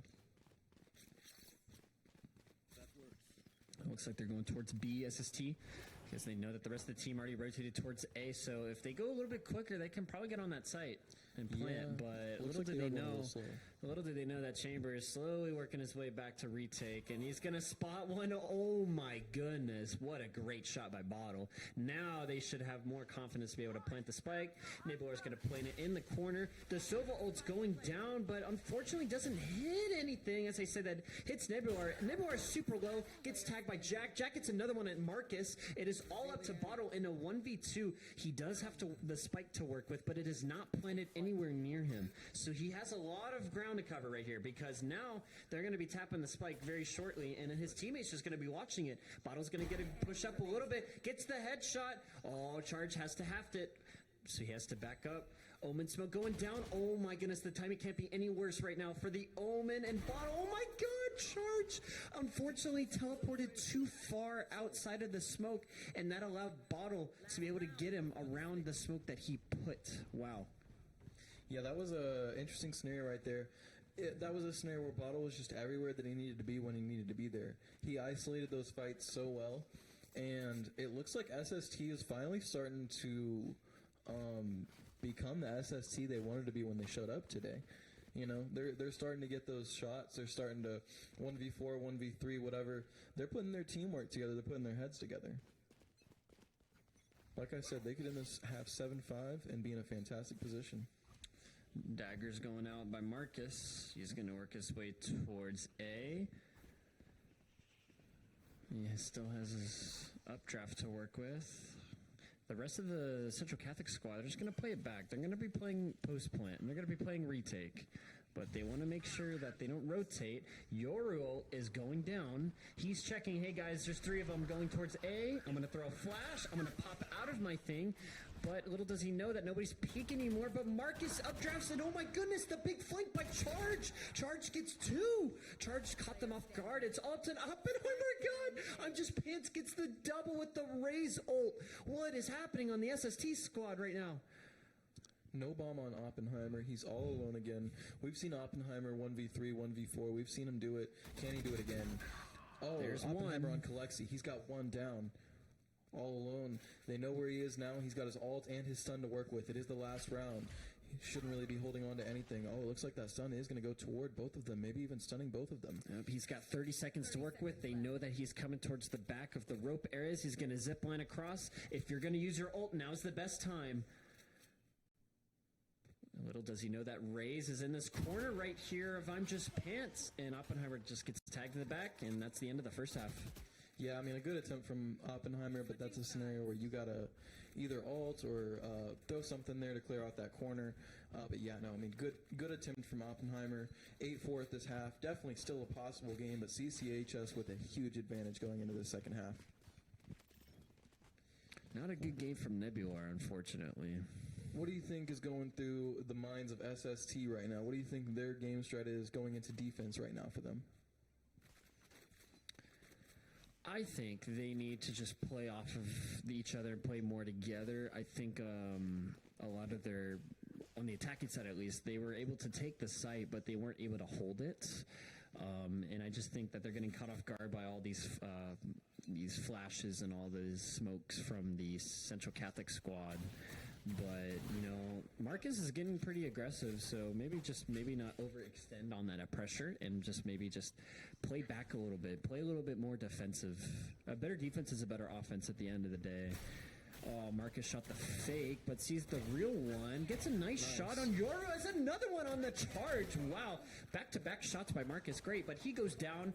Oppenheimer trades it out on Jack, so now it is a 3v2 situation in SST's favor, but I'm Just Pants is pushed up in the 2. Bottle gets one with the chamber. I'm Just Pants gets a jump shot falling down the rope. It's a 1v2. He gets one on Bottle. Gets his third. Can he get the fourth on B-Boy? It is a 1v1 situation. 50 seconds on the clock. The spike has been dropped. I'm Just Pants needs to get that spike. Look how high it is. He needs to jump on top of the boxes just to get it. But little does he know, B-Boy is right next to him. But he's looking in the wrong directions, and oh my god, they're playing Ring Around the Rosie against each other. This is a horror game. Yeah, neither of them know where they are. But it looks like I'm Just Pants is going to get the advantage. Yep, just running right behind him. He's going to get the 4K, close out that round, and give CCHS another advantageous point at 9-4. What a great clutch by I'm Just Pants. He was in that 1v3 situation in the ropes and just holding it down on his own. All sides. He knew where everyone was. Dropped down the jet, dropped down the chamber, dropped down the jet, dropped down the chamber, and then B-Boy, unfortunately, was just left looking the wrong direction in the end, and wow, what a great clutch by him. He's having the game of his life right now. Yeah, I mean, at the end of the day, go off. You know what I mean? Like, Impolite Marcus is playing so well, but, I mean, just, you know, they don't quite have the teamwork to put it all together. But I'm Just Pants they have their teamwork together, and I'm Just Pants is carrying this team to a beautiful. Oppenheimer just looked away right when they pushed up, and then Marcus is overextending on that dash and went up past the smoke. That got an angle by the Yoru. Yoru is going to help his team, the Central Catholic squad. They're going to be able to plant this, but the rest of the SST team, they're going to be rotating all of them. Ooh, big pushes by the Central Catholic squad. 2 members go down, but it is all up to Bottle and his Marshall. What can he do? It's a 1v4. Not much you can do, but there's still a chance if he hits his shots. Fortunately, gets peaked at the same time by both people in both angles. You only get one, and unfortunately, he wasn't able to get any. Yeah, it looks like CCHS is going to go ahead and take that 10-4 lead real quick. SST not looking terrible, not looking bad, because you know it's not the scoreboard that matters. It's the fact that they still have some admirable players that are having great games. You know what I mean? And shout out Impolite Marcus, shout out Oppenheimer, shout out B-Boy. Like, they're all playing their hearts out right now. And it's all about seeing if they can end up putting that team work together or not. So yeah, let's see what they do. It looks like they're going to be fast rushing into A this round. They've got all the confidence in the world. I'm Just Pants not using any abilities for the entry. Smokes are going down, stuns are going down. I'm Just Pants is going to back up from that with his satchel. Probably thought they were a little bit closer, but it's all right. The fake Yoru is going down in the back corner. Spike is being planted, and now the SST squad are trying to work their way back onto the site. B-Boy gets the first one on Jack.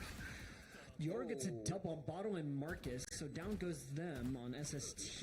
B-Boys gets another one on Yoru, shuts him down, ties it up to 3-3 situation right now. 2 are pushing down from the heaven. Oppenheimer jumps down, gets one on charge, jumps down. Oppenheimer gets another one on I'm Just Pants. He's going to try to fake the defuse. It's all up to Calixi, and there's not much you could do. Oppenheimer with the triple. Great retake from SST, and finally getting their momentum back into this game. Yeah, 100%, 10 to 5, SST getting that round and shaping up. I mean, like, that entire round, they looked fantastic. They looked like they were actually playing like a team, you know? And that's all we've been asking for. That's all we've been looking for. And now that they've started to put it together, looks like we're going to have a fantastic game ahead of us. 10 to 5 right now. Absolutely. I mean, if you're on the SST squad, I mean, that does just brought a lot of momentum back into your favor now that you finally got that win. That was a big win now, because now on the Central Catholic team, one of them is low on eco, and then the rest kind of have to, like, you know, they have to force. They're kind of forcing. So this is a very crucial round now for both teams, because now Central Catholic, they're kind of low. Yeah, but it looks like they are going to have a pretty clear entry into A site. A little bit of smoke's going down and stuff just to confuse them, or B site, sorry, excuse me. And all of them are going to be sitting back in Snowman, CT, those areas. So, to their knowledge, site is completely open.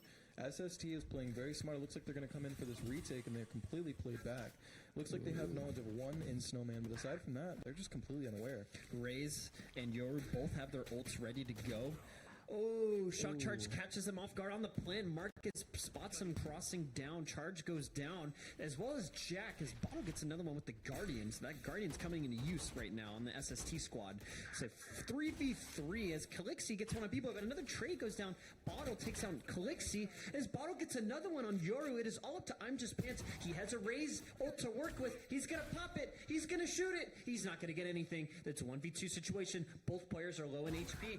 Oh my god. What a flick on a Marcus. It's a 1v1 situation. Bottle's half, as well as I'm Just Pants. He's got time on his side.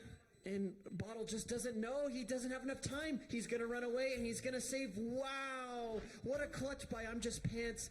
Getting 11-5, gets away just in enough radius, and survives the blast, and gets another round 11-5. Hey, I'll tell you what. Against all odds, that man hit it. Okay, like, because I'll tell you what, that ult just didn't go at anything.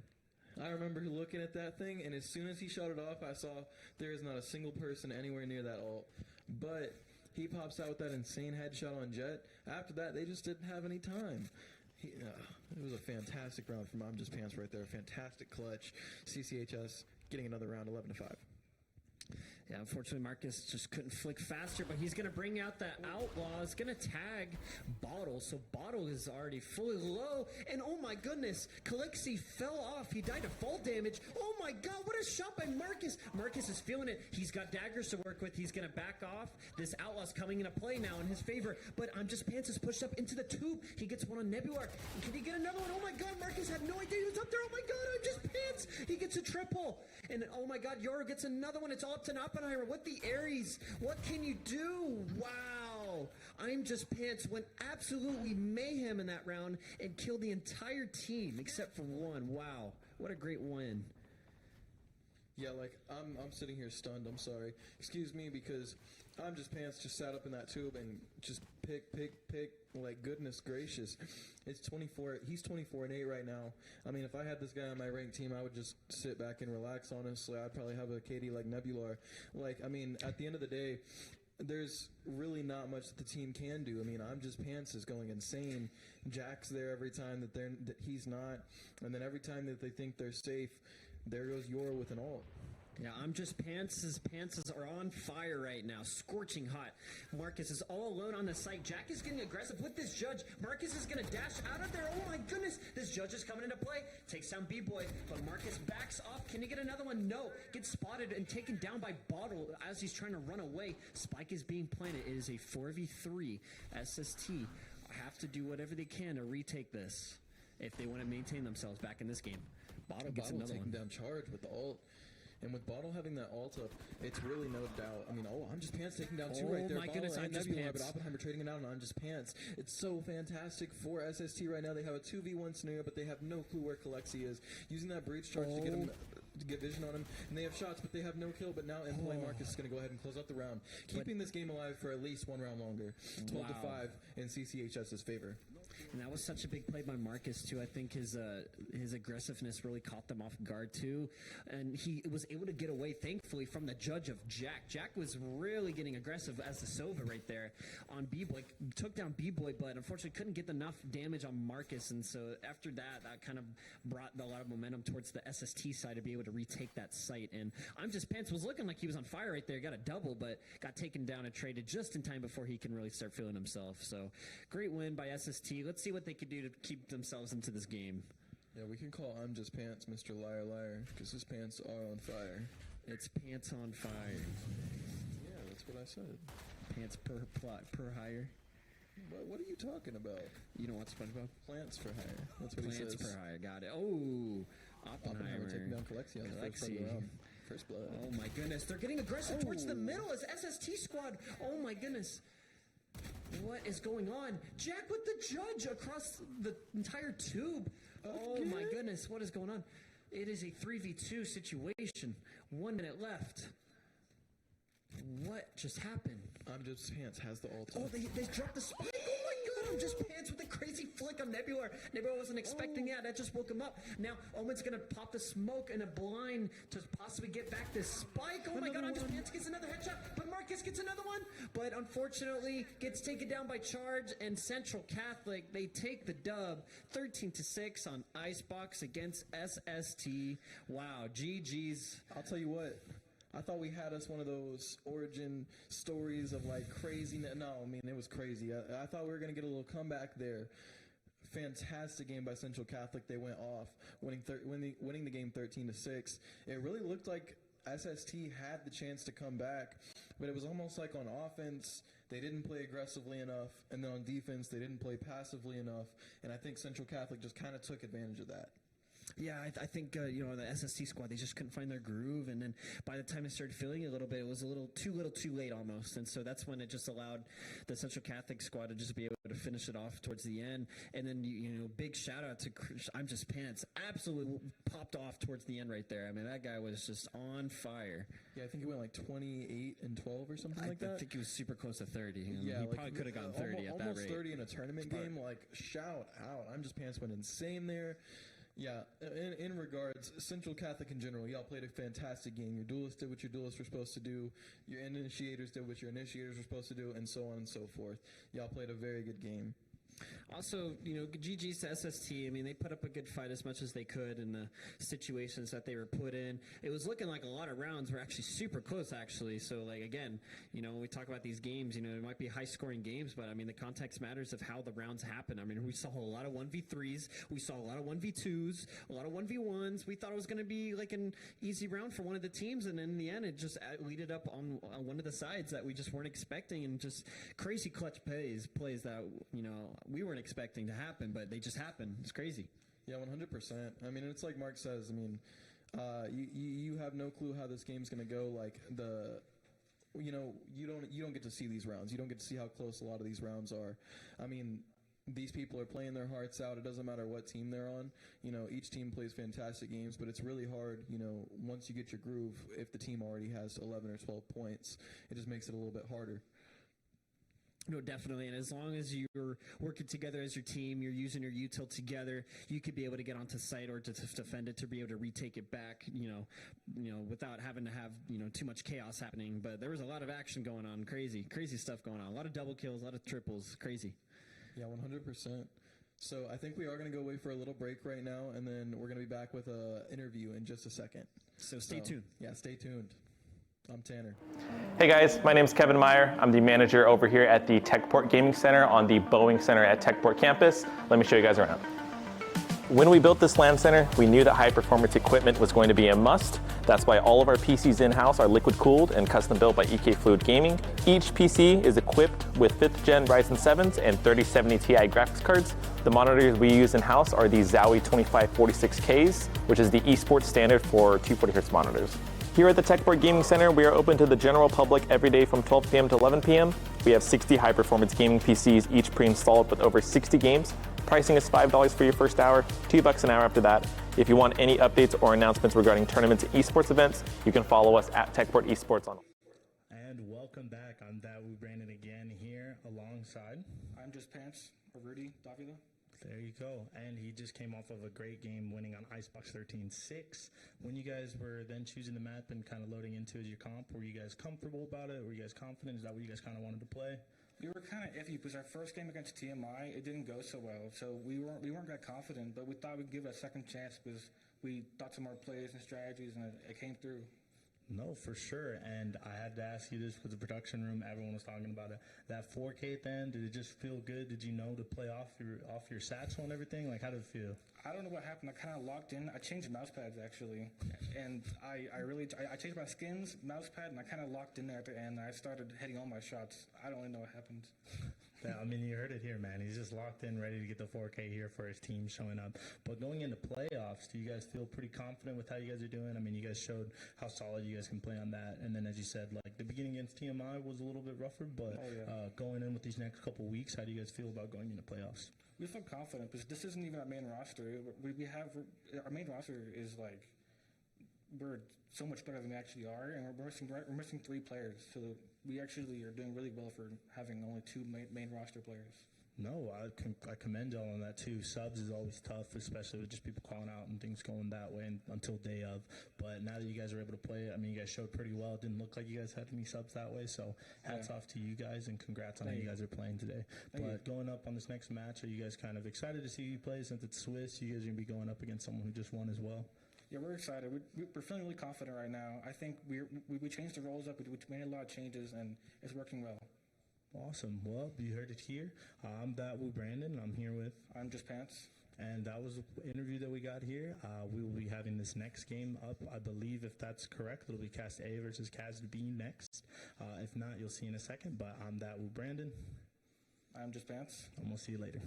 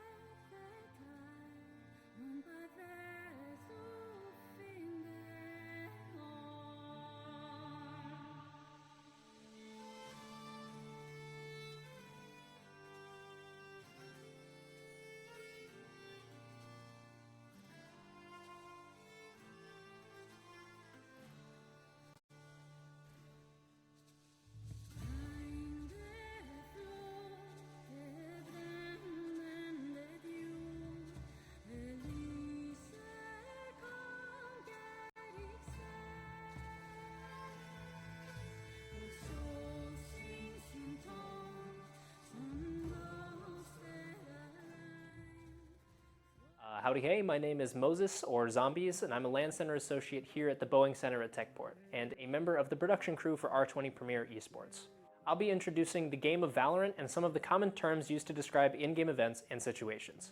Valorant is a 5 vs 5 tactical FPS published by Riot Games, the makers of League of Legends. Each competitive match is first to 13 rounds won, with 12 round halves between the attackers and defenders. Rounds are won either by eliminating the enemy team or by securing the objective in your team's favor. The objective for the attacking team is to plant the spike on one of 2 or 3 sites depending on the map, and to protect the spike and make sure it explodes. The objective for the defending team is to stop the attackers from planting the spike and defusing it before it explodes if the attackers manage to get off the plant. At the start of every match, each player will choose their agent from one of 4 agent classifications: Controller, Duelist, Initiator, or Sentinel. Controllers have the job of sectioning off a site in their team's favor by placing smokes into entrances and choke points, preventing the enemy from having clear sightlines into their team's space. Duelists have utility that gives them quick and direct advantages when taking one-on-one fights, or duels. Their job is typically to go into a site first and make space for their team. Initiators help to set up their team with information gathering utility and disorienting utility that can not only get information on enemy locations, but stun or blind them, making them easier eliminations for their teammates. And Sentinels hold space with their variety of stalling and trap utility, making sure that it's difficult for the enemy team to take back any space from their team. Each agent class has a selection of agents to choose from that have their own strengths and weaknesses on each of the 7 maps currently in rotation, as well as strengths and synergies with other different agents in the roster, making for a chess game of agent selection.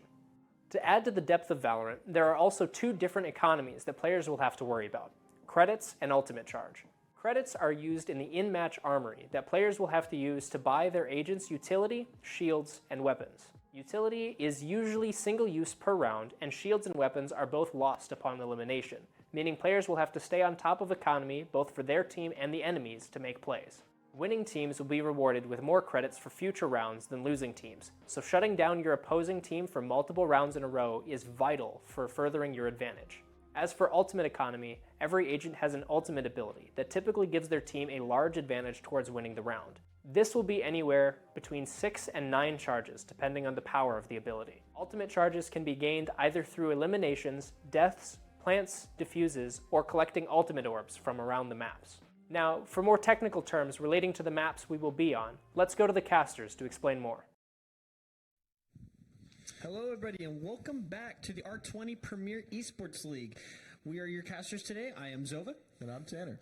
And so far we've only had 3 games today, and so we're getting ready for our next matchup versus Cast A versus Cast B. So the number 2 versus the number 3 team. So should be a very exciting matchup. It's always a good one, especially when the Cast guys go against each other. So 100%. We got to see a little interview earlier with Hyplex. That was a lot of fun. But I'm super excited to see all of Cast B versus all of Cast A. In the past, they've had like some interchangeable like squad members where some of them go back and forth between Cast A and Cast B. So I'm super excited to see the 2 face off against each other. Did you mean for the last interview? Did you mean for it was like 2 Central interviews ago. Catholic? I'm just pantsed. No, yeah, I mean like a couple interviews ago, 2 or 3 interviews ago. Oh, okay, yeah, okay, like okay. we I had see. Hyplex Yes. over here, Hyplex and The Cast B side. Okay. Hyplex and Noodle we had on here. But then, yeah, last round we had I'm Just Pants. I'm Just Pants went crazy last game. That was so much fun. On this next game, we're going to have Cast A versus Cast B, but it's going to be on split, and Cast A is going to start defending. So that's super exciting. We're going to get to see probably a lot of fun. I'm going to say probably a Cypher setup or some Deadlock setups. I've seen some very interesting ones on split. But on top of all that, we're going to tell you all a little bit about some of the callouts on Split, because there are a lot of particular callouts on that map that maybe the common viewer might not understand, but if you've played Valorant or CSGO in the past, you will definitely know what we're talking about. So on both points of the map, on both sides of the map, A and B, they have higher points, like higher vantage points where they're closed off and everything and barely opened up. That's called Heaven. Heaven is just like kind of the highest point on the site where that people can see from. Aside from that, me and Zova can tell you a few more. Another one that we hear a lot might be like Elbow. There's going to be people in there's a little crevice on the A site where people just like to sit and be annoying. So yeah, we're going to be calling out Elbow, CT, stuff like that quite a bit. And then as well as like Main, different callouts like that. Ropes, Heaven, Vince, Hell. Yeah. We'll probably just call that one below for now. Below? Sorry. Yeah. Whoops. No, yeah. So, but I mean, like, lots of just more interesting call-outs. Like, Or Cubby. I think it's called Cubby, that one. Yeah, we could call it Cubby. Or Bottom Ropes. Because especially on B site specifically, it's called Cubby. On A site, I actually don't know what it's called. I thought it was called Cubby. It might be Cubby on A site. Oh, well, I know there is a Cubby on A site as well, but, like, what about the entire area right below Heaven? aside that. Under Heaven. Well, yeah, we'll just call it either Under Heaven or Cubby. Or we just don't call it because we're just be like, oh, he got taken out. Yeah, I mean, we're not really going to be calling this stuff too often, but just if we say any of these words, we want y'all to not be in the dark about it. We want y'all to understand what some of these random words that you're hearing on the stream is. So yeah, we don't want you to just be completely lost. As well, like one of the agents in this game, Cypher, they have insane tripwires that just mess people up all the time. I assume that we're definitely going to see that a lot because this is, in the past, been an extremely defense-sided site. But with recent patches and buffs, or recent changes that have been made to the maps, it's kind of leaning more toward the attacking side, or at least being more of a balanced map. So I'm excited to see what kind of picks we're going to have on this. Yeah, definitely. It's looking like the Cast A team is going to be defending first, and Cast B is going to be attacking. So this should be interesting. Now, Split has always been notoriously known to be a very defensive-sided map. So we will see how it goes as the game goes on. But if you could get a really good start on the attacking side, if you're Cast B, for example, or you can just get a really good start on the defensive side. If you're Cast A, you have a really good shot on the second half compared to the first half. But like we said earlier, this game is this map specifically is very defensive sided, as most of the community in the Valorant community would say. So just to keep note of that as this game goes on. So the Cast B already chose their squad of the characters they want to go with. So Kaz Z looks like a replacement of someone on the last team. I think that was Mabbit's replacement. In the attacking state of Cast B, he's going to be playing Sky. Hyplex is going to be playing Astra. Monk with Hammer is going to be playing Gecko. Or Goku, I believe, sorry. Linear System is going to be playing Viper. Gustav R is going to be playing Raze. And then on the defending side, we're going to have Bappo on Viper, Dax on Omen, Bongle on Sky, surprisingly, Trismo on Raze, and Sakul. Yeah, I don't know how your name is supposed to be said, but they're playing Cypher. That's so it's, I mean, hey, it's all right. If you want me to say your name right, have an easier name. Ooh. I didn't say anything. No, I'm just messing around. No, it's, I thought it was supposed to be Social Kiwi, but that's not it at all, so. Sock Kiwi? Sock Kiwi. So cool. Oh! Maybe? Sockle? Sockle? I don't know. We're butchering his name. He's probably gonna. Sock, I won't lose is what it stands for. So we're just gonna call him Sock. That's a long name. We're just gonna call him Sock. So we will say Sockle. Short for Socrates. I'm sorry, I'm just joking. You know your history. I mean, hey, who doesn't know about some of the greatest philosophers in history? Oh, okay, look at you, Cook. All right, here we go. We got Cast B. Looks like they're attacking towards the A with Harbor. Looks like he's lurking towards the middle, but the spike is working its way towards Am. Gustav is getting aggressive. Unfortunately, doesn't land any shots. Bongle does, so he's going to take down Gustav. So now Hammer is working his way up towards the top of a ramp.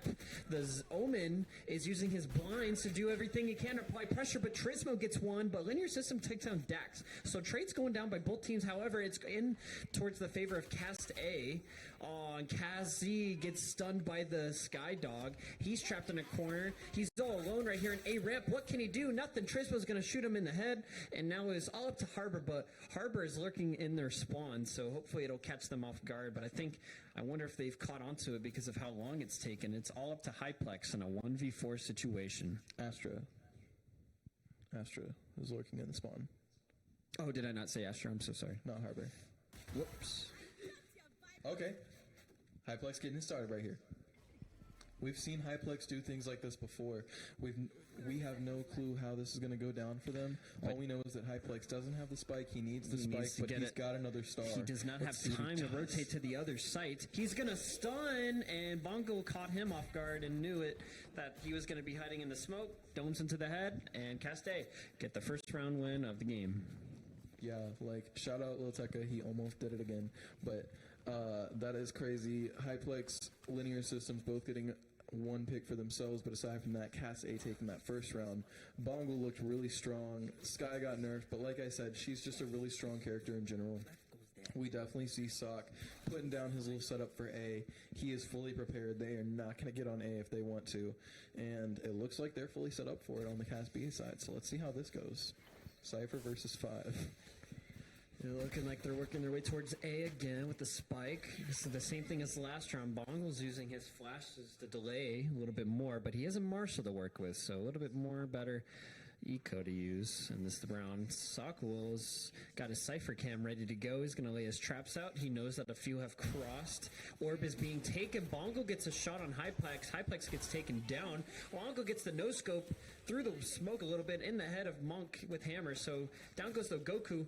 And now it is a 5v3. Bonko gets another one. Kaz Z trades it up and takes Bonko down finally, but gets tagged up by the Marshall in the process as Gustav tries to help his teammate cross. It's all up to Kaz Z in a 1v4. Satchel charges going down. Trismo with a nutty shot into the face on Kaz Z with the Satchel charges going down, and they get their second round 2-0. Yeah, having that raised blast pack at you like that is just so intimidating.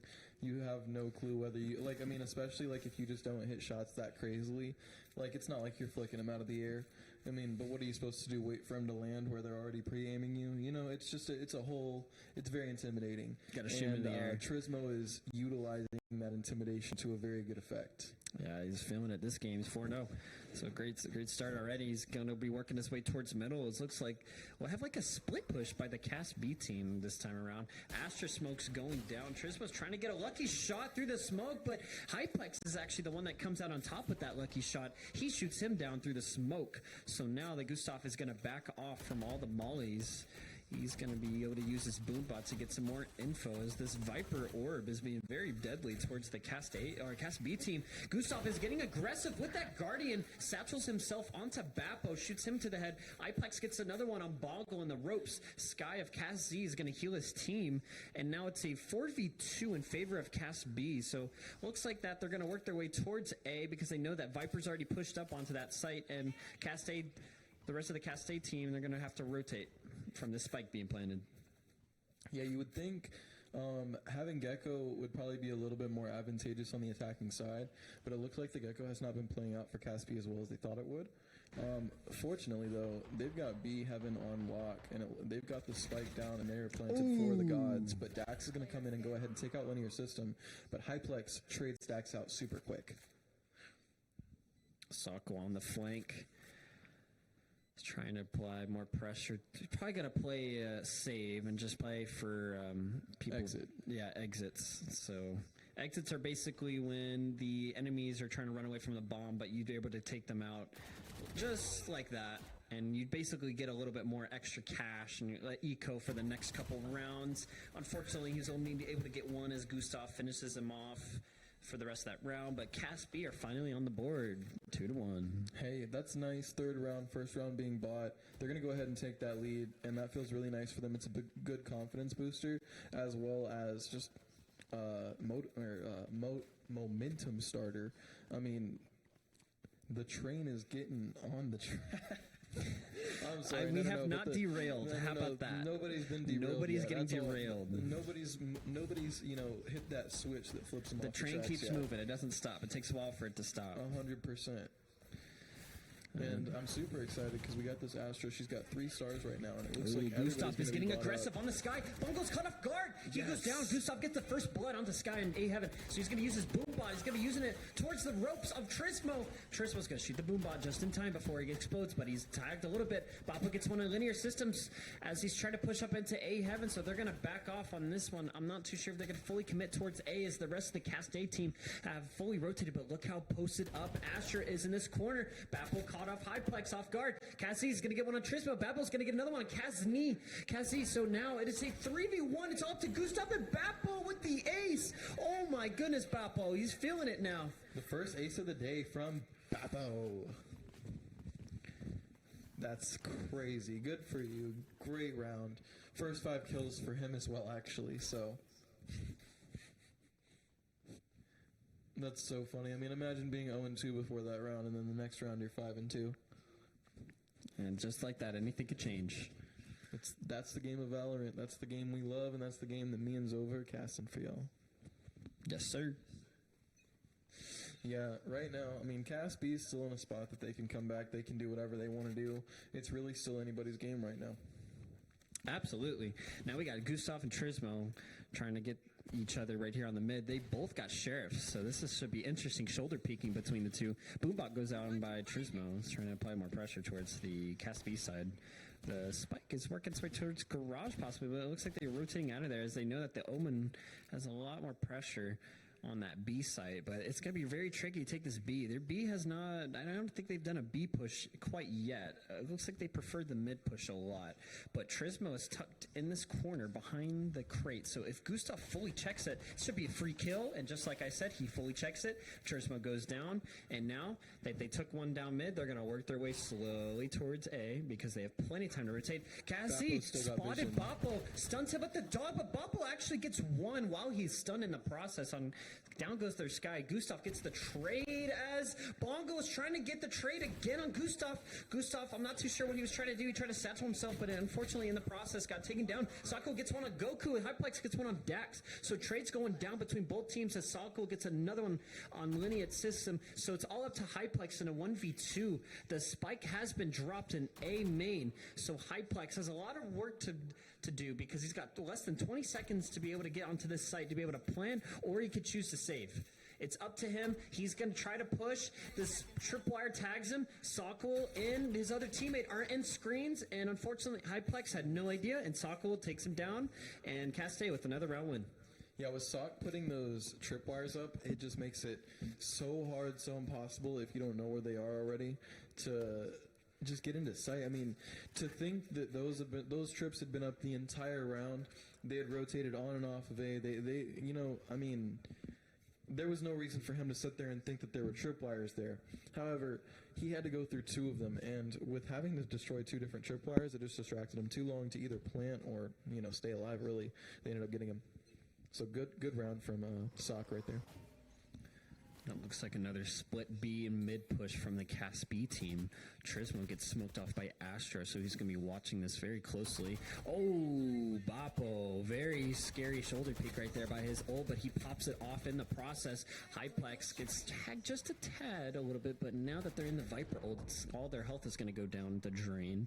So Dax is actually going to TP just in time before Monkey with Hammer actually spots him in that shoulder peek, but it looks like that they're going to work their way towards B as Asher's going up into the sky and popping his orbs and sending him in place. Dax is all alone, but they got the rest of the team on Heaven watching. They know that they're pushing B. Dax gets one on Hammer, Cassian gets one, but Trismo gets a double on the two onto the site. So now that it is a 4v2, it's all up to Linear Systems. What looked like a decent round from the push ended up falling apart in the process, and Viper's all alone in the enemy spawn. So it's all up to her in this situation. It's a 1v4. Full HP to work with. Fortunately, gets tagged up by Sokol and taken down in the head. Fun fact about Astra, she actually doesn't go above the map to put her stars down. She goes below the map. Did you know that? Sorry, I'm not even trying to roast or anything, but it got proven recently whenever ISO came out, because she can go under the map and put them in ISO's ult. She doesn't go up into the map. Her camera of her mind goes up into the sky. Well, but it goes under, it doesn't go over. That's what I'm telling. Oh, I thought it goes over. No, it's like, that's why it's like a reverse thing. Yeah. You sure you're not getting it mixed? No, I heard that recently, like, on, like, YouTube. It was they were talking, because someone was like, oh yeah, you go over the map, and they were like, actually no, she goes under the map. But why is it when I put the orbs down, it looks like I'm above them? I don't know, maybe that's just the way the camera is, but all I know is that I don't think it's upside down. There's no way. Well, maybe it's not upside down, but she goes under the map. She does something. How about that? She just does something. I don't know. Anyway, so slow round by both teams. Hyplex is probably going to get tagged up here by Boppo in the middle, unless it goes around the other way around, but nope. Boppo takes on Hyplex, working mid. It looks like past B are trying to work their way towards A. Oh my god! Trismo could have gotten a triple right there. Gets one on Linear Systems. He's going to back up as he gets tagged by Monk with Hammer. He's going to get shot in the head by Bongo. Bongo possibly might get another one. We'll see what he can do. Kaz Z stopped Bongo, but gets lit up in the process. It is all up to these two on the Cas B team to be able to bring themselves back into this round. It's looking like an eco, so it should be heavy favored already towards Cast A, but anything can happen in Valorant. Sky still has the spike to work with. Yeah, we never know what's going to happen. I mean, a couple rounds ago, Bappo got an ace, you know? I mean, that can happen with anybody, any player at any time. So, I mean, I'm terrible with this game, and I get aces. Okay, but Gustav's going to go ahead and get a little bit of info and a little bit of advantage on the ground. But it looks like... They don't have time. Yeah, they don't have time. It's probably better for them to just go back and save here. They don't... But Kaz is going to go ahead and take out Trismo just for a quick pick. And it looks like Dax is going to be coming behind them. I don't think they know. Dax And Dax and Bappo take both of them out. Gustav had no idea he was there, and then Bappo finishes it off. Yeah, Wow. it's one of those unfortunate times. Cast A just had so much time. They had to know what they were doing, and they fully flanked around by that time. Yeah, I'm not too sure what they were trying to do, if they were trying to save or they're just trying to play exits, but in the end, I mean, they only got one. I mean, hey, that probably would have been a better scenario to just stay back and save. Maybe go sit in sewer, play an advantageous off angle. But yeah, it's just whenever you're playing really slow like that and you're playing against Cast A, who's an extremely aggressive team, they're gonna be pushing up on you like that. And I feel like Cast B should know that, but you learn something new every day, right? True. Gustav trying to get some intel on mid. What's going on right now?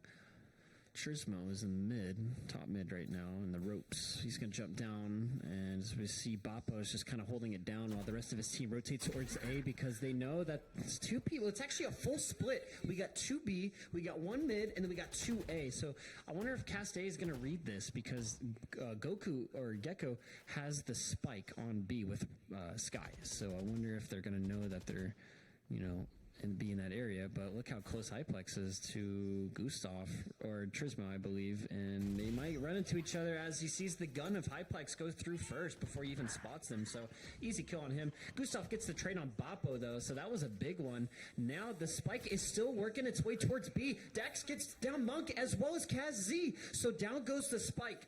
It's all up to Raze and Heaven to be able to stop this Omen as he TPs into Garage. I'm not too sure what was going on in the working, but oh my god, Gustav with the lucky shot through the smoke. He's going to be able to get the spike and be able to plant if he has enough time. But Trismo, look how close he is. Oh my goodness, where's the Viper? He's not rotated in time enough, and unfortunately gets taken down while trying to plant the spike. It is all up to Linear Systems in a 1v2. He's got a Vandal to work with, but not enough time to get a double and spike planted. He's going to use himself in the orb. He's going to push into the site, but not where they were, and Sako is going to finish it off, and wow. What it looked like possibly a potential chance for Cast B ended up falling apart really quickly right there in the end. Yeah, I always say it's a lot harder to play this game when you lose 3 people at once every round. Like if you are losing most of your team all at once, it doesn't matter if it's at the beginning of the round, at the end of the round, midway through the round. That's not good. It hurts the team, because then it's just like we say, it's 2v4, 2v5, and I mean, you can get lucky, you can be really showcasing some skill, but that's not how the game's supposed to be played. I couldn't agree more on that one. Orbs going up in middle. Looks like they're trying to work their way towards A, but the spike is all won by Gecko and Garage again. So I wonder if he's trying to work his way towards B, but Omen is holding it off. We got a lot of 2v2 situation here in the middle of the map, but Viper's lurking on A with their little wall, so I wonder if they're just kind of doing similar to last round. Try to throw off Cast A and thinking that they're not going to go somewhere, when in reality they're actually going in all directions. We got this new look at the new skin. Linear Systems gets Bongo on A. So that was a big one with the Sheriff. Yeah, but she's going to back off. They're not going to commit. Bappo's going to get Gustav. So down goes Gustav to trade it up. 4-4. And Hyplex, unfortunately, didn't get a good timing on Bappo. He's going to swing and get a double on Hyplex and Kaz Z. Dax takes down Monk with Hammer. Down goes the Spike and Garage. It is all up to Linear Systems, who's super low in HP. Bappo's going to clean it up, get the 4K, and they're up 8-1. That's a clean little 4K right there from the likes of Bappo. He is playing a 12-4 game right now. Trismo right behind him at 10-4. Playing fantastic games right now. Gustav R is showing off at 7-8 for their team on Cast B. Hyplex not quite having the game that Hyplex usually has, but still trust in the process. This is Valorant, and that can change at any moment in the day. I know Casby doesn't want to have another game ending with them just having one round, so I'm intrigued to see how they respond, how they react, and how they want the rest of the game to go, like how they act about it. Spike is working its way towards A as we're seeing all 5 players on Cast B working its way super quickly. Unfortunately, the tripwires and all the smokes are trying to block them off on A, but little do they know they have 4 and almost 5 defenders on Cast A, so they're walking into an ambush. Gustav is going to satchel himself into under heaven right now. One is on sight by Sky. Nice shot by him, but another one goes down and Sako gets a double. The Razor goes down, doesn't get anybody in the process. 3 players go down per side. Sako gets a 3K. It's all up to Hyplex in a 1v3. Spike has been dropped. He has to back up. What can he do in this 1v3? He's going to spot Cypher. He gets a double. Hyplex with a double. Down goes Trismo and Sako. It is a 1v1 situation between Hyplex and Trismo. Trismo is A heaven ramp. I don't know if Boppo or not Boppo. Hyplex knows that he's walking down towards heaven, but this is going to be all the timings. And oh my God, the gun is blocking the view that Boppo was looking on Hyplex when he peeked. And Hyplex with the 1v3 clutch on Cast A. Wow, what a great save by him. And wow, what a great round by them too. See, that's like I just said, you never want to count Hyplex out. You never want to count anyone in this game out because it is anybody's game at any point. Hyplex getting the 3K there and putting himself at a 9-8 position and leaving his team 8-2 right now, giving another round to them before the half ends. That's extremely big. We got Bappo over here who, I mean, maybe didn't get any picks that round, but he's one away from his ult, and I know he's going to be focused on at least getting a pick or trying to get the ult orb. What an insane round by them. That was crazy. Kazi working his way mid. Might have spotted Bappo's leg. I'm not too sure. But the Spike is working its way towards A again, but looks like they're going heaven. And now Boombots are going down by Gustav. Bonko's going to shoot that. Boppo's going to get a first pick on Kazi mid, so down goes their lurker mid. So they just lost all the momentum from middle, and now is a 5v4. Cast A favor right now. They got 4. The rest of the whole entire Cast B team is on the ramp of A. Yeah, this kind of goes into like what I was talking about earlier. I don't think we want to see 4 of them in the exact same spot when characters like Razor on the other team. Absolutely. Bonko gets a double through the smoke. Wow. So now it is a 5v2. They do have the Spike to work with, but they only have 30 seconds left to do something. So not too sure if they're just going to save or they're going to do a late push. Yeah, Cast A definitely, proven why they're the number 2 seed instead of the number 3 seed right now. Oh, they're going to fully send it. And look, Boppo's already posted up here on mid. He's going to let Dax know that they're rotating. And oh my God, the angle was just in time. Boppo's going to get one on linear systems. And down goes the Spike. It is all up to Gustav. He gets 1. He gets 2.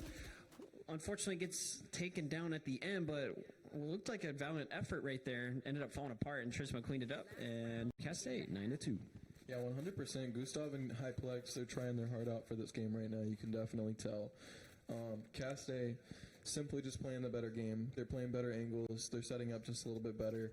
I mean, of course, they are on defense, so it's probably a little bit easier for them to be set up and whatnot. But it's just they're playing sight and they're playing post plant very well.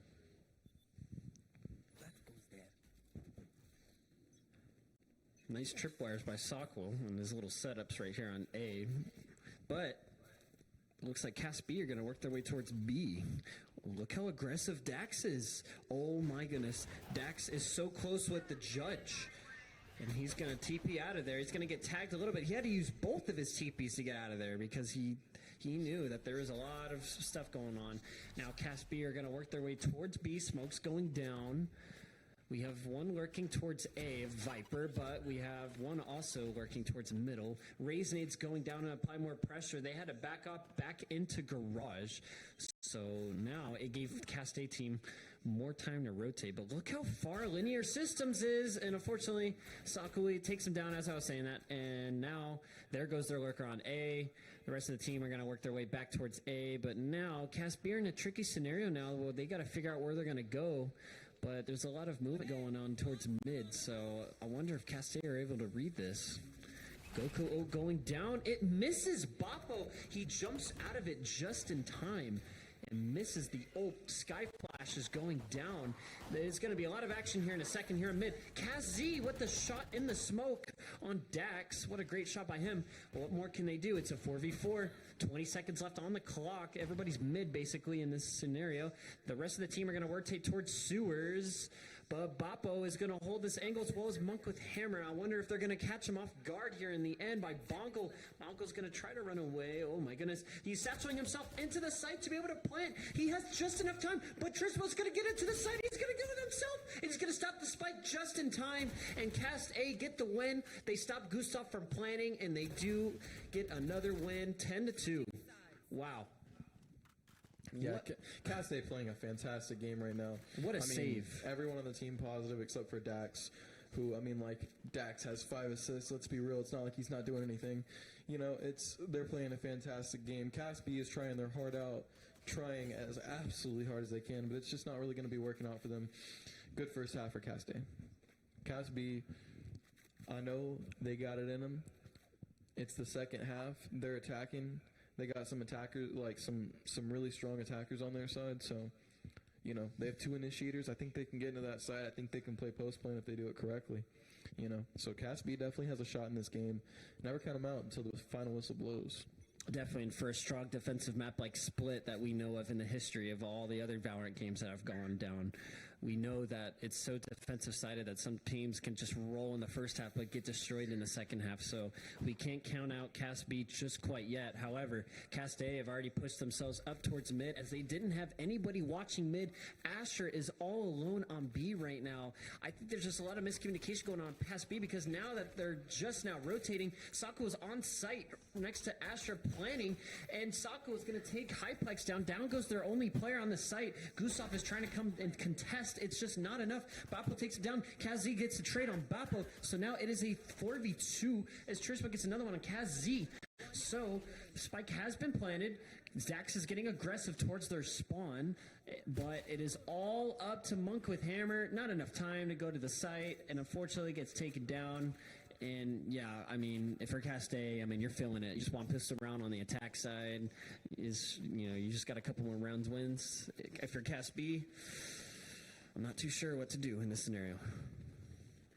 The biggest thing is don't give up. At the end of the day,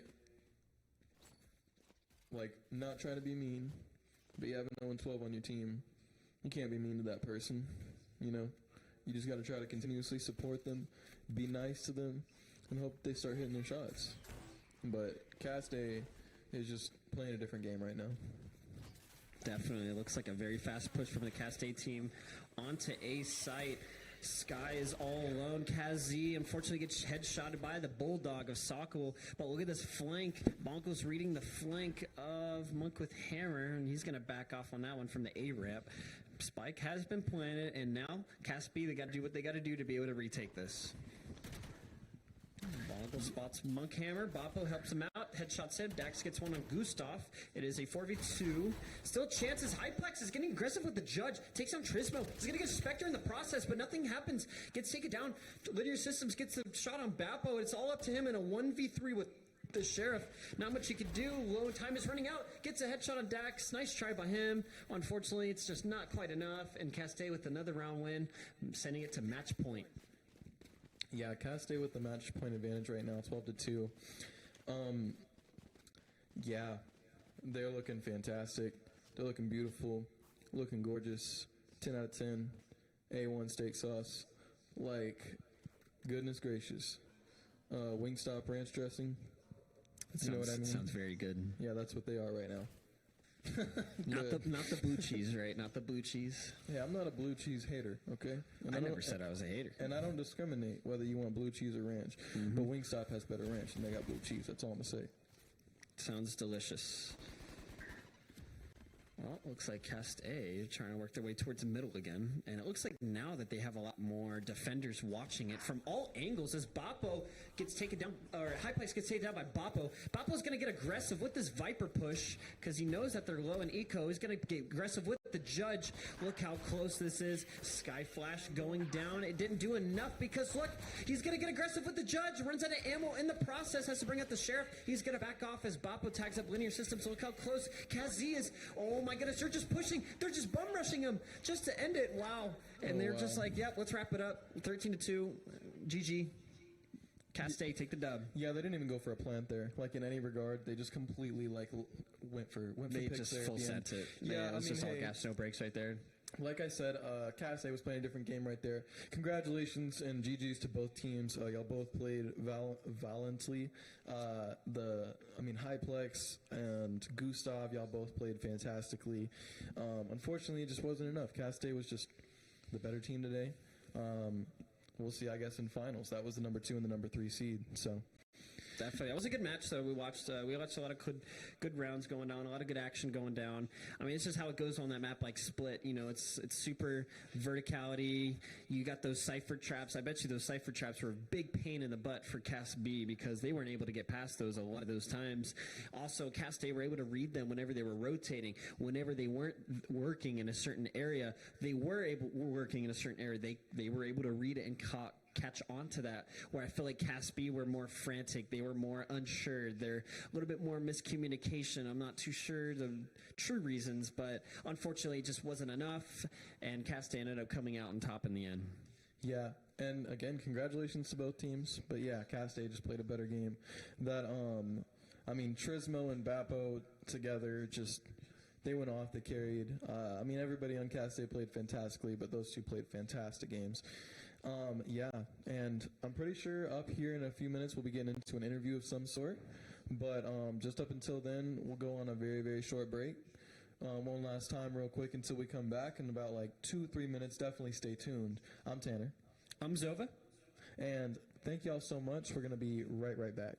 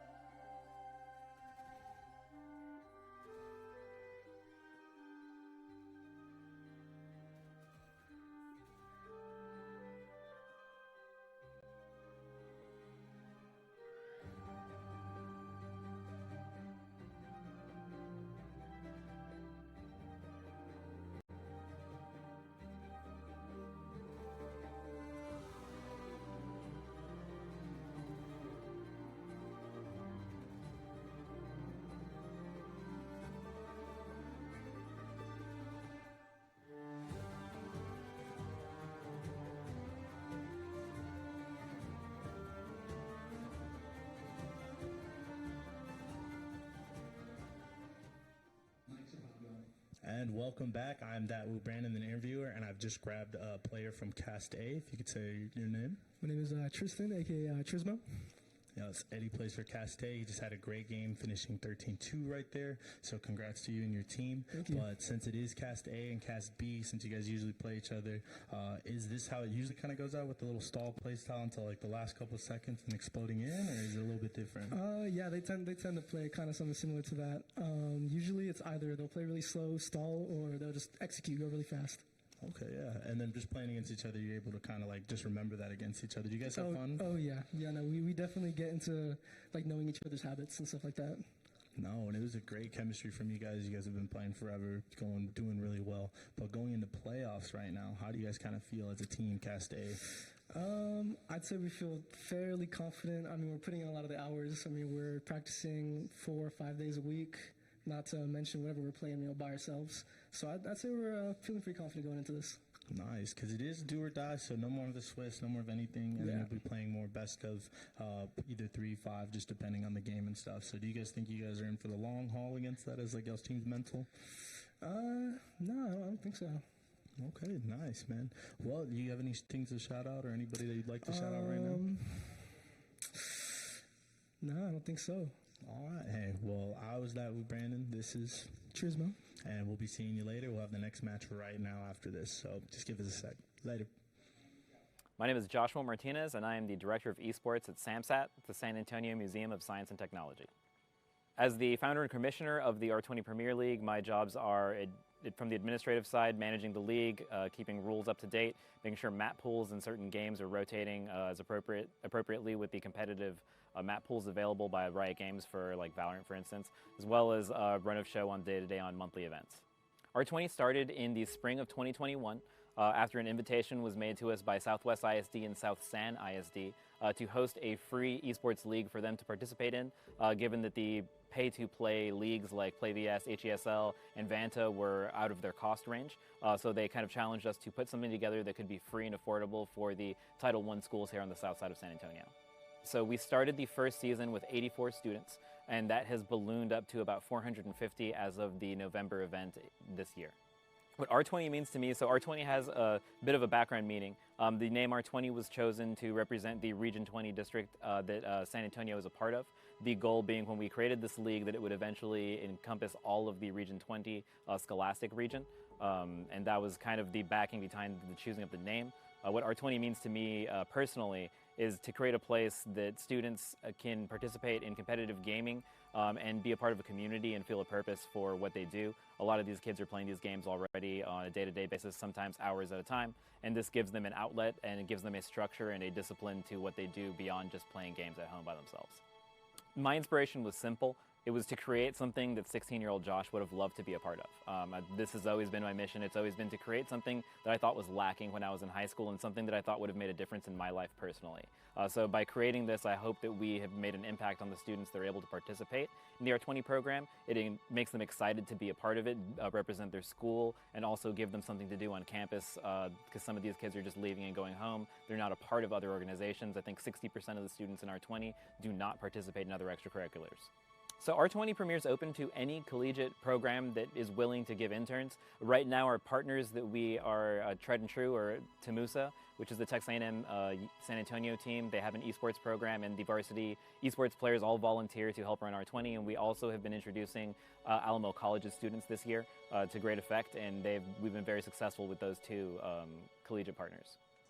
The opportunities to run R20 is what the students get. So on the day of events, in a perfect world, what I do is I open the doors and I kind of make sure everything doesn't catch fire, and the collegiate guys run the entire show.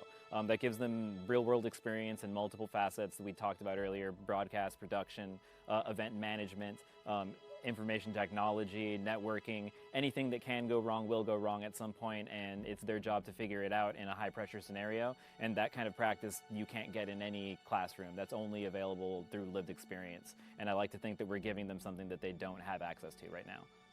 I think I'd like to take this opportunity to thank past, present interns, everybody that makes R20 happen on a daily basis. I'd like to shout you guys out. I don't think I thank you guys enough, so if any of you guys are viewing this, if this is going to make it to an R20 broadcast or on KSAT, that, you know, I appreciate everything you guys do. We wouldn't be able to run this program without you guys. In a couple years, I see a unified league and a unified city where every district and every high school and middle school is competing in the same set. Here at home in the Boeing Center at Techport, where we have a wonderful facility. We have a great partnership with ASM Global between SAMSAT. We work together very well. There's a state-of-the-art arena here that you can see to the side a little bit of. And this is where we want them to be. We want all of the students to gather here, whether it's 1,000 kids or 500 kids, whatever that number be, in this center to display it to their families, to educators, to everyone around that they're serious about what they do and that this matters to them. And that's my goal, is to see them here playing on the arena sooner rather than later. You can find more information at www.samsat.org/esports. You can find out more about SAMSAT, what we do with esports, and also our parent organization that we are an affiliate of, NASEF. There's the Network of Academic and Scholastic Esports Federations, nasef.org, and you can find out about the grand scheme nationally and internationally on adopting scholastic esports as a learning model for students to follow career pathways in STEM. You get it. My gamer tag is Snarf, and for those of you who are too young to understand, Thundercats is an old animated series from the late 80s, early 90s. There was a character named Snarf, whose famous catch line is his name Snarf. So yes, it comes from the cat Snarf from Thundercats. I think we're good. Thank you, Josh. Thank you, guys.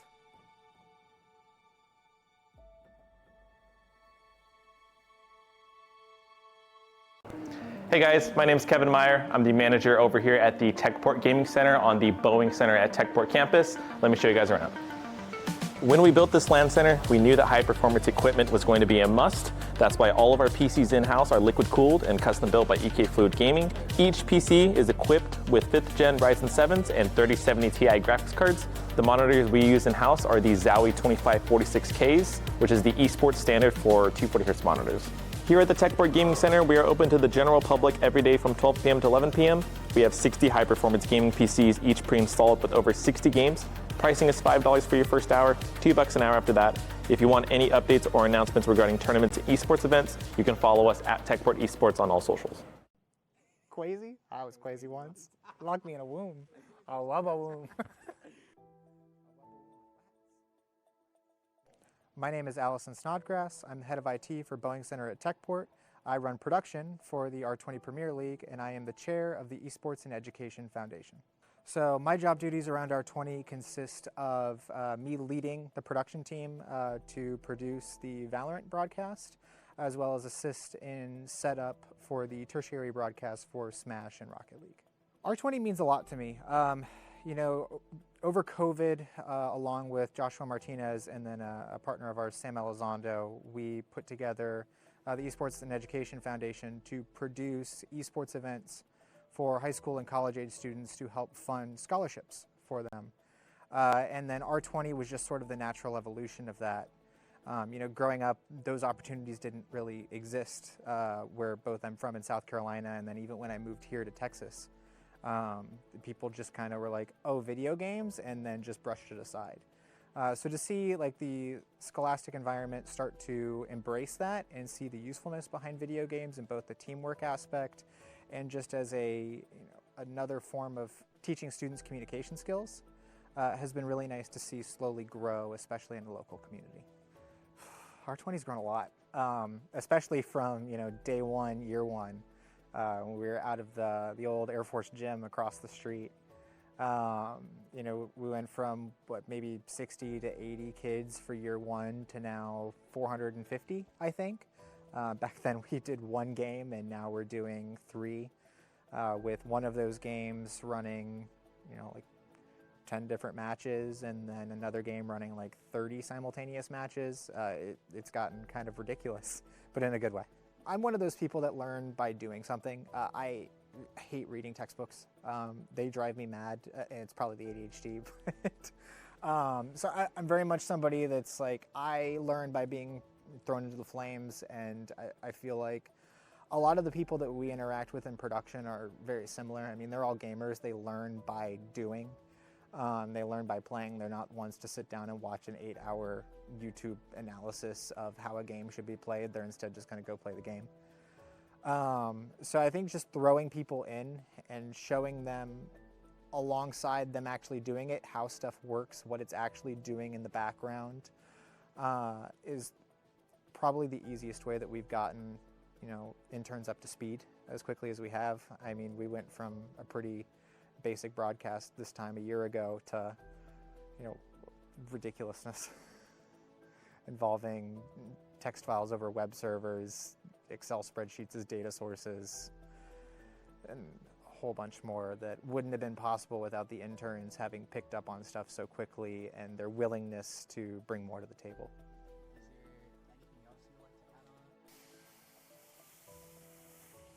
Part of me wants to shout out Josh, but he's going to get so many shout outs in these interviews. There's got to be something better. No, I think behind the scenes, there's so many people that are involved that aren't going to get the chance to be thanked properly. Both on the production side, our Smash TOs, Gio especially, like, that man is an absolute saint, and I don't know how he does it.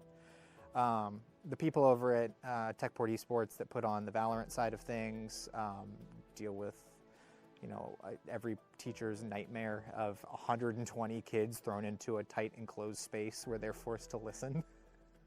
And anyone that's ever taught knows that that's not very easy to do, especially when you don't know the kids and you don't have any form of relationship built with them where they listen to you. So I just think everybody that works behind the scenes that doesn't get the recognition they deserve should should get that form of shout out, especially, you know, Kevin Mayer over in the gaming center, Gio over at Smash, and then everybody else. Awesome. What is your gamer tag and how did you come up with it? My gamer tag's my name. What is your inspirational quote of the day? My inspirational quote of the week is, if you want to succeed as badly as you want to breathe, you can do anything. And then just hand over to Josh. What is your inspirational quote? Quasi? I was Quasi once. Locked me in a womb. I love a womb. I love a womb with wax. And wax?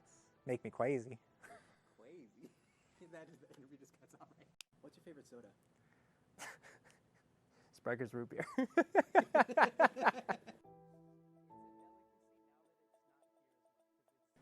My name is John Moses. I go more by Moses because there's too many Johns.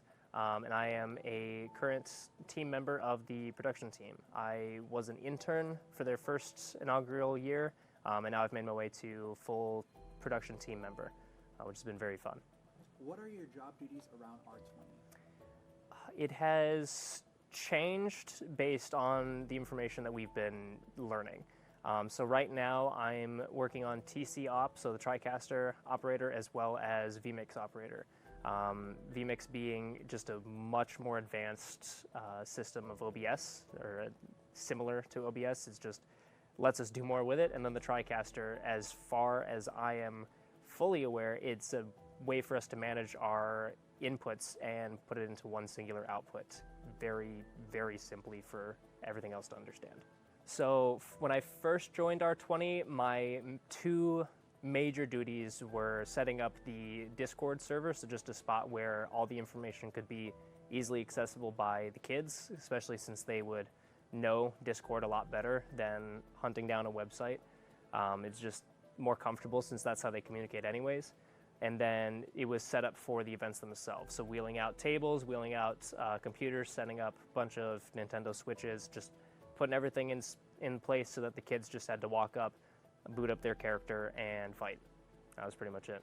Where do you see R20 in the future? I hope to see it definitely growing outside of San Antonio. I think that San Antonio being the centerpiece for it is great. I mean, my dad grew up here, and I just like being back in the city where he started out and his family started. And I know it's a big city, and I know that there's a lot more interested parties in the rest of Texas. I mean, recently we had another tournament where schools drove hours just to compete. And I'm sure that that will be something that continues to happen, especially as R20 continues to grow. It's already grown from, you know, the 50, 60 people at the first event upwards now of 300-400. And that's in the span of 2 years. So it's going to keep growing, and I really want to see it bigger than this. I want to see the scholarships get to the point where high schoolers are excited and competitive. I mean, I want to see junior varsities and varsities for schools for esports. And we're not quite there yet, but we're closing in on it. One of the most memorable ones has to be our finals from this past season. Just the production that we did for that was unlike anything else we had done that year. We had everything on high alert. We had multiple camera operators for the game itself, for Valorant, in the actual production room. We had fights being called. We had people switching between them. We had casters running the entire time. It was just, compared to everything else, for me, that was the first showing of, okay, this is what this will become. This is what this can be. And since then, we've just gotten more and more efficient at it. So it's less chaos than that event was, but it's definitely held that same spirit of, this is where this goes. How can we improve this for next time? It's just been that hunger for what can be improved on and fixed and iterated upon. My real excitement for it has been with the amount of collegiate help that we've had.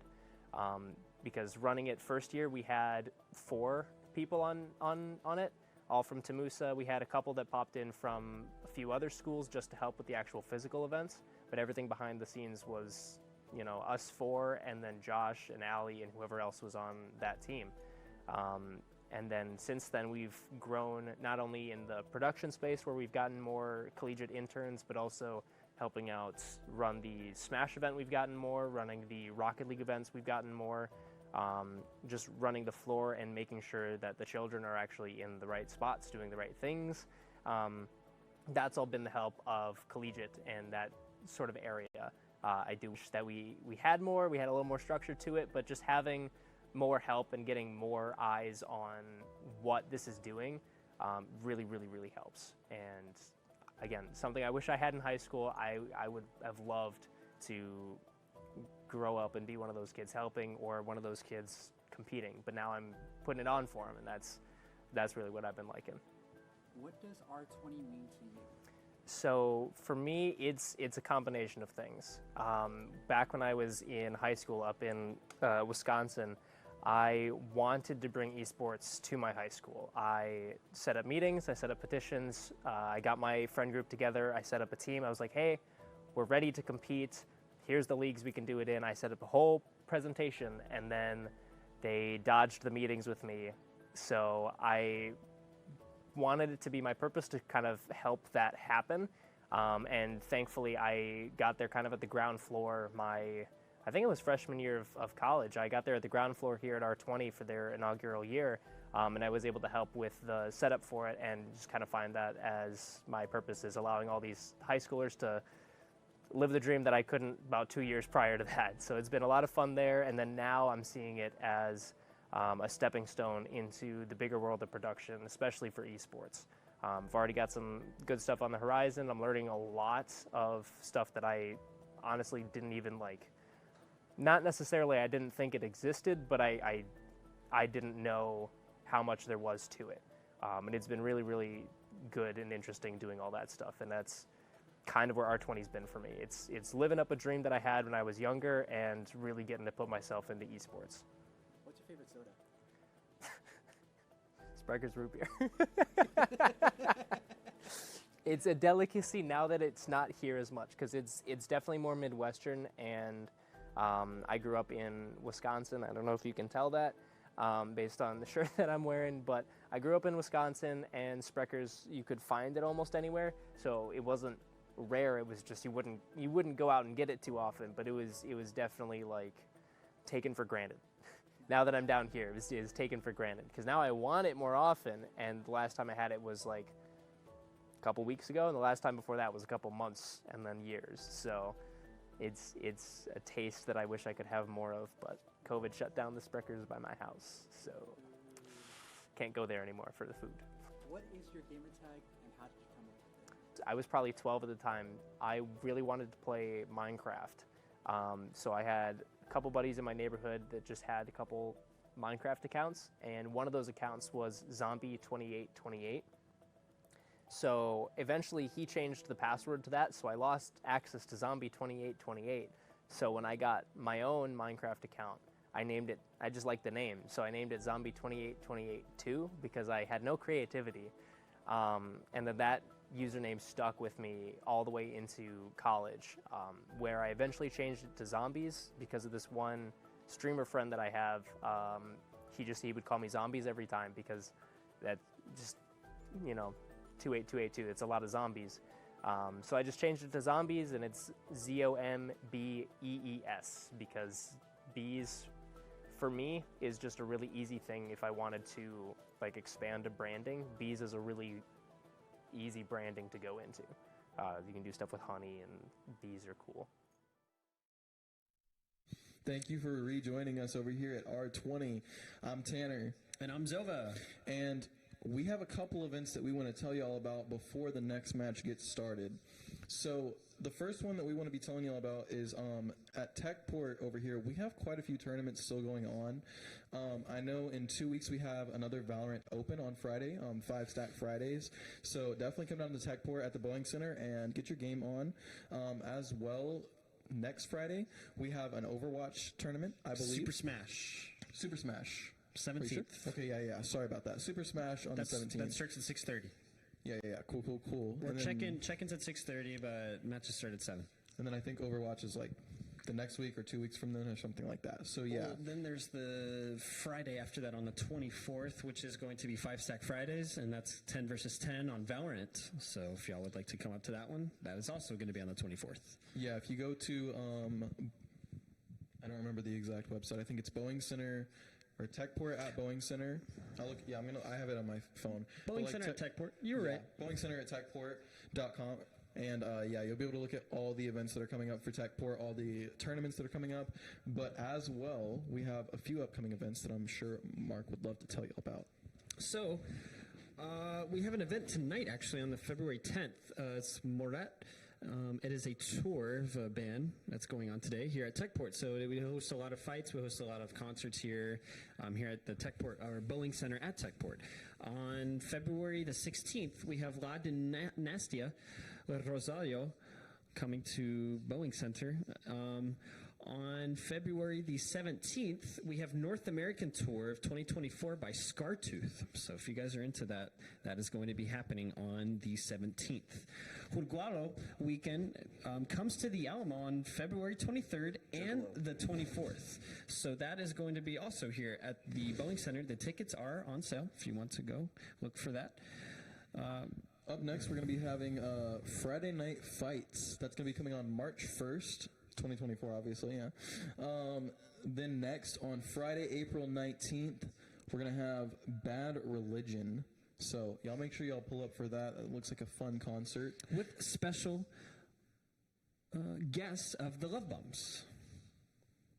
And also Social Distortion. So yeah, that's going to be a fun one. Y'all definitely Friday, pull up to April that. 19th. You can get those tickets on Live Nation. And then on April 21st, we're going to have Bad Omens. Again, all of this is going to be here at the Boeing Center. And then on April the 23rd. Saturday, April 23rd, we're going to have Bronco. What is that? I don't think that's 23rd. That's something.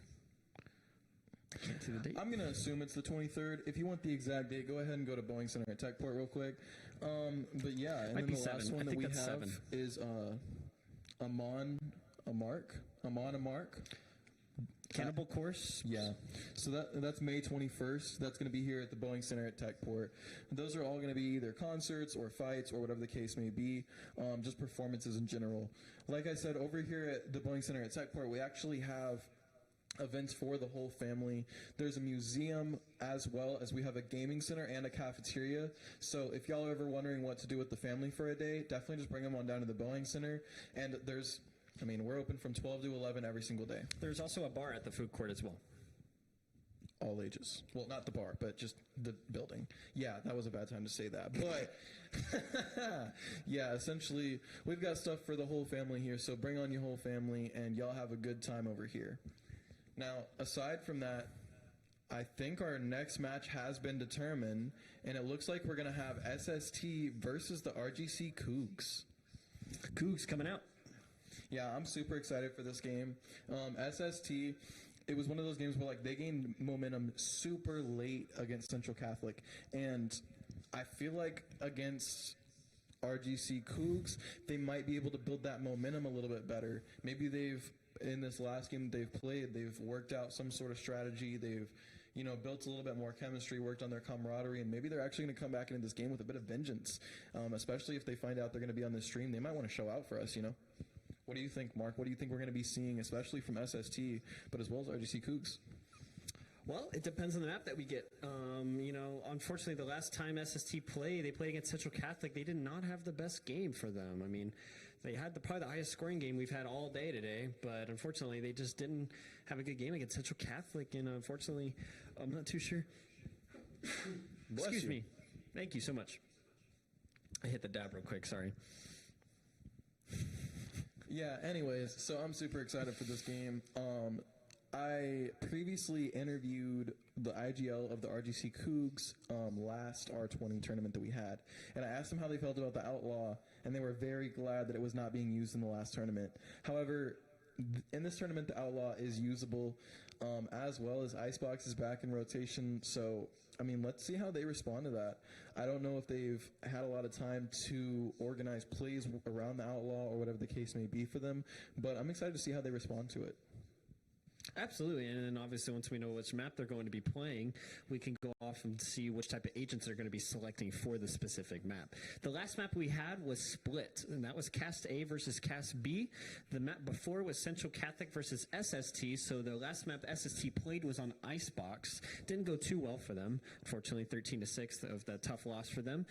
The match before that was TMI versus Cast B. TMI ended up coming out on top 13-1. That was also an Icebox. And then the first game of the day was the Huskies versus the Panthers. So they came out. The Huskies came out on top 13-4, and that map was trying to remember the name. 13-4 on. It wasn't Icebox. It wasn't Split either. It was another map. Sunset. Yeah, we had us a Sunset game, didn't we? We actually had some Sunset gameplay for the first time. We haven't seen Sunset like ever, I don't think, in R20 Premiere. Yeah, I'm really hoping we see another Sunset. Maybe we'll see another Split. Remember, Bind and Ascent are not in the pick pool this tournament. All of our picks restarted at the beginning of the year. And last tournament, Bind and Ascent were the most two-picked maps, so we're not going to be playing them. That is just a little rule that we do here at R20. If two maps were picked out like more than any other maps for the rest of the day, they're going to go ahead and get banned for the next R20, and so on and so forth until, obviously all the maps are out of play. Yep, and that is just how we do things here. Yeah, it just makes it so that y'all get better games, but as well so that mixes up the maps. Yeah, these students get better games too. Like everybody's getting better games. It's not just for the audience, but it definitely helps y'all out. Also, from a competitive standpoint, it allows other teams that have practiced more time on certain maps to be better performance on other maps that other teams have way more longer practice than others. So obviously, every map, every team is they're like good type of maps that they're good at. So they usually choose those maps all the time. So that's why we like to mix it up every single R20, just to mix things up, add variety, and as well as from a competitive fairness standpoint between the schools and all the teams playing against each other, that they actually have a chance to be able to fight against them, especially on the map that they haven't practiced more than another map that they practice heavily on. So it just gives a little bit more fairness, equal gaming play fields on that. Yeah, well said, Mark. I went outside not too long ago just to reconfirm. It's still a little bit dark, gray outside. It's not raining too bad anymore. It was sprinkling pretty good this morning.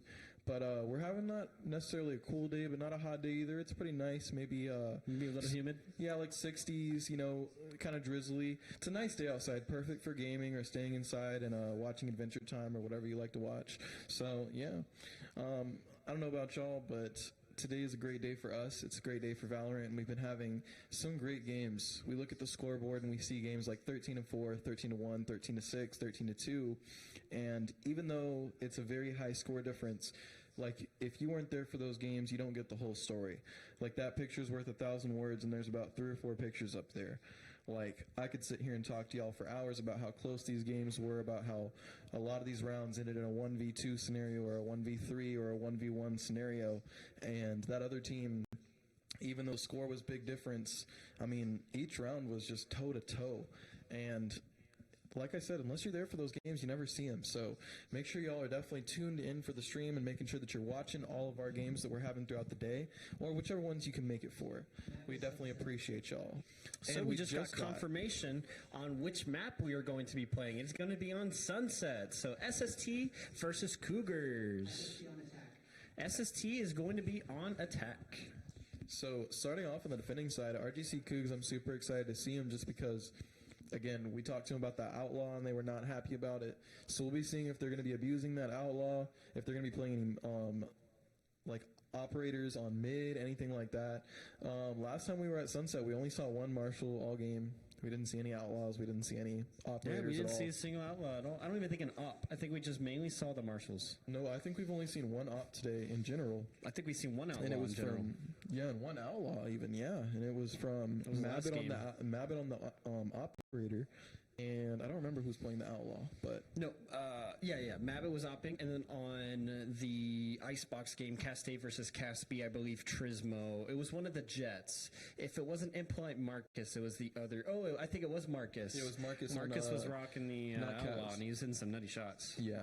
That was a very good game. Yeah, we've had some fantastic games today. Honestly, it's been a lot of fun for me and Mark to The sit score here and isn't talk to you all about 'em. fantastic, but they were good games to watch. A lot of good entertainment and a lot of good fights happen. 100%. Like high kills on both teams. Like we're actively seeing both teams competing. I mean, obviously there's some rounds where we get steamrolled a little bit one way or the other, but on other rounds, like we see some survivors like living out a 1v3 where it looks like Cast B had the round and then Cast A took it, or SST could have taken the round and then Central Catholic comes in with a 1v3 or a 2v4 or something like that. Absolutely. Just clutches out that round. Mhm. Definitely. I mean, those games were good to watch. We are going to be jumping in here very shortly as the teams are getting ready to set up into this game that they're about to load in. They're getting all situated. They're joining each other, and then make sure that, you guys are stay tuned for this next game that's about to come on right now as we're speaking. As well, if y'all are wondering why we were wearing Hawaiian shirts, we have a little bit of a special announcement right after this game for y'all. So I'm really hoping that y'all enjoy that. We're just going to reveal that information right after this game, just so y'all know. Yes, that will be revealed for those that have been waiting all day or didn't know about it. So, SST, it's looking like they're going to have a breach and an omen for sure. So, should be interesting to see this pick. Yeah, I'm extremely excited to see how Cole is going to actually, I see them hovering over a double controller right now. I love double controller comps. Double controller, double sentinel, I feel like is just ruling. It's so good. Ooh, we're seeing a fade come out by Bottle and a Cypher, Nebular, and then Marcus using the Rays. Yeah, no, I'm super excited to see some more Outlaws, some more interesting plays. I mean, Rays, I think it was Trismo last game that was just impeccable with the Rays movement. Those blast packs just made him unhittable. And yeah, no, I am super excited to see how Impolite Marcus plays on this Rays. I think they played Jet last game, so. Yep. And on the side of the defenders, the Cougars, we have Harbor on LOL. This is fun. We have Horizon on Jet, Lex Nomo on Reyna. Interesting pick. Low Key on Fade, and Supermill 07 on Brimstone. Tap. Yeah, it looks like we're going to be looking at a pretty aggressive B push at this first round. Got Cypher to cover flanks and whatnot. So I'm extremely excited about that. Right now, Lex Nomo on the Reyna, Horizon on the Jet. I'm feeling super great about these double duelist comps right now. Looks like we're getting a little bit of technical feedback right vintage now. Action into the Valorant game. Okay, the pause match timer just got turned on. I don't know believe exactly we're having a what's going on. technical difficulty going on right now, so just be wary. If you're wondering why is nothing happening, there's 0 seconds on the clock. I think the game has been paused due to a difficulty happening. I believe one of the players actually got disconnected. That might have happened. I mean, we know Valorant's a game with a lot of glitches. It happens. First one of the day, so it's unfortunate it took this game later on to the day for it to happen, but just give us on a standby real quick as that player is going to be jumping right back into the game shortly. So, Valorant pop trivia, right? Do you know how long it takes the spike to explode after it's implanted? The radius of the explosion? No, like how much time it takes. 40 seconds. Yeah, I think that's right. Not 100%. I thought it was 40. I figured you would know, to be honest. Could have sworn it was 40? Yeah, it's probably 40, to be honest. I don't know. I know it's 7 seconds to defuse. Yeah, 7 seconds to defuse. Well, I thought it was like 6.5, but yeah. It's 3.5 for the first half. And then if you get it in the second half, it's another 3.5. So it's 7. As well. Right. I don't know how many people played the game in beta, but did y'all know Raze used to have 2 nades? Yep. That was probably one of the worst times in Valorant. She could just chunk 2 nades, get 2 kills, and then get 2 nades back. Also, her ult was even stronger back then. So if you think it could be strong now, the radius was way bigger. That thing was an ult and a masterpiece. That was huge. And her blast packs did like 50 damage each. Yeah, the satchels did insane amount of damage as well. It was like C4. You're throwing C4 at players. If we're getting back into all this now, but yeah, no, Raze was insane in beta. Alrighty, so we are jumping in back into the game. So nothing's changed. Same thing has happened. Horizon's on Jet, Lex Gnome on Reyna, Loki on Fade, Supermail on Brimstone, LOL, This Is Fun, LOL on Harbor, Impolite Marcus on Raze, on SST side, Bottles Fade, Oppenheimer's Breach, Nebular's Cypher, and B-Boy is Omen. Yeah, looks like we're going to be staying with that same kind of like more aggressive B push, I guess. I wonder if anybody from Cole got information on the B push initially, so they might have an advantage, but not really. Looks like they're going to be backing up, staying strong on that B push, clearing out that angle right there. Oh, and here look we at that go. nade. Looking for the blast pack into sight, getting info, and getting right back into that Raptor, but getting taken out by Lexinomo. Oh, it's gotta feel bad. 48 health, down to 48 health on low key right now. SST B-Boy is gonna go ahead and take one out. Yeah, and then the rest of the SST team, they did not like what was going on that side. They thought there was way too many players. They lost one of their teammates, so they're going to back off on that one. They're going to rotate their way towards A, but look, as you see, Horizon of Jet is watching the cross of them all peek. No shots been taken by Horizon. He's going to play it safe. Good trigger discipline right here from this Horizon Jet right now. She knows where all of them are, and none of them know that she's going to be there. She has such a good advantage. Spike has been planted. Yeah, with Spike down right now, oh, Horizon still gets taken out even though they had the tricky angle. It looks like SST is going to lock down this site pretty well. They have vision just about everywhere, but Loki is going to pop up from behind. I don't know if he's going to be able to... Oh, it looks like he's advantageous. Oh, but gets taken out by Bottle, but Lexinomo goes ahead and gets one for them. Oh, LOL, This Is Fun gets one for Cole as well. They're looking good on this post-plant scenario, maybe able to take the bomb. Ooh, LOL, This Is Fun defending, and Lexinomo taking out Nebular. LOL, This Is Fun. Lexinomo with the 4K. Yeah. What a way to get the first round on pistol round. It's enough time to defuse, maybe? Yes. 2 seconds left on the clock. Cougars on the board. 1-0, and that is their pistol round win. I really thought LOL, This Is Fun was going to get that last one, but good for Lexinomo on the 4K. Goodness gracious. They're out here going crazy. It looks like, yeah, they're just having fun. Uh-oh. I think we have another difficulty. The clock has stopped. I think it might just be on our end as well. Like, it might not be. Yeah, we get the mouse. No, we're still seeing stuff. Yeah, it might just be paused for a second. They might just be flipping some game stuff. I'm not entirely sure. Oh, hey, look, we're getting flashed again. That's nice. We get to y'all get to see us real quick for just a couple more seconds. You know, check out the drip.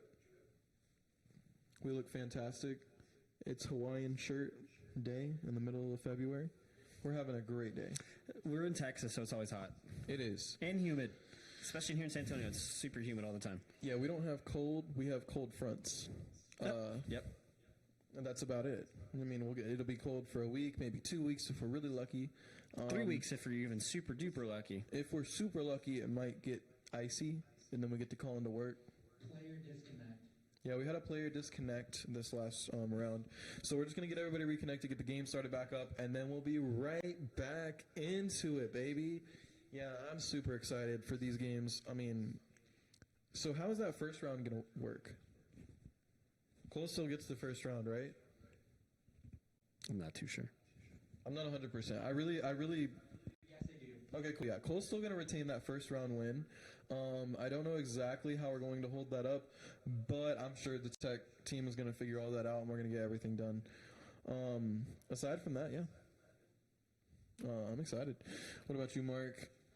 Does this ever happen for you in Valorant, like games crashing, forever load times, anything like that? As a matter of fact, yes. One time I was playing a tournament here just a couple weeks ago, and we were up 6-0 against another team. All of a sudden, one of the computers... it kicked someone out of our game, and it completely restarted the game. So we lost all progress to that game. All the score was reset. So we basically just had to get a free 6 rounds and just to start the game again against the other team. And so we kind of we had an agreement between the two, but when it comes to the economy and it comes to the kills and on the scoreboard, it was it was too It's a completely difficult. different game at that point. Yes, you're playing a different game, and it's not fair. And so at that point, I mean, we're just like, all right, well, we'll just let them have 6 rounds, and then let them defuse maybe one, or I wouldn't say one time. Just keep planting the bomb 6 times, and then we play, and then we just keep playing we start the game at that point where we left off, but it was off. The economy was just off. So we already knew that going into it, so we didn't kill anyone. We just kept planting the spikes. Yeah. So it gives the other team a chance to get enough. So basically, at round 6 is to 0. Both teams had max, economy. So we just basically started a new game at that point with full eco. We're giving all their old points and money back. So we're going to be giving them all of their old points and all of their old money back, just like it was in the last round, just to make it fair, so that it's not exactly like it was in Zova's case. Sorry for your scenario though. No, it's okay. We took the dub anyway. Hey, that's all that matters. We like dubs in this building, and I mean, I guess it depends on which team you want to win, but somebody's getting to win this round, and I'm excited because I like it when people win. I don't like no draws. I don't like nothing like that. And it's nothing that irks me more in a ranked game than when somebody wants to draw. Like, we fought.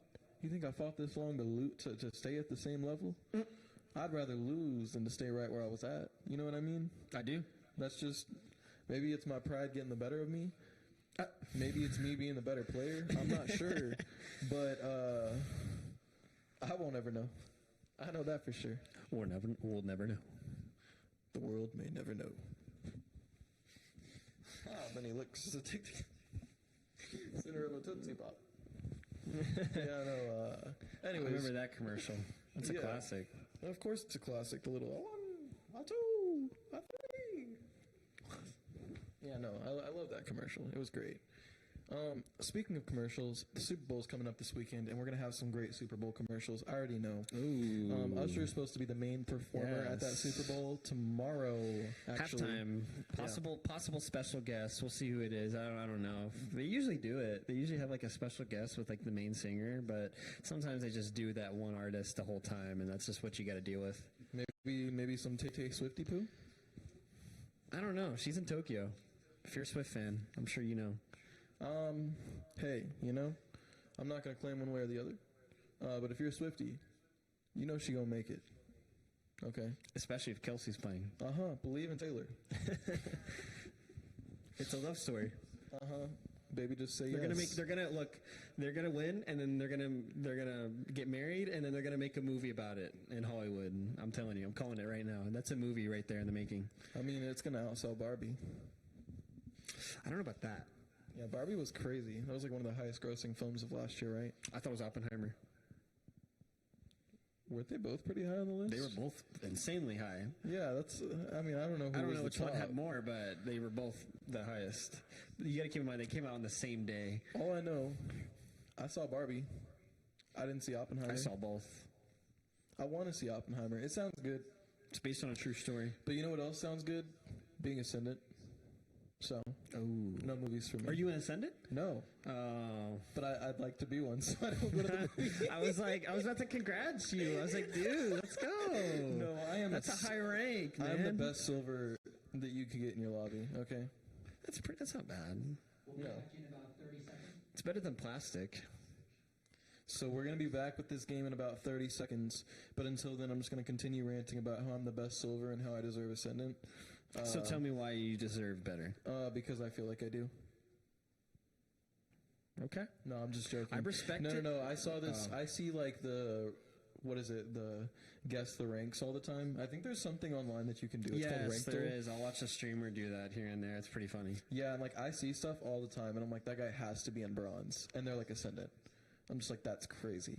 That's like, I have clips that are, but like at the same time, then you see like an actual bronze clip, and like the enemies are lost. So like, it's because some people, they play with like a group of people, and so like they're not good themselves, but because of their group that they're with, it helps them rank up quicker. And then there's the opposite where you're alone and you just don't have friends, and you just got to hard carry yourself, and it's a lot tougher, and you're stuck.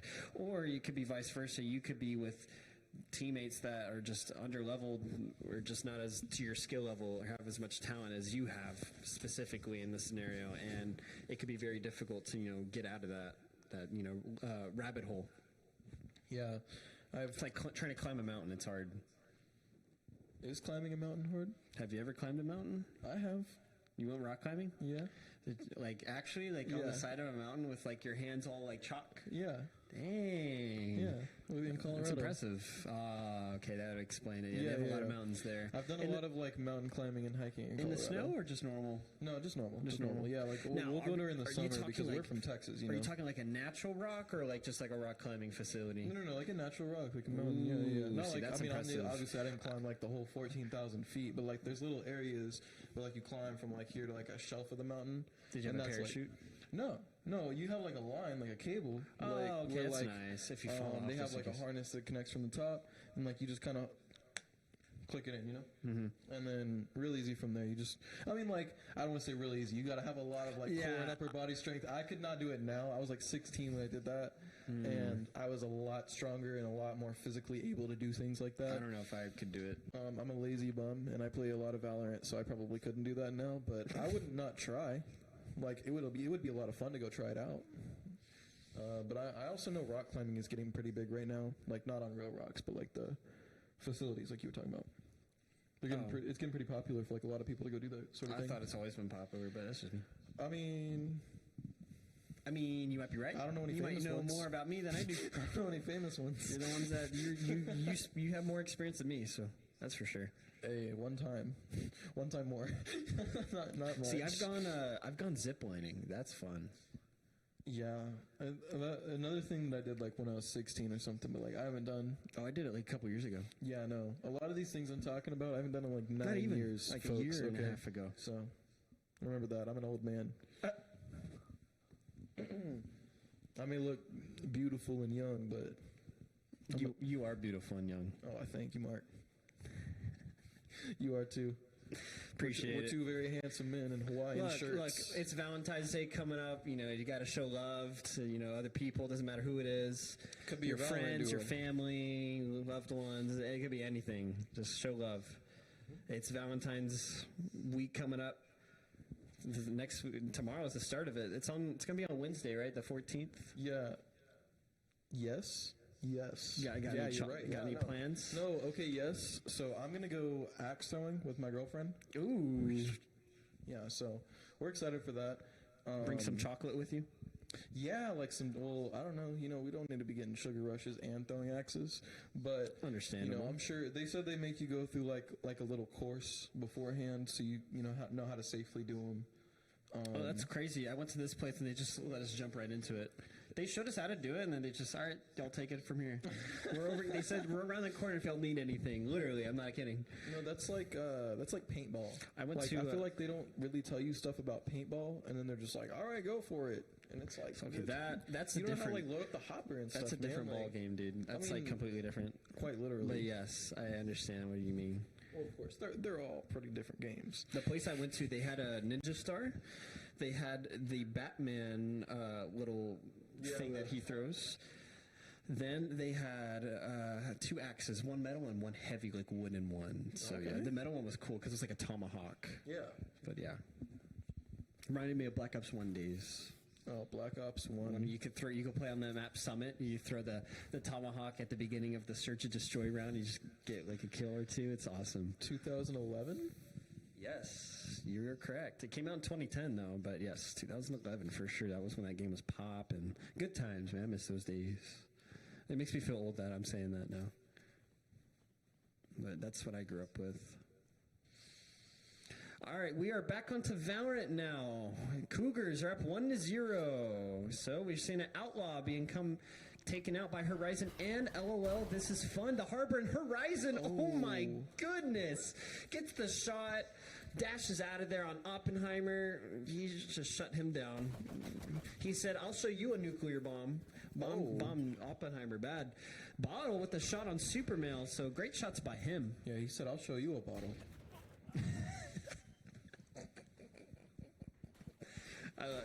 I hope you guys enjoy our jokes. I know they might be a little bit of dad jokes here and there, but I think they're pretty good. I mean, you could probably just look at us and understand why we make jokes. Absolutely. Yeah, come on, Mike. Yeah. Ooh, B-Boy gets taken down by, or B-Boy takes down Loki, but Lex Nomo takes down B-Boy on the site. Wait, the spike has been defused! What? Yep. Okay. Was that just a ninja defuse and we didn't even know about it? So, SST planted. Their players weren't there to stop the defuse. There was 3 left on the Cougar side, and they just defuse it. Yeah. Wow. No hesitation. Hard work beats talent when talent fails to work hard. Amen. To that one. All right, here we go. Now we are going to be working towards B. It looks like the SST team are going to be working their way that way. That's where the spike is going to be headed. Low key, I believe, still has... No, he does. He has a Guardian. Horizon's going to keep the Outlaw, though, from last round. But as it looks like it, Fade is going to use her dog and spot Marcus, push him back here on the raise. She's going to use that boom bot possibly here potentially. And they're going to work their way towards B. Ooh, flashing get on a site real quick. They're going to go ahead and destroy that Fade orb just so they can get on a site without being spotted too quickly. Throwing that raise. Oh, whoa. Impolite Marcus getting impolite right now. And Lexinomo getting a little impolite back. It looks like we're going to be traded and it's going to be a 4v4, but they're already on the site. Oppenheimer taking one down, but Horizon and Supermail going ahead and taking out Bottle and Oppenheimer. We could call Supermail the bottle opener, but then Supermail goes ahead and takes down B-Boy low-key with Nebular, and it looks like the teamwork on this Cole side is just spectacular. They're in complete coordination. The comms are fantastic. They just know what to do with each other, you know? Yeah, and it just seems that SST, they're able to get that spike on and be able to plant, you know, when they need to. I'm not too sure if they did that round, but usually they're able to get onto the site, but they're just not able to hold on to it after once all their team, and they just fall one by one by the Cougars, and it just looks like they're just not able to hang. Yeah, I mean, hey, it happens from time to time, but as we've seen today, the game's not over till it's over. 3-0 means nothing right now. For now. Exactly, for now. Go ahead and getting no information on mid, but one stun right off at the beginning of the round. LOL, this is fun. Is going to be peeking a little bit too heavily and taking down Oppenheimer immediately. Horizon dashing out right after getting seen and getting blinded by Paranoia. Low-key with the pick on B-Boy, so down goes the Omen. Dog going down by Low-key, but the Cypher smoke screen is going up, but the spike has been dropped top mid. So SST have lost a hold of the spike. Marcus takes down Horizon on A as she was lurking back there. Marcus is on the flank from the defender side, or the attacker side, I believe. But there was a long lurk from Lex Nomo in the spawn of the Reyna going down. So they need to get the SST, if they're going to do something, got 45 seconds to get this spike and get out of there. But unfortunately, Supermail is there to stop them because now Oppenheimer got taken down, but they were able to get the spike in the process. Somehow, Lex Nomo is going to take down Marcus. It is a 3v2 situation. Nebular has his Marshall. Bottle has a Marshall and a Sheriff and a Stinger. Looks like Lexinomo's starting to figure him out, though. Goes ahead and takes a good amount of damage out on Nebular and taking him down immediately.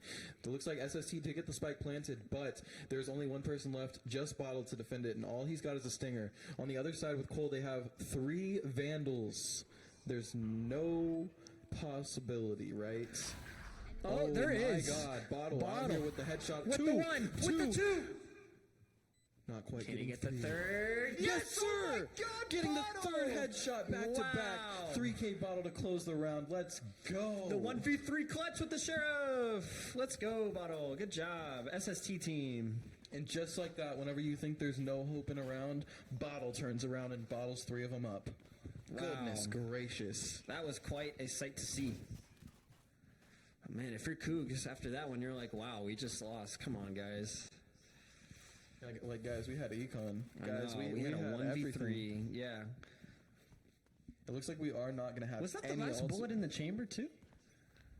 Of the Sheriff? I'm fairly certain it was. Wow. Bottle with a huge clutch. We'll see in the clip. Well, if you're going to get him on the board, that's a good way to do it. 100%. For an SST. Yeah, score 3-1 right now, Cole. Looks like they're working their way back towards B again. There's only 2 here as the Fade and the Reyna are posted up. But look, Reyna is low in eco. She only has a Sheriff to work with, but Marcus is super close. Use the boom bot, spots the Reyna, but she backs off. She's not going to fight that one. Harbor Wall's going down from the defender Cougs. And now SST, they have the spike pen. They just got to hold. Yeah, that Fade all got information on pretty much all 5 of them. They had information, they got in, and they got that plan down really Oppenheimer, quickly. he's going to do some damage right here as he only able to get 1. Unfortunately, he gets Superman, but Horizon's going to trade that out. Loki's also going to go down. Nebor's going to kill next one. It's going to get taken down. Although this is fun to take Nebor. Marcus is going to get a double. It's a 2v1 situation. It's all up to Horizon on the Cougars. What can you do in this situation? The spike is still planted. Is there enough time to be able to defuse and kill 2 players at the same time? We're going to see as the spike is starting to blink. There's a lot of time, not enough time left. She's going to back up and not push into this and going to save the Vandal in the process, which was looking like a scary round right there from SST side. Unfortunately, ended up paying off in the end, but, that was a very scary round. Personally, I just exhaled. I've been holding my breath that entire round. It was intense right there. It was just nothing into something, into nothing, into, oh my goodness, everything. And then, and then nothing again. But, it was an extremely exciting round. Those are the rounds that we live for over here at Valorant. Right now, we've got an interesting game going on. Cole in the lead, 3-2. Oh my goodness, I'm looking and feeling so fantastic. I'm looking at this game right now, and I'm seeing clutches. I'm seeing these people trying their heart out. We've got full buys on both teams right now, and I'm excited to see the full even matchup. We have a full B put or full send onto A right now, halfway through tubes and halfway onto main.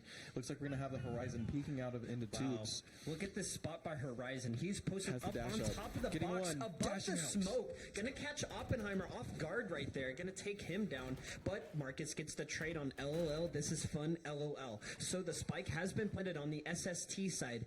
4v4 scenario right now. Now that the Cole Cougars are pushing their way onto the site. B-Boy gets the first one on Loki. Can he get another one on Reyna? Yes, he can. Lex Noble gets taken down as the rest of the team, they're using the dog from Bottle. Marcus pops his race, takes out Supermail. It is a 4v1 situation. It's all up to Horizon again in this scenario. What can you do with the same Vandal that he had last round in the save? The spike is still planted. A lot of ground to work with low HP. Gonna catch Nebula on the rotate. Can he get another one? No, he cannot. Marcus is gonna take him down, and we are tied 3-3. Yeah, fantastic round.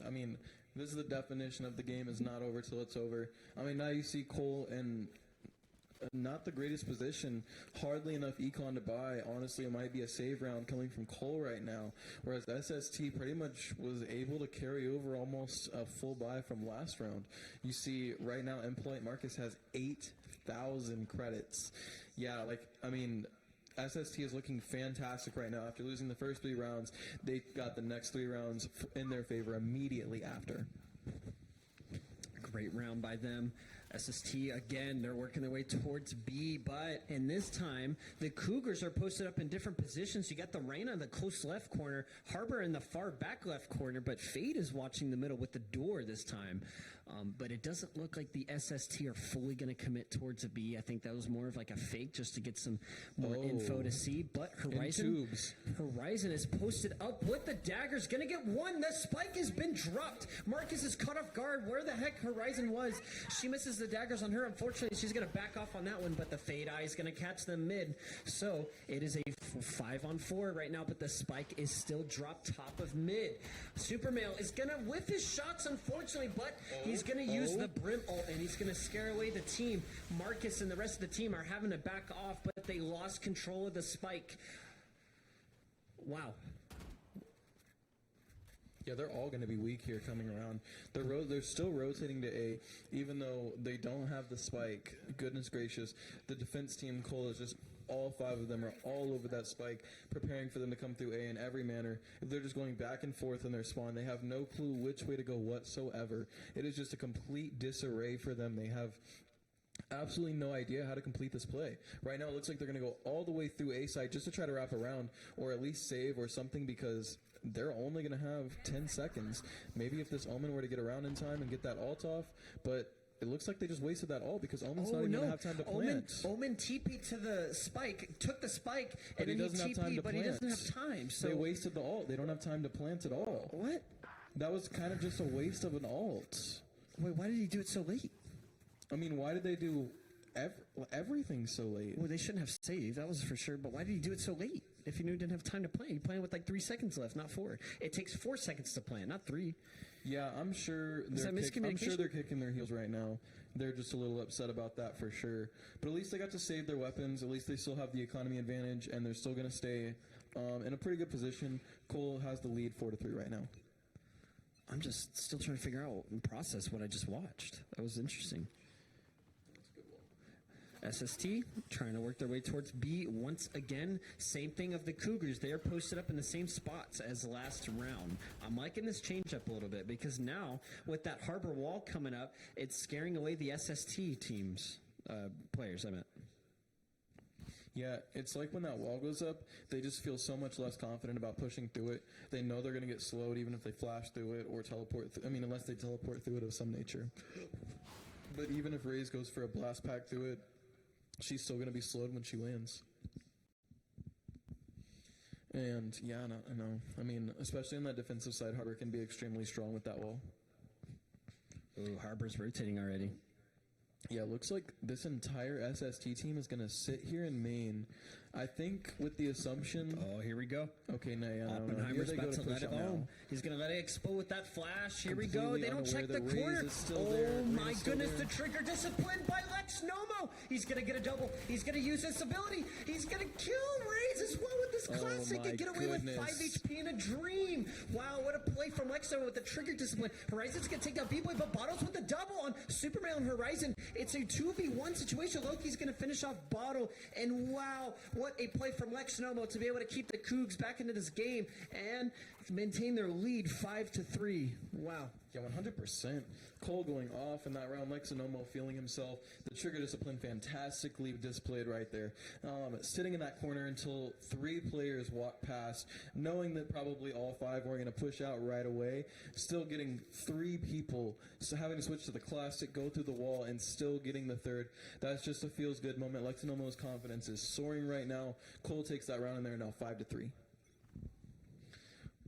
Oh, and they are not learning their lesson. It looks like they're going to go ahead and 5-stack again, but it looks like they're only sending 1 to 3 in right now. Want to go ahead and get the info. Oh, Horizon spotted Marcus. He's going to back off, but look how aggressive the SST members are, and oh man, Horizon got a haircut in that smoke, but Oppenheimer's going to take on Supermail, so Horizon had to back off on that one, and she's going to wait for the rest of the team to rotate on the Coug side.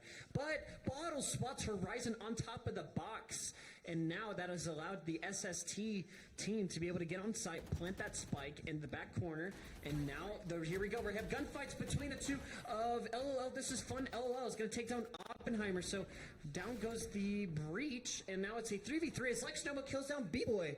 And now the SST, they need to be careful pushing out and overextending because here comes the Cougs. Oh, this is fun. Gets another one on Nebular. Bottle takes out Loki. So trade's going down. It's a 2v2 situation. Lex Nomo takes on Bottle. It's a 1v2. Marcus, nothing he could do in that scenario as the spike's being diffused. LOL, this is fun. LOL takes down Marcus, and the spike has been diffused. And the Cougars once again get another round in a row. 3 rounds in a row now. Up 6-3 against SST. So yeah, SST, brilliant round right there, but definitely need to change it up just a little bit. And it looks like that's exactly what they're doing right now. They're taking a timeout. They're starting to talk about, hey guys, 6-3 right now. Remember, they got 3, y'all got 3, now they got 3, and now it's time for y'all to get your 3 again. So I think their goal is they just want to try to even out this game, make it 6-6 before the half, so that they can have as good of an advantage as possible going into this next half. What do you think, Mark? If you're SST, you have control of this site. You're able to get onto it. You're able to plant, but you're not. They've been struggling a little bit.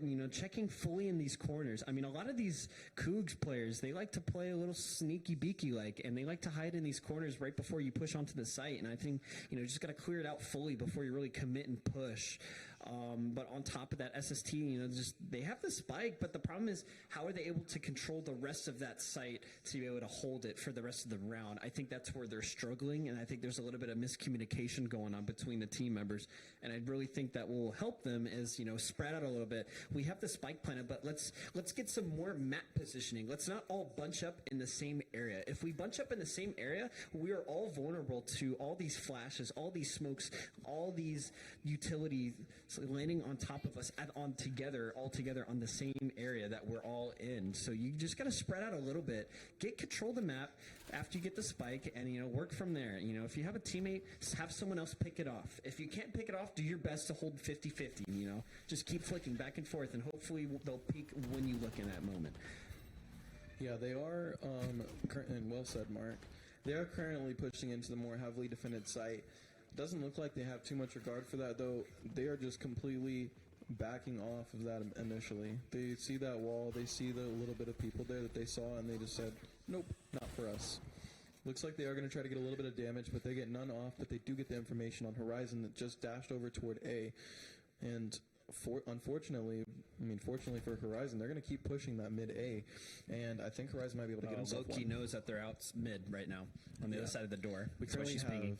3 mid right now, just creeping, lurking, and Jet is waiting for one of them to make a mistake, but it doesn't look like they're going to do it. It looks like 4 of them are all over A, and they have the defenders in a complete loop about it. They have no clue that they're about to push onto A, but now looks like they're going to get a peek. Oh, getting one shot through the, not getting any damage off, but exuding the fact that he knows where Flash they are. going down, stuns going down. Oppenheimer's going to get aggressive on Horizon. Getting one right away. Horizon goes down as well as Supermail. Oppenheimer with the double, so that's going to allow SST to be able to plan a free site right now on A. Marcus is posted up on middle, watching the rotation. LOL, this is fun. LOL is barely going to be able to get around the corner somehow. Barely gets tagged a little bit, and now it's allowed Marcus to be able to be delayed and not have much pressure to be able to push from the back. Lex Noble takes down B-Boy. Bottle gets the trade on Loki, so it's a 4v2.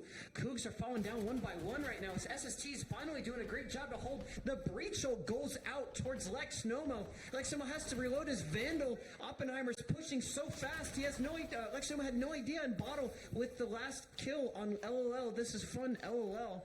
And SST have finally gotten around after quite a lot of losses in this game. Finally be able to come back 4-6. Yeah, Coleslaw maintains the lead, but SST has a really good round right there. Bottle definitely showcasing, definitely his skill, but also why Fade is, not, it could be a premier pick.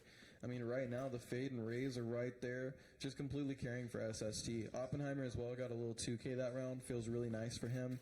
Definitely feels nice for the team. So they're going to come into this round with a bit more confidence. Raze blast packing away immediately into the elbow and not being confronted yet, but immediately taking a lot of damage off of Supermail. And Supermail getting taken out by the nade by Impolite Marcus, and it looks like they're going to blast into sight immediately.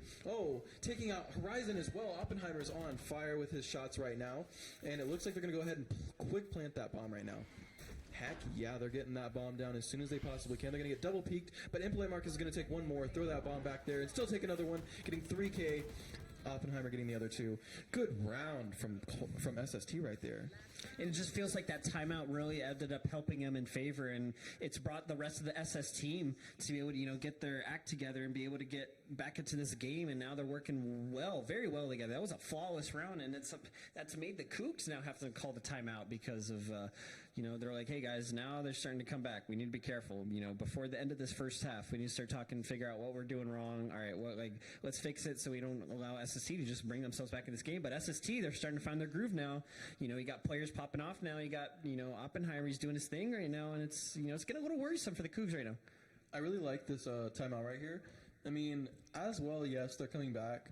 But, worst case scenario, they come back and tie it up. You know what I mean? They're still in a good position. I think the main thing that they want to do right here is kind of ice them down. SST's starting to warm up. They really just want to put some ice on them and say, no, you can cool down a little bit before we go into this next round. Just to give them that little bit more advantage to try and get it at 7-5 before the half.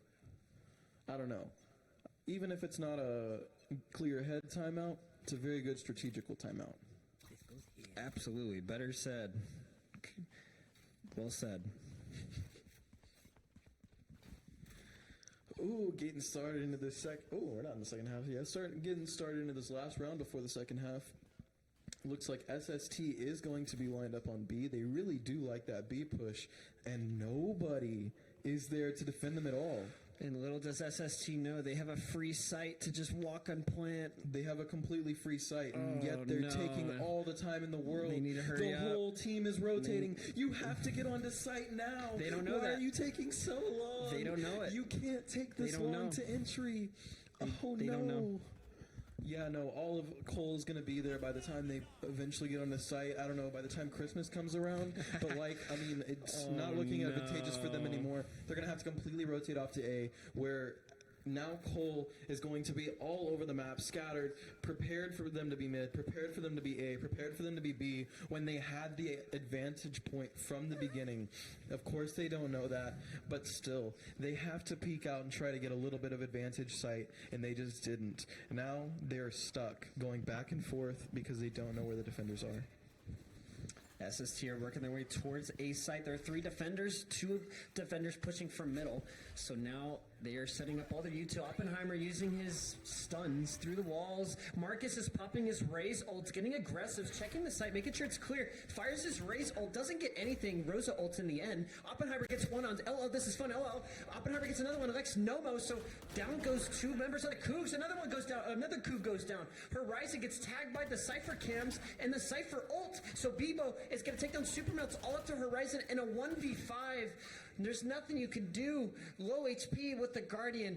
A miracle has to happen if you want to be able to get this win before the end of the first half. Yeah. Horizon looks like he wants no part of this 1v5. Like he's staying back, just waiting. He's going to go ahead and jump in. Oh, one headshot. Oh. Hey, well, that was a good start and at least one good pick. I'm not going to say for the econ because that was the last round of the half, but at least good for the ego. And it looks like their ice did not work. We end the half 6-6. Well, you can't say it wasn't a bad first half because we're tied. This is the closest game of the day. 100%. It's actually the only game that we've had today that has been 6-6 at the half. So we're super happy about this. Bottle and Impolite Marcus on their team. I mean, Oppenheimer as well. They're all going off. 13-5, 12-7, 11-9. On Cole, we have Lexinomo and Horizon at 14-7 and 9-8. Both these teams are just playing their hearts out, really hitting their shots, really making these plays work out for them. It's just, which team is going to do it a little bit better. Looks like a push from the Cougs. Yeah, the Cougs are feeling themselves with that harbor wall. They probably feel a bit more protected. Cypher got tagged. Oh, it looks like they both got tagged. Horizon tried to tag one of them through the smoke. I'm not too sure if he got the Cypher, but he ended up getting away in the process with his teammates. So the Cougs have actually been able to take the site, and they're trying to plant, but they got stopped. Marcus stopped it. B-Boy took down Loki as well. Horizon with the double to stop the madness. It is a 3v3 to tie it up now. Wow, what a great save by Horizon in the end. Oh no, he's getting played by Oppenheimer, but the flash is going down. What can Horizon do? He could save Harbor, but no, LO, this is fun, gets taken out by Bottle. It's a 1v2, all to Bottle. It's all to Bottle right now, this 1v2. Horizon is very low. I'm not too sure about Reyna, but Bottle, if he wants to come back, he's got to hit these shots. He's super low in HP on himself. All he's got to do is hit him once, but Horizon absolutely popped off that round with the 4K. Great round by the Cougs. I mean, just like that. I mean, Horizon goes and gets 4K right there, making that 13-8. I mean, Lexinomo gets one as well for himself. Cole exuded a fantastic pistol round. Once again, they got the first 3 rounds last half, and it looks like they have a good running to get the first 3 this half as well.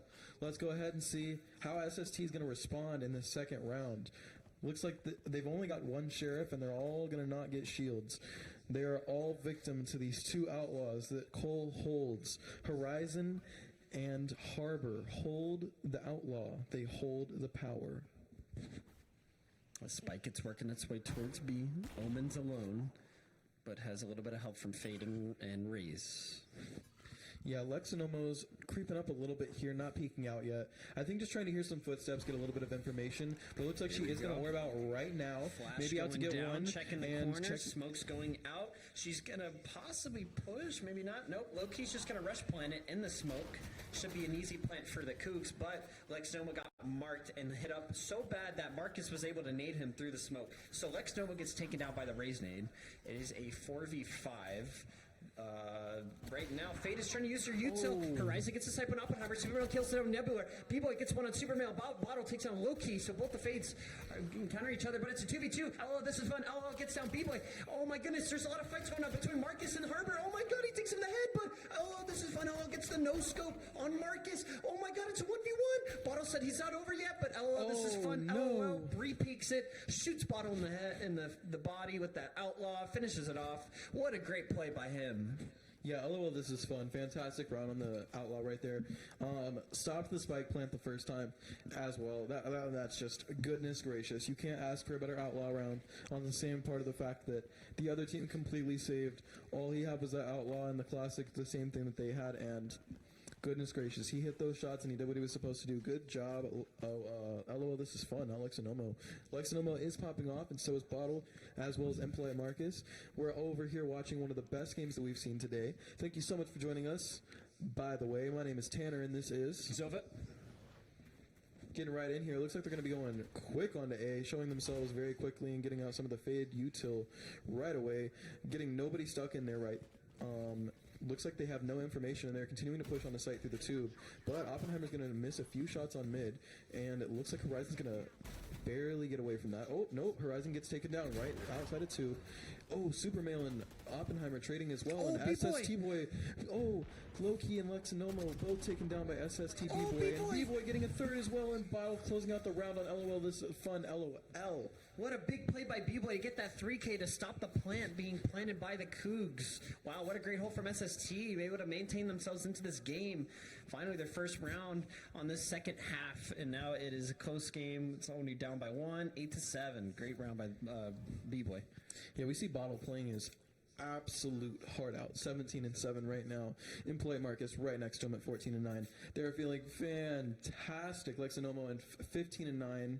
Horizon at 14-10. Looks like we're playing a very good game all around, and a lot of good gunfights in this right here. Impolite Marcus is going to take a very quick peek on the mid, getting absolutely no information because nobody's peeked mid. Every single one of them is going to be sitting in B main. And we're seeing the Cougs working their way towards B as all the rest of the team on SST.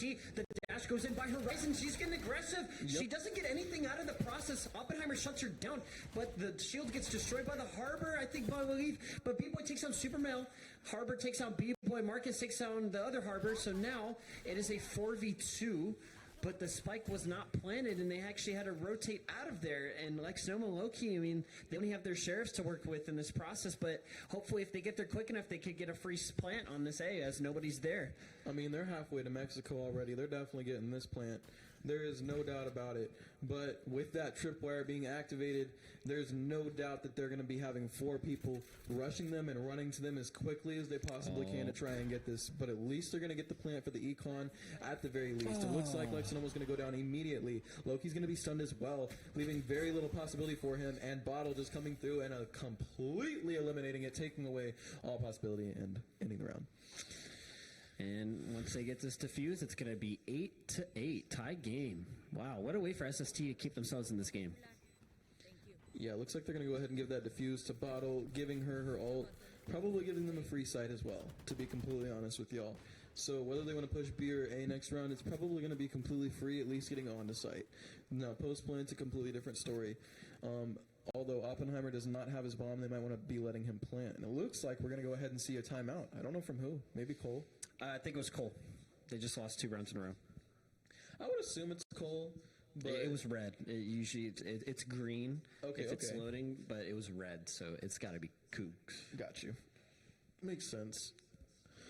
I mean, this is a game that Cole really had a lot of advantage. Just because they had 3 rounds at the beginning, and then they got 3 rounds again, and then they got 2 rounds ahead at the beginning of this half, and now it's 8-8 again. And I'm sure they're tired of winning rounds just for it to be tied up a couple rounds later. So that's probably what they're talking about. What do you think, Mark? I just think, just keep doing what they're doing. But the problem is that, they're just not maybe committing it fully. I mean, they've had opportunities to maybe try mid push. They haven't tried middle at all. I actually don't think in the second half they've even tried to do mid at all. And I think, most teams, they kind of just like, when it comes to Valorant teams, most of them, they just don't take advantage of that mid. I mean, think about it. You got 2 on B usually on average, or you got 2 or 3 on a site, but there's usually only like 1 mid. I mean, majority of the time. And, maybe take advantage of that. I know Sunset can be a little bit hard because you have those 2 players in the garage area of B, and they're kind of just watching it where that door is on the middle of the map, so it could be a little bit tough, but I still think they should take advantage, and hopefully they'll be able to change it up a little bit here. Well said, Mark. I agree. Oh, wow. Horizon's just trying to dash. Oh, no. Oh, my goodness, Horizon. What happened? I think she just missed all. Yeah, I think Horizon missed all his daggers. Womp. Womp. Uh-oh. Did he even tag him? No, not once. Wow. He missed every single... I don't even know what was happening. Yeah, I hate to see it. But in the end, look. In the end, atrocity. the Cougs have been able to rotate and we'll possibly be able to get free plan here on A. But Omen TP'd, so they need to hurry up. Oh, the tripwire trapped him. Oh my goodness, Horizon! They have timing. no clue about SST B-Boy. Horizon. If he had pushed in 1 second, he could have gotten B-Boy, but. No, she's going to back up. Smart for him. He wanted to be a little bit more cautious. However, the aggression probably would have paid off there. Oh, it looks like Bottle's going to go ahead and take down Super Male as the first pick for them this round. It makes it a little bit easier for them rushing in 5-4. They're going to go ahead and spray through the wall. Marcus. Oh, but Employee Marcus is not going to... get taken down immediately by Horizon. Traded out, and then Lexinomo taking it back. Trade's going down everywhere, but Bottle's still up. Oh, my goodness. Horizon and Lexinomo... Oh my God, Bottle! What is going on? Horizon taking everybody down. Good round from Cole right there. It happened so fast. Trades went left, trades went right, trades went down the middle. I was kind of scary, but I mean, it was really crucial that Cougs won that round because remember that was Horizon missed all their dags at the beginning, and they're like, nope, we're not going there. We're going A. We're just gonna rotate. We're just gonna plant. Yeah, they said we already missed the knives. I don't want to figure out what else we're gonna miss over here. Let's just go somewhere else. Yeah, let's like I miss here, I go over there, I hit over there, and that's what happened. Unfortunately for SST, they are rotating like super fast on defense, so it is going to be a little bit harder for them to get out of that habit and maybe leave people a little bit more dispersed, so that doesn't happen to them so often. So it looks like both teams are playing it a lot slow, especially the Cougs this time. They're playing it much slower and trying to play more picks this round. See if any of the SST players are going to get greedy. You know, and personally, if I was on SST, I wouldn't right now. I would kind of just let them play their game and see what they're going to do and then respond to it. Because, to be honest, they've been doing well with that so far. Oh. And scoping in there maybe wasn't the optimal choice with the Marshall. But hey, let's go off. Looks like we're going to get our first down right now. Spike, it's working its way towards A as Jet of the Cougs of Horizon's already back sight. She's on her team know, hey guys, let's put the sight and, hopefully we can hold it from here. And so now that the SST squad are trying to figure it out, that they're taking too long, they hear the spike being planted, they're going to start rotating. Yeah, absolutely no one from SST is anywhere near the spike right now. We have a couple back there in the alley, but aside from that, yeah, no. I mean, they're starting to build up in the alley right now, but Loki's going to go ahead and take out Nebular, and then Impolite Marcus trades him out for Super Male. Nice kills right away. 4v2 situation as Horizon kicks down Model, but Marcus is going to use the Razor. He's going to kill Loki, so Loki goes down. The spike is still by planet, but Marcus is going to stick it. Marcus is sticking. Oh my God! People are trying to teleport and kill him with the Bucky, but Marcus is doing everything he can to hold himself in that 1v3, but it's just not enough as the rest of the Cougs are clearing out the site to stop the diffusers. The Cougs get another round win on the board. They don't call Horizon Sir. They call him Survivor. Shout out Lil Wayne. Like, that is insane. Horizon is out here 20-11, getting 3Ks, 4Ks, 2Ks every single round that we've seen him play just about. It's insane. Missing those daggers. Don't worry, Horizon, we're not talking about it. We're not going to talk about it. We're just talking about the 20-11, the fact that you hitting most of the shots and you carrying your team Cole all the way. Let's go, baby. Y'all going to get a win in the last game on stream today if y'all keep playing like this. No caster curse or nothing. No. Y'all keep playing good. It ain't my fault. We'll see. SST said, "Hold my beer." Hold my beer. We're gonna. They said, "Hold on, we're not cooking yet. Let us cook." Yeah, the beer's for cooking. For sure. Wait, you don't cook beer? It could be a marinade. You never had cooked root beer? Oh, Can't say I have. Oppenheimer. Looks like Horizon and Oppenheimer are going to be facing it off right here. Oh. Horizon. Wow. Great smoke by Horizon to be able to dash himself out of there without Oppenheimer having to do any damage. But Oppenheimer's still getting a little aggressive on these flashes. But the problem is he wasted a lot of U2 there. So now he only has one flash to work with. That is the unfortunate part. But I feel like Oppenheimer has been using a lot of his util very look early at the on the SST. round. They thought it was B. Yeah, they're all over B, and they have nothing to do on it. Nothing to do with A anymore. So the Cougs are just working themselves back towards A, and they're just doing the same thing every single round. They fake B and rotate, and they get a free A every single time. If you're SST, stop over-rotating. Stay on a site. Have one or two people hold it. You don't know where the spike is. They have a dire problem with that. Yeah, don't over-rotate. Wait till you see the spike, or you know for sure the spike is there. Then rotate, make the decision. Don't rotate so early every time. Especially like of all. Oh my God, Ella, this is fun. Hold on, we will get right back to you, Tanner. As we're seeing Ella, this is fun. Getting a double. Takes out B-Boy, takes out Marcus. One more, and he gets the ace on Oppenheimer. Horizon said he's over here. Come get the ace. LOL, this is fun. LOL. I think he's having a very fun time because he's about to get. Oh no, he's gonna get killed by Oppenheimer. Oppenheimer stops that ace. Says, hold on, you ain't getting an ace today. I'm gonna get a double. He's gonna push up. He's almost gets triple on Super Metal. Super Metal stops him down, and the Cougs get another round win, 11-8. Yeah, of all comps that you could be not having somebody anchor, they're literally playing a Cypher on defense. Like, what do you mean? Anchor your Cypher. Just put your camera over there. You know what I mean? Like, it's just, I don't know. I completely understand you, Mark. That's all I was trying to say. Well, my point is just don't over-rotate unless you know for sure they're going to go there.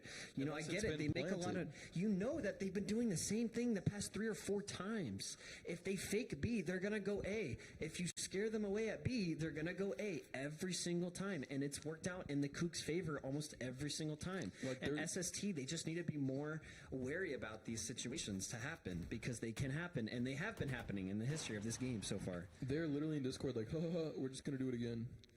Literally. Looks like Lexinomo's going to come out here and make a little bit of noise on B. Trying to get them to rotate, and look what's happening. All 3 players from A are rotating all the way over to B immediately. SST, very beginning of the round. Jet's playing mid and has the information that, okay, nobody's been mid yet. Okay, it looks like they are going to have somebody anchor. It doesn't look like somebody's going to, but this is the one round that they actually are going to go into B and make a little, or into A and make a little bit of leeway. Oh, sorry, B. I made a mistake. Make a little bit of leeway. Well, B-Boy's got a lot of work to cover right here because the rest of the team are pushing us. Low-key is finally planning on B. The one time they didn't think they were going to go. And now Ella, this is fun. Ella's going to take down B-Boy, the first blood of the round. Fade-Eye going down by Bottle, so you're going to see what he can eye from there, but I don't think he lands anything in the process. Lex Noah's pushed it up, but oh my God, the breach hole gets his teammate and both, but Horizon goes, he goes dagger, but Polite Marcus goes flying in the air because of the breach hole. Horizon gets 1, Horizon gets 3, he gets... almost got the 4th one, but Nebular takes him down. It's a 1v3 situation. Nebular's going to use his ult. He is super low in HP. He's going to pick up a Vandal. The spike has been planted. He can't get the up. He's being sucked by the fade. And he says, you know what, guys? I'm just going to run away and save the op and let them get another round win. But, oh, man, that leaves the Cougs at match point. I mean, is an op worth the 12th round? If you're going to watch mid and you're for sure going to get a pick, yes. But if you have 350 creds, I guess. Oh, man. But I mean, at that point, pick up a Vandal just so your teammates can have, you know, money for a full, like, gun buy. I don't really know if the operator is the gun that you want to have when you're losing by 4 rounds at 12-8. This has been such a close game the whole time. And it looks like just within these last 4 or 5 rounds, Cole has really just put together a strategy that SST cannot devise. And then look at the eco on the SST side. They're broke. Ish. I wouldn't say fully, just not able to have the full eco that they need to go into this match point round of the Cougs. Impolite Mark is playing extremely aggressive with his nade right here in B main. It looks like he might throw that and get something, maybe a little bit of damage off or something, but it also looks like he might just back up. They are going to have the spike on B, a peek on mid. The wall goes up in a perfect amount of time to not be seen by Oppenheimer with the operator. See, that was just God timing. That was insane. That was God's plan. You can win the lottery at that timing. That was ridiculous. No, 100%. That's, I mean, it looks like we're going to see people with the Cypher cam, but we're not going to get any info. But Lexinomo is immediately going to take down Oppenheimer, giving them the advantage. SST is looking not great. Oh, my goodness. Trading one back out. Nebular is getting one out of Lexinomo. Oh, my goodness. And SST was still getting taken out after paranoing both of them. That was a crucial kill. They're going to get on the site and they're going to plant immediately. Getting back into CT. Oh, that was really crucial. That was really crucial for SST to bring themselves back in this game. Kill. Marcus takes on Horizon, so now it is a 3v3. Bottle's going to use his dog out. He's going to push up onto the site, but nothing's going to happen. Oh, this is fun. Oh, this is going to take him down. Loki's going to take on Nebula. It's a 1v3. It is all up to Marcus to keep SST into this game. He has a Phantom and 2 satchels to work with, but unfortunately, he needs to take down 3 enemies and defuse the spike. He cannot save this round. He needs to push ASAP. He is running out of time on this spike. It is going to blow up soon. The Brim going down. He gets tagged and taken down by Supermail and Cougs. Cole 13-8 against SST. Wow, what a game. Yeah, RGC is going to close that one out 13-8. Yeah, GG. 13-8 there, and that's a fantastic game from them. They were neck and neck the entire game until that very last round when RGC, at round, whenever it was stuck 8-8, they took a timeout. They completely flipped the entire course of the game within those last 5 rounds. Shouts out to RGC Cougs, Cole. Y'all played a fantastic game. So did SST. Y'all's last game that y'all played was not 100% the best game. Y'all ended up feeling it towards the end. This game was kind of a way better game for y'all. Y'all played so much better. Y'all played so much more coordinative. I think on defense, y'all just need to figure out how to leave an anchor on site. But aside from that, y'all played a fantastic game, both sides. Fantastic games that we've played today so far. I appreciate everyone who's come out to watch. I appreciate Zova over here for sitting with me for the entire day and talk about a game like Valorant. I've had a great time talking with y'all. Yeah, I'm Tanner over here, by the way. So yeah, we appreciate y'all so much, just real quick. But Zova, how do you feel about that game, brother? Oh, what a game. I mean, it was just a lot of back and forth. Didn't know what was going to happen. I mean, there was a lot of over-rotating, not rotating. There's a lot of, spikes being planted. And it came out of the wire a lot of the times. 1v1, 1v2, 1v3s. I mean, there's some times when, one of them clutched a 1v3 and I couldn't believe it. And, just so many clutch rounds, clutch situations. It just came down to the wire in a lot of those situations. And, in the end, the Cougs came out on top, 13-8. Yeah, 100%. And we are about to hop into, it looks like our last interview for the day. So stay tuned for about 30 more seconds, maybe a minute, and then we're going to hop right into that interview.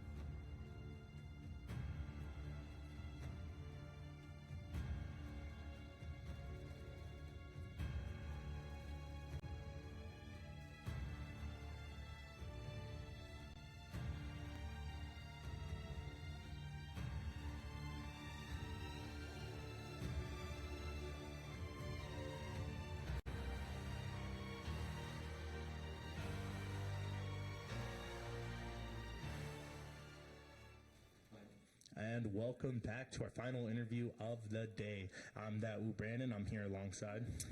Hello, I'm Brendan. My gamer tag is Horizon, and I'm from Cole High School. Yes, and you just had a great game against SST Nightmares, 13-8, with a lot of back and forth, 2 rounds here, 2 rounds there. Going into this match, were you guys pretty comfortable with this matchup and map?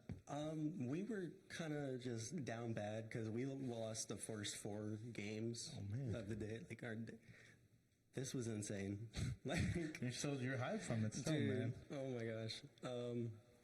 Well, going into that, since you guys all like had you guys like flow as a team, like it felt awesome, right? Be able to go because you guys had a lot of double rotating going back to finish on that A side. That won us the game. Like I think we copied that from some other team we played today.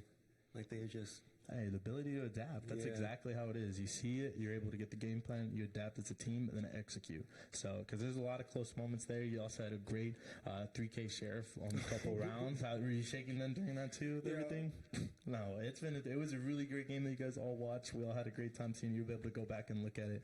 You guys went crazy. It was a really good job. Now, actually going into playoffs and everything going on that route with y'all's team chemistry with this game, are you guys going to kind of take what you used today to help you guys kind of just move forward for the other games? Probably. I really like the double rotate strat that we got going. Gonna implement that into a couple other strats we got. Nice. Now, in that, actually, like with the double rotate, were you guys like just calling it like, hey, do it again, or take this over? Or was it like in the moment you were just like, oh, shoot, like, let's do it. They gave it to us again. Beginning of the round, like a couple times, we were like, hey, let's fake A, hey, let's fake B.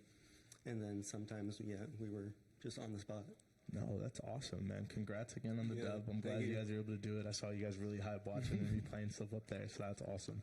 But thank you also for having this interview. That was our last interview of the day. I believe that we are going to be ending it. Yeah, we'll be ending it off here. So I'm Brandon. I'm here alongside Brendan. And we will be seeing you later. Thank you guys for showing up to this R20, and we'll see you at the next one. See you.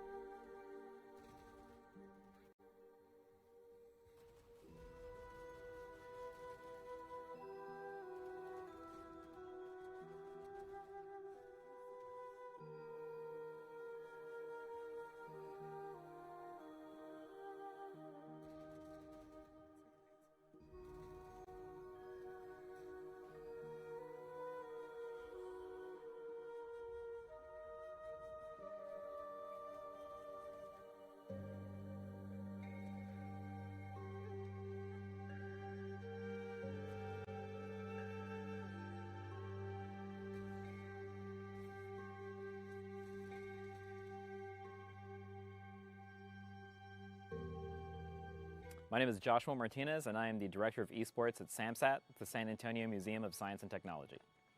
As the founder and commissioner of the R20 Premier League, my jobs are from the administrative side, managing the league, keeping rules up to date, making sure map pools in certain games are rotating as appropriately with the competitive map pools available by Riot Games for like Valorant, for instance, as well as run of show on day-to-day on monthly events. R20 started in the spring of 2021 after an invitation was made to us by Southwest ISD and South San ISD to host a free esports league for them to participate in, given that the pay-to-play leagues like PlayVS, HESL, and Vanta were out of their cost range. So they kind of challenged us to put something together that could be free and affordable for the Title I schools here on the south side of San Antonio. So we started the first season with 84 students, and that has ballooned up to about 450 as of the November event this year.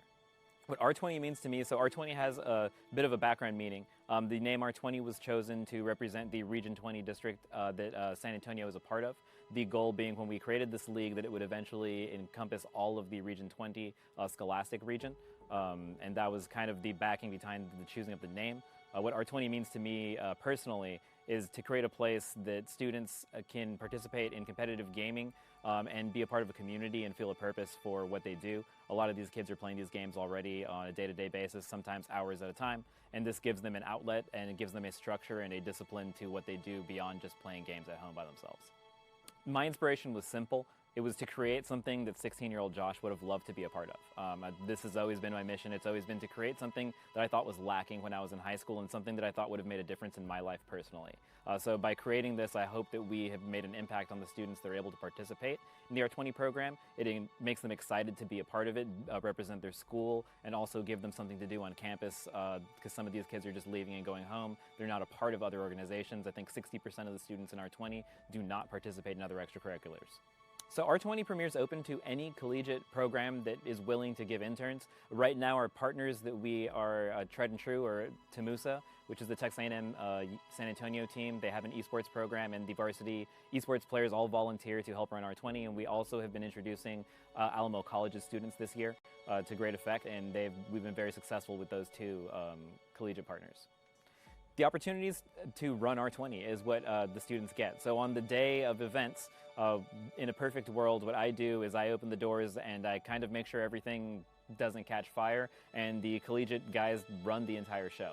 That gives them real-world experience in multiple facets that we talked about earlier: broadcast, production, event management, information technology, networking. Anything that can go wrong will go wrong at some point, and it's their job to figure it out in a high-pressure scenario. And that kind of practice you can't get in any classroom. That's only available through lived experience. And I like to think that we're giving them something that they don't have access to right now. I think I'd like to take this opportunity to thank past, present interns, everybody that makes R20 happen on a daily basis. I'd like to shout you guys out. I don't think I thank you guys enough. So if any of you guys are viewing this, if this is going to make it to an R20 broadcast or on KSAT, that, I appreciate everything you guys do. We wouldn't be able to run this program without you guys. In a couple years, I see a unified league and a unified city where every district and every high school and middle school is competing in the same set. Here at home in the Boeing Center at Techport, where we have a wonderful facility. We have a great partnership with ASM Global between SAMSAT. We work together very well. There's a state-of-the-art arena here that you can see to the side a little bit of.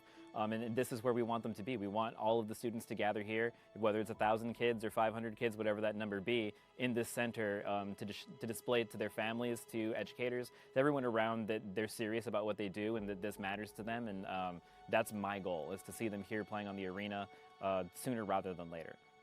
You can find more information at www.samsat.org/esports. You can find out more about SAMSAT, what we do with esports, and also our parent organization that we are an affiliate of, NASEF.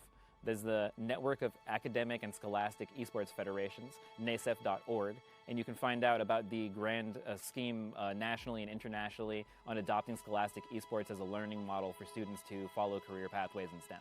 You get it. My gamer tag is Snarf Snarf, and for those of you who are too young to understand, Thundercats is an old animated series from the late 80s, early 90s. There's a character named Snarf, whose famous catch line is his name, Snarf. So yes, it comes from the cat Snarf from Thundercats. I think we're good. Thank you, Josh. Thank you, guys.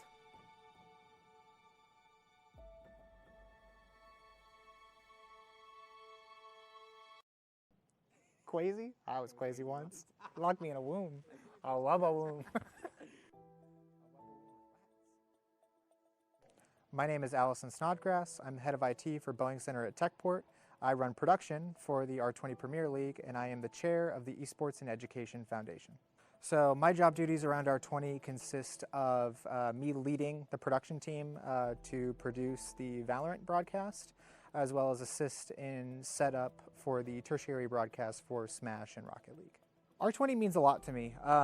You know, over COVID, along with Joshua Martinez and then a partner of ours, Sam Elizondo, we put together the Esports and Education Foundation to produce esports events for high school and college age students to help fund scholarships for them. And then R20 was just sort of the natural evolution of that. You know, growing up, those opportunities didn't really exist where both I'm from in South Carolina, and then even when I moved here to Texas, people just kind of were like, oh, video games, and then just brushed it aside. So to see like the scholastic environment start to embrace that and see the usefulness behind video games in both the teamwork aspect and just as another form of teaching students communication skills has been really nice to see slowly grow, especially in the local community. R20's grown a lot, especially from day one, year one, when we were out of the old Air Force gym across the street. We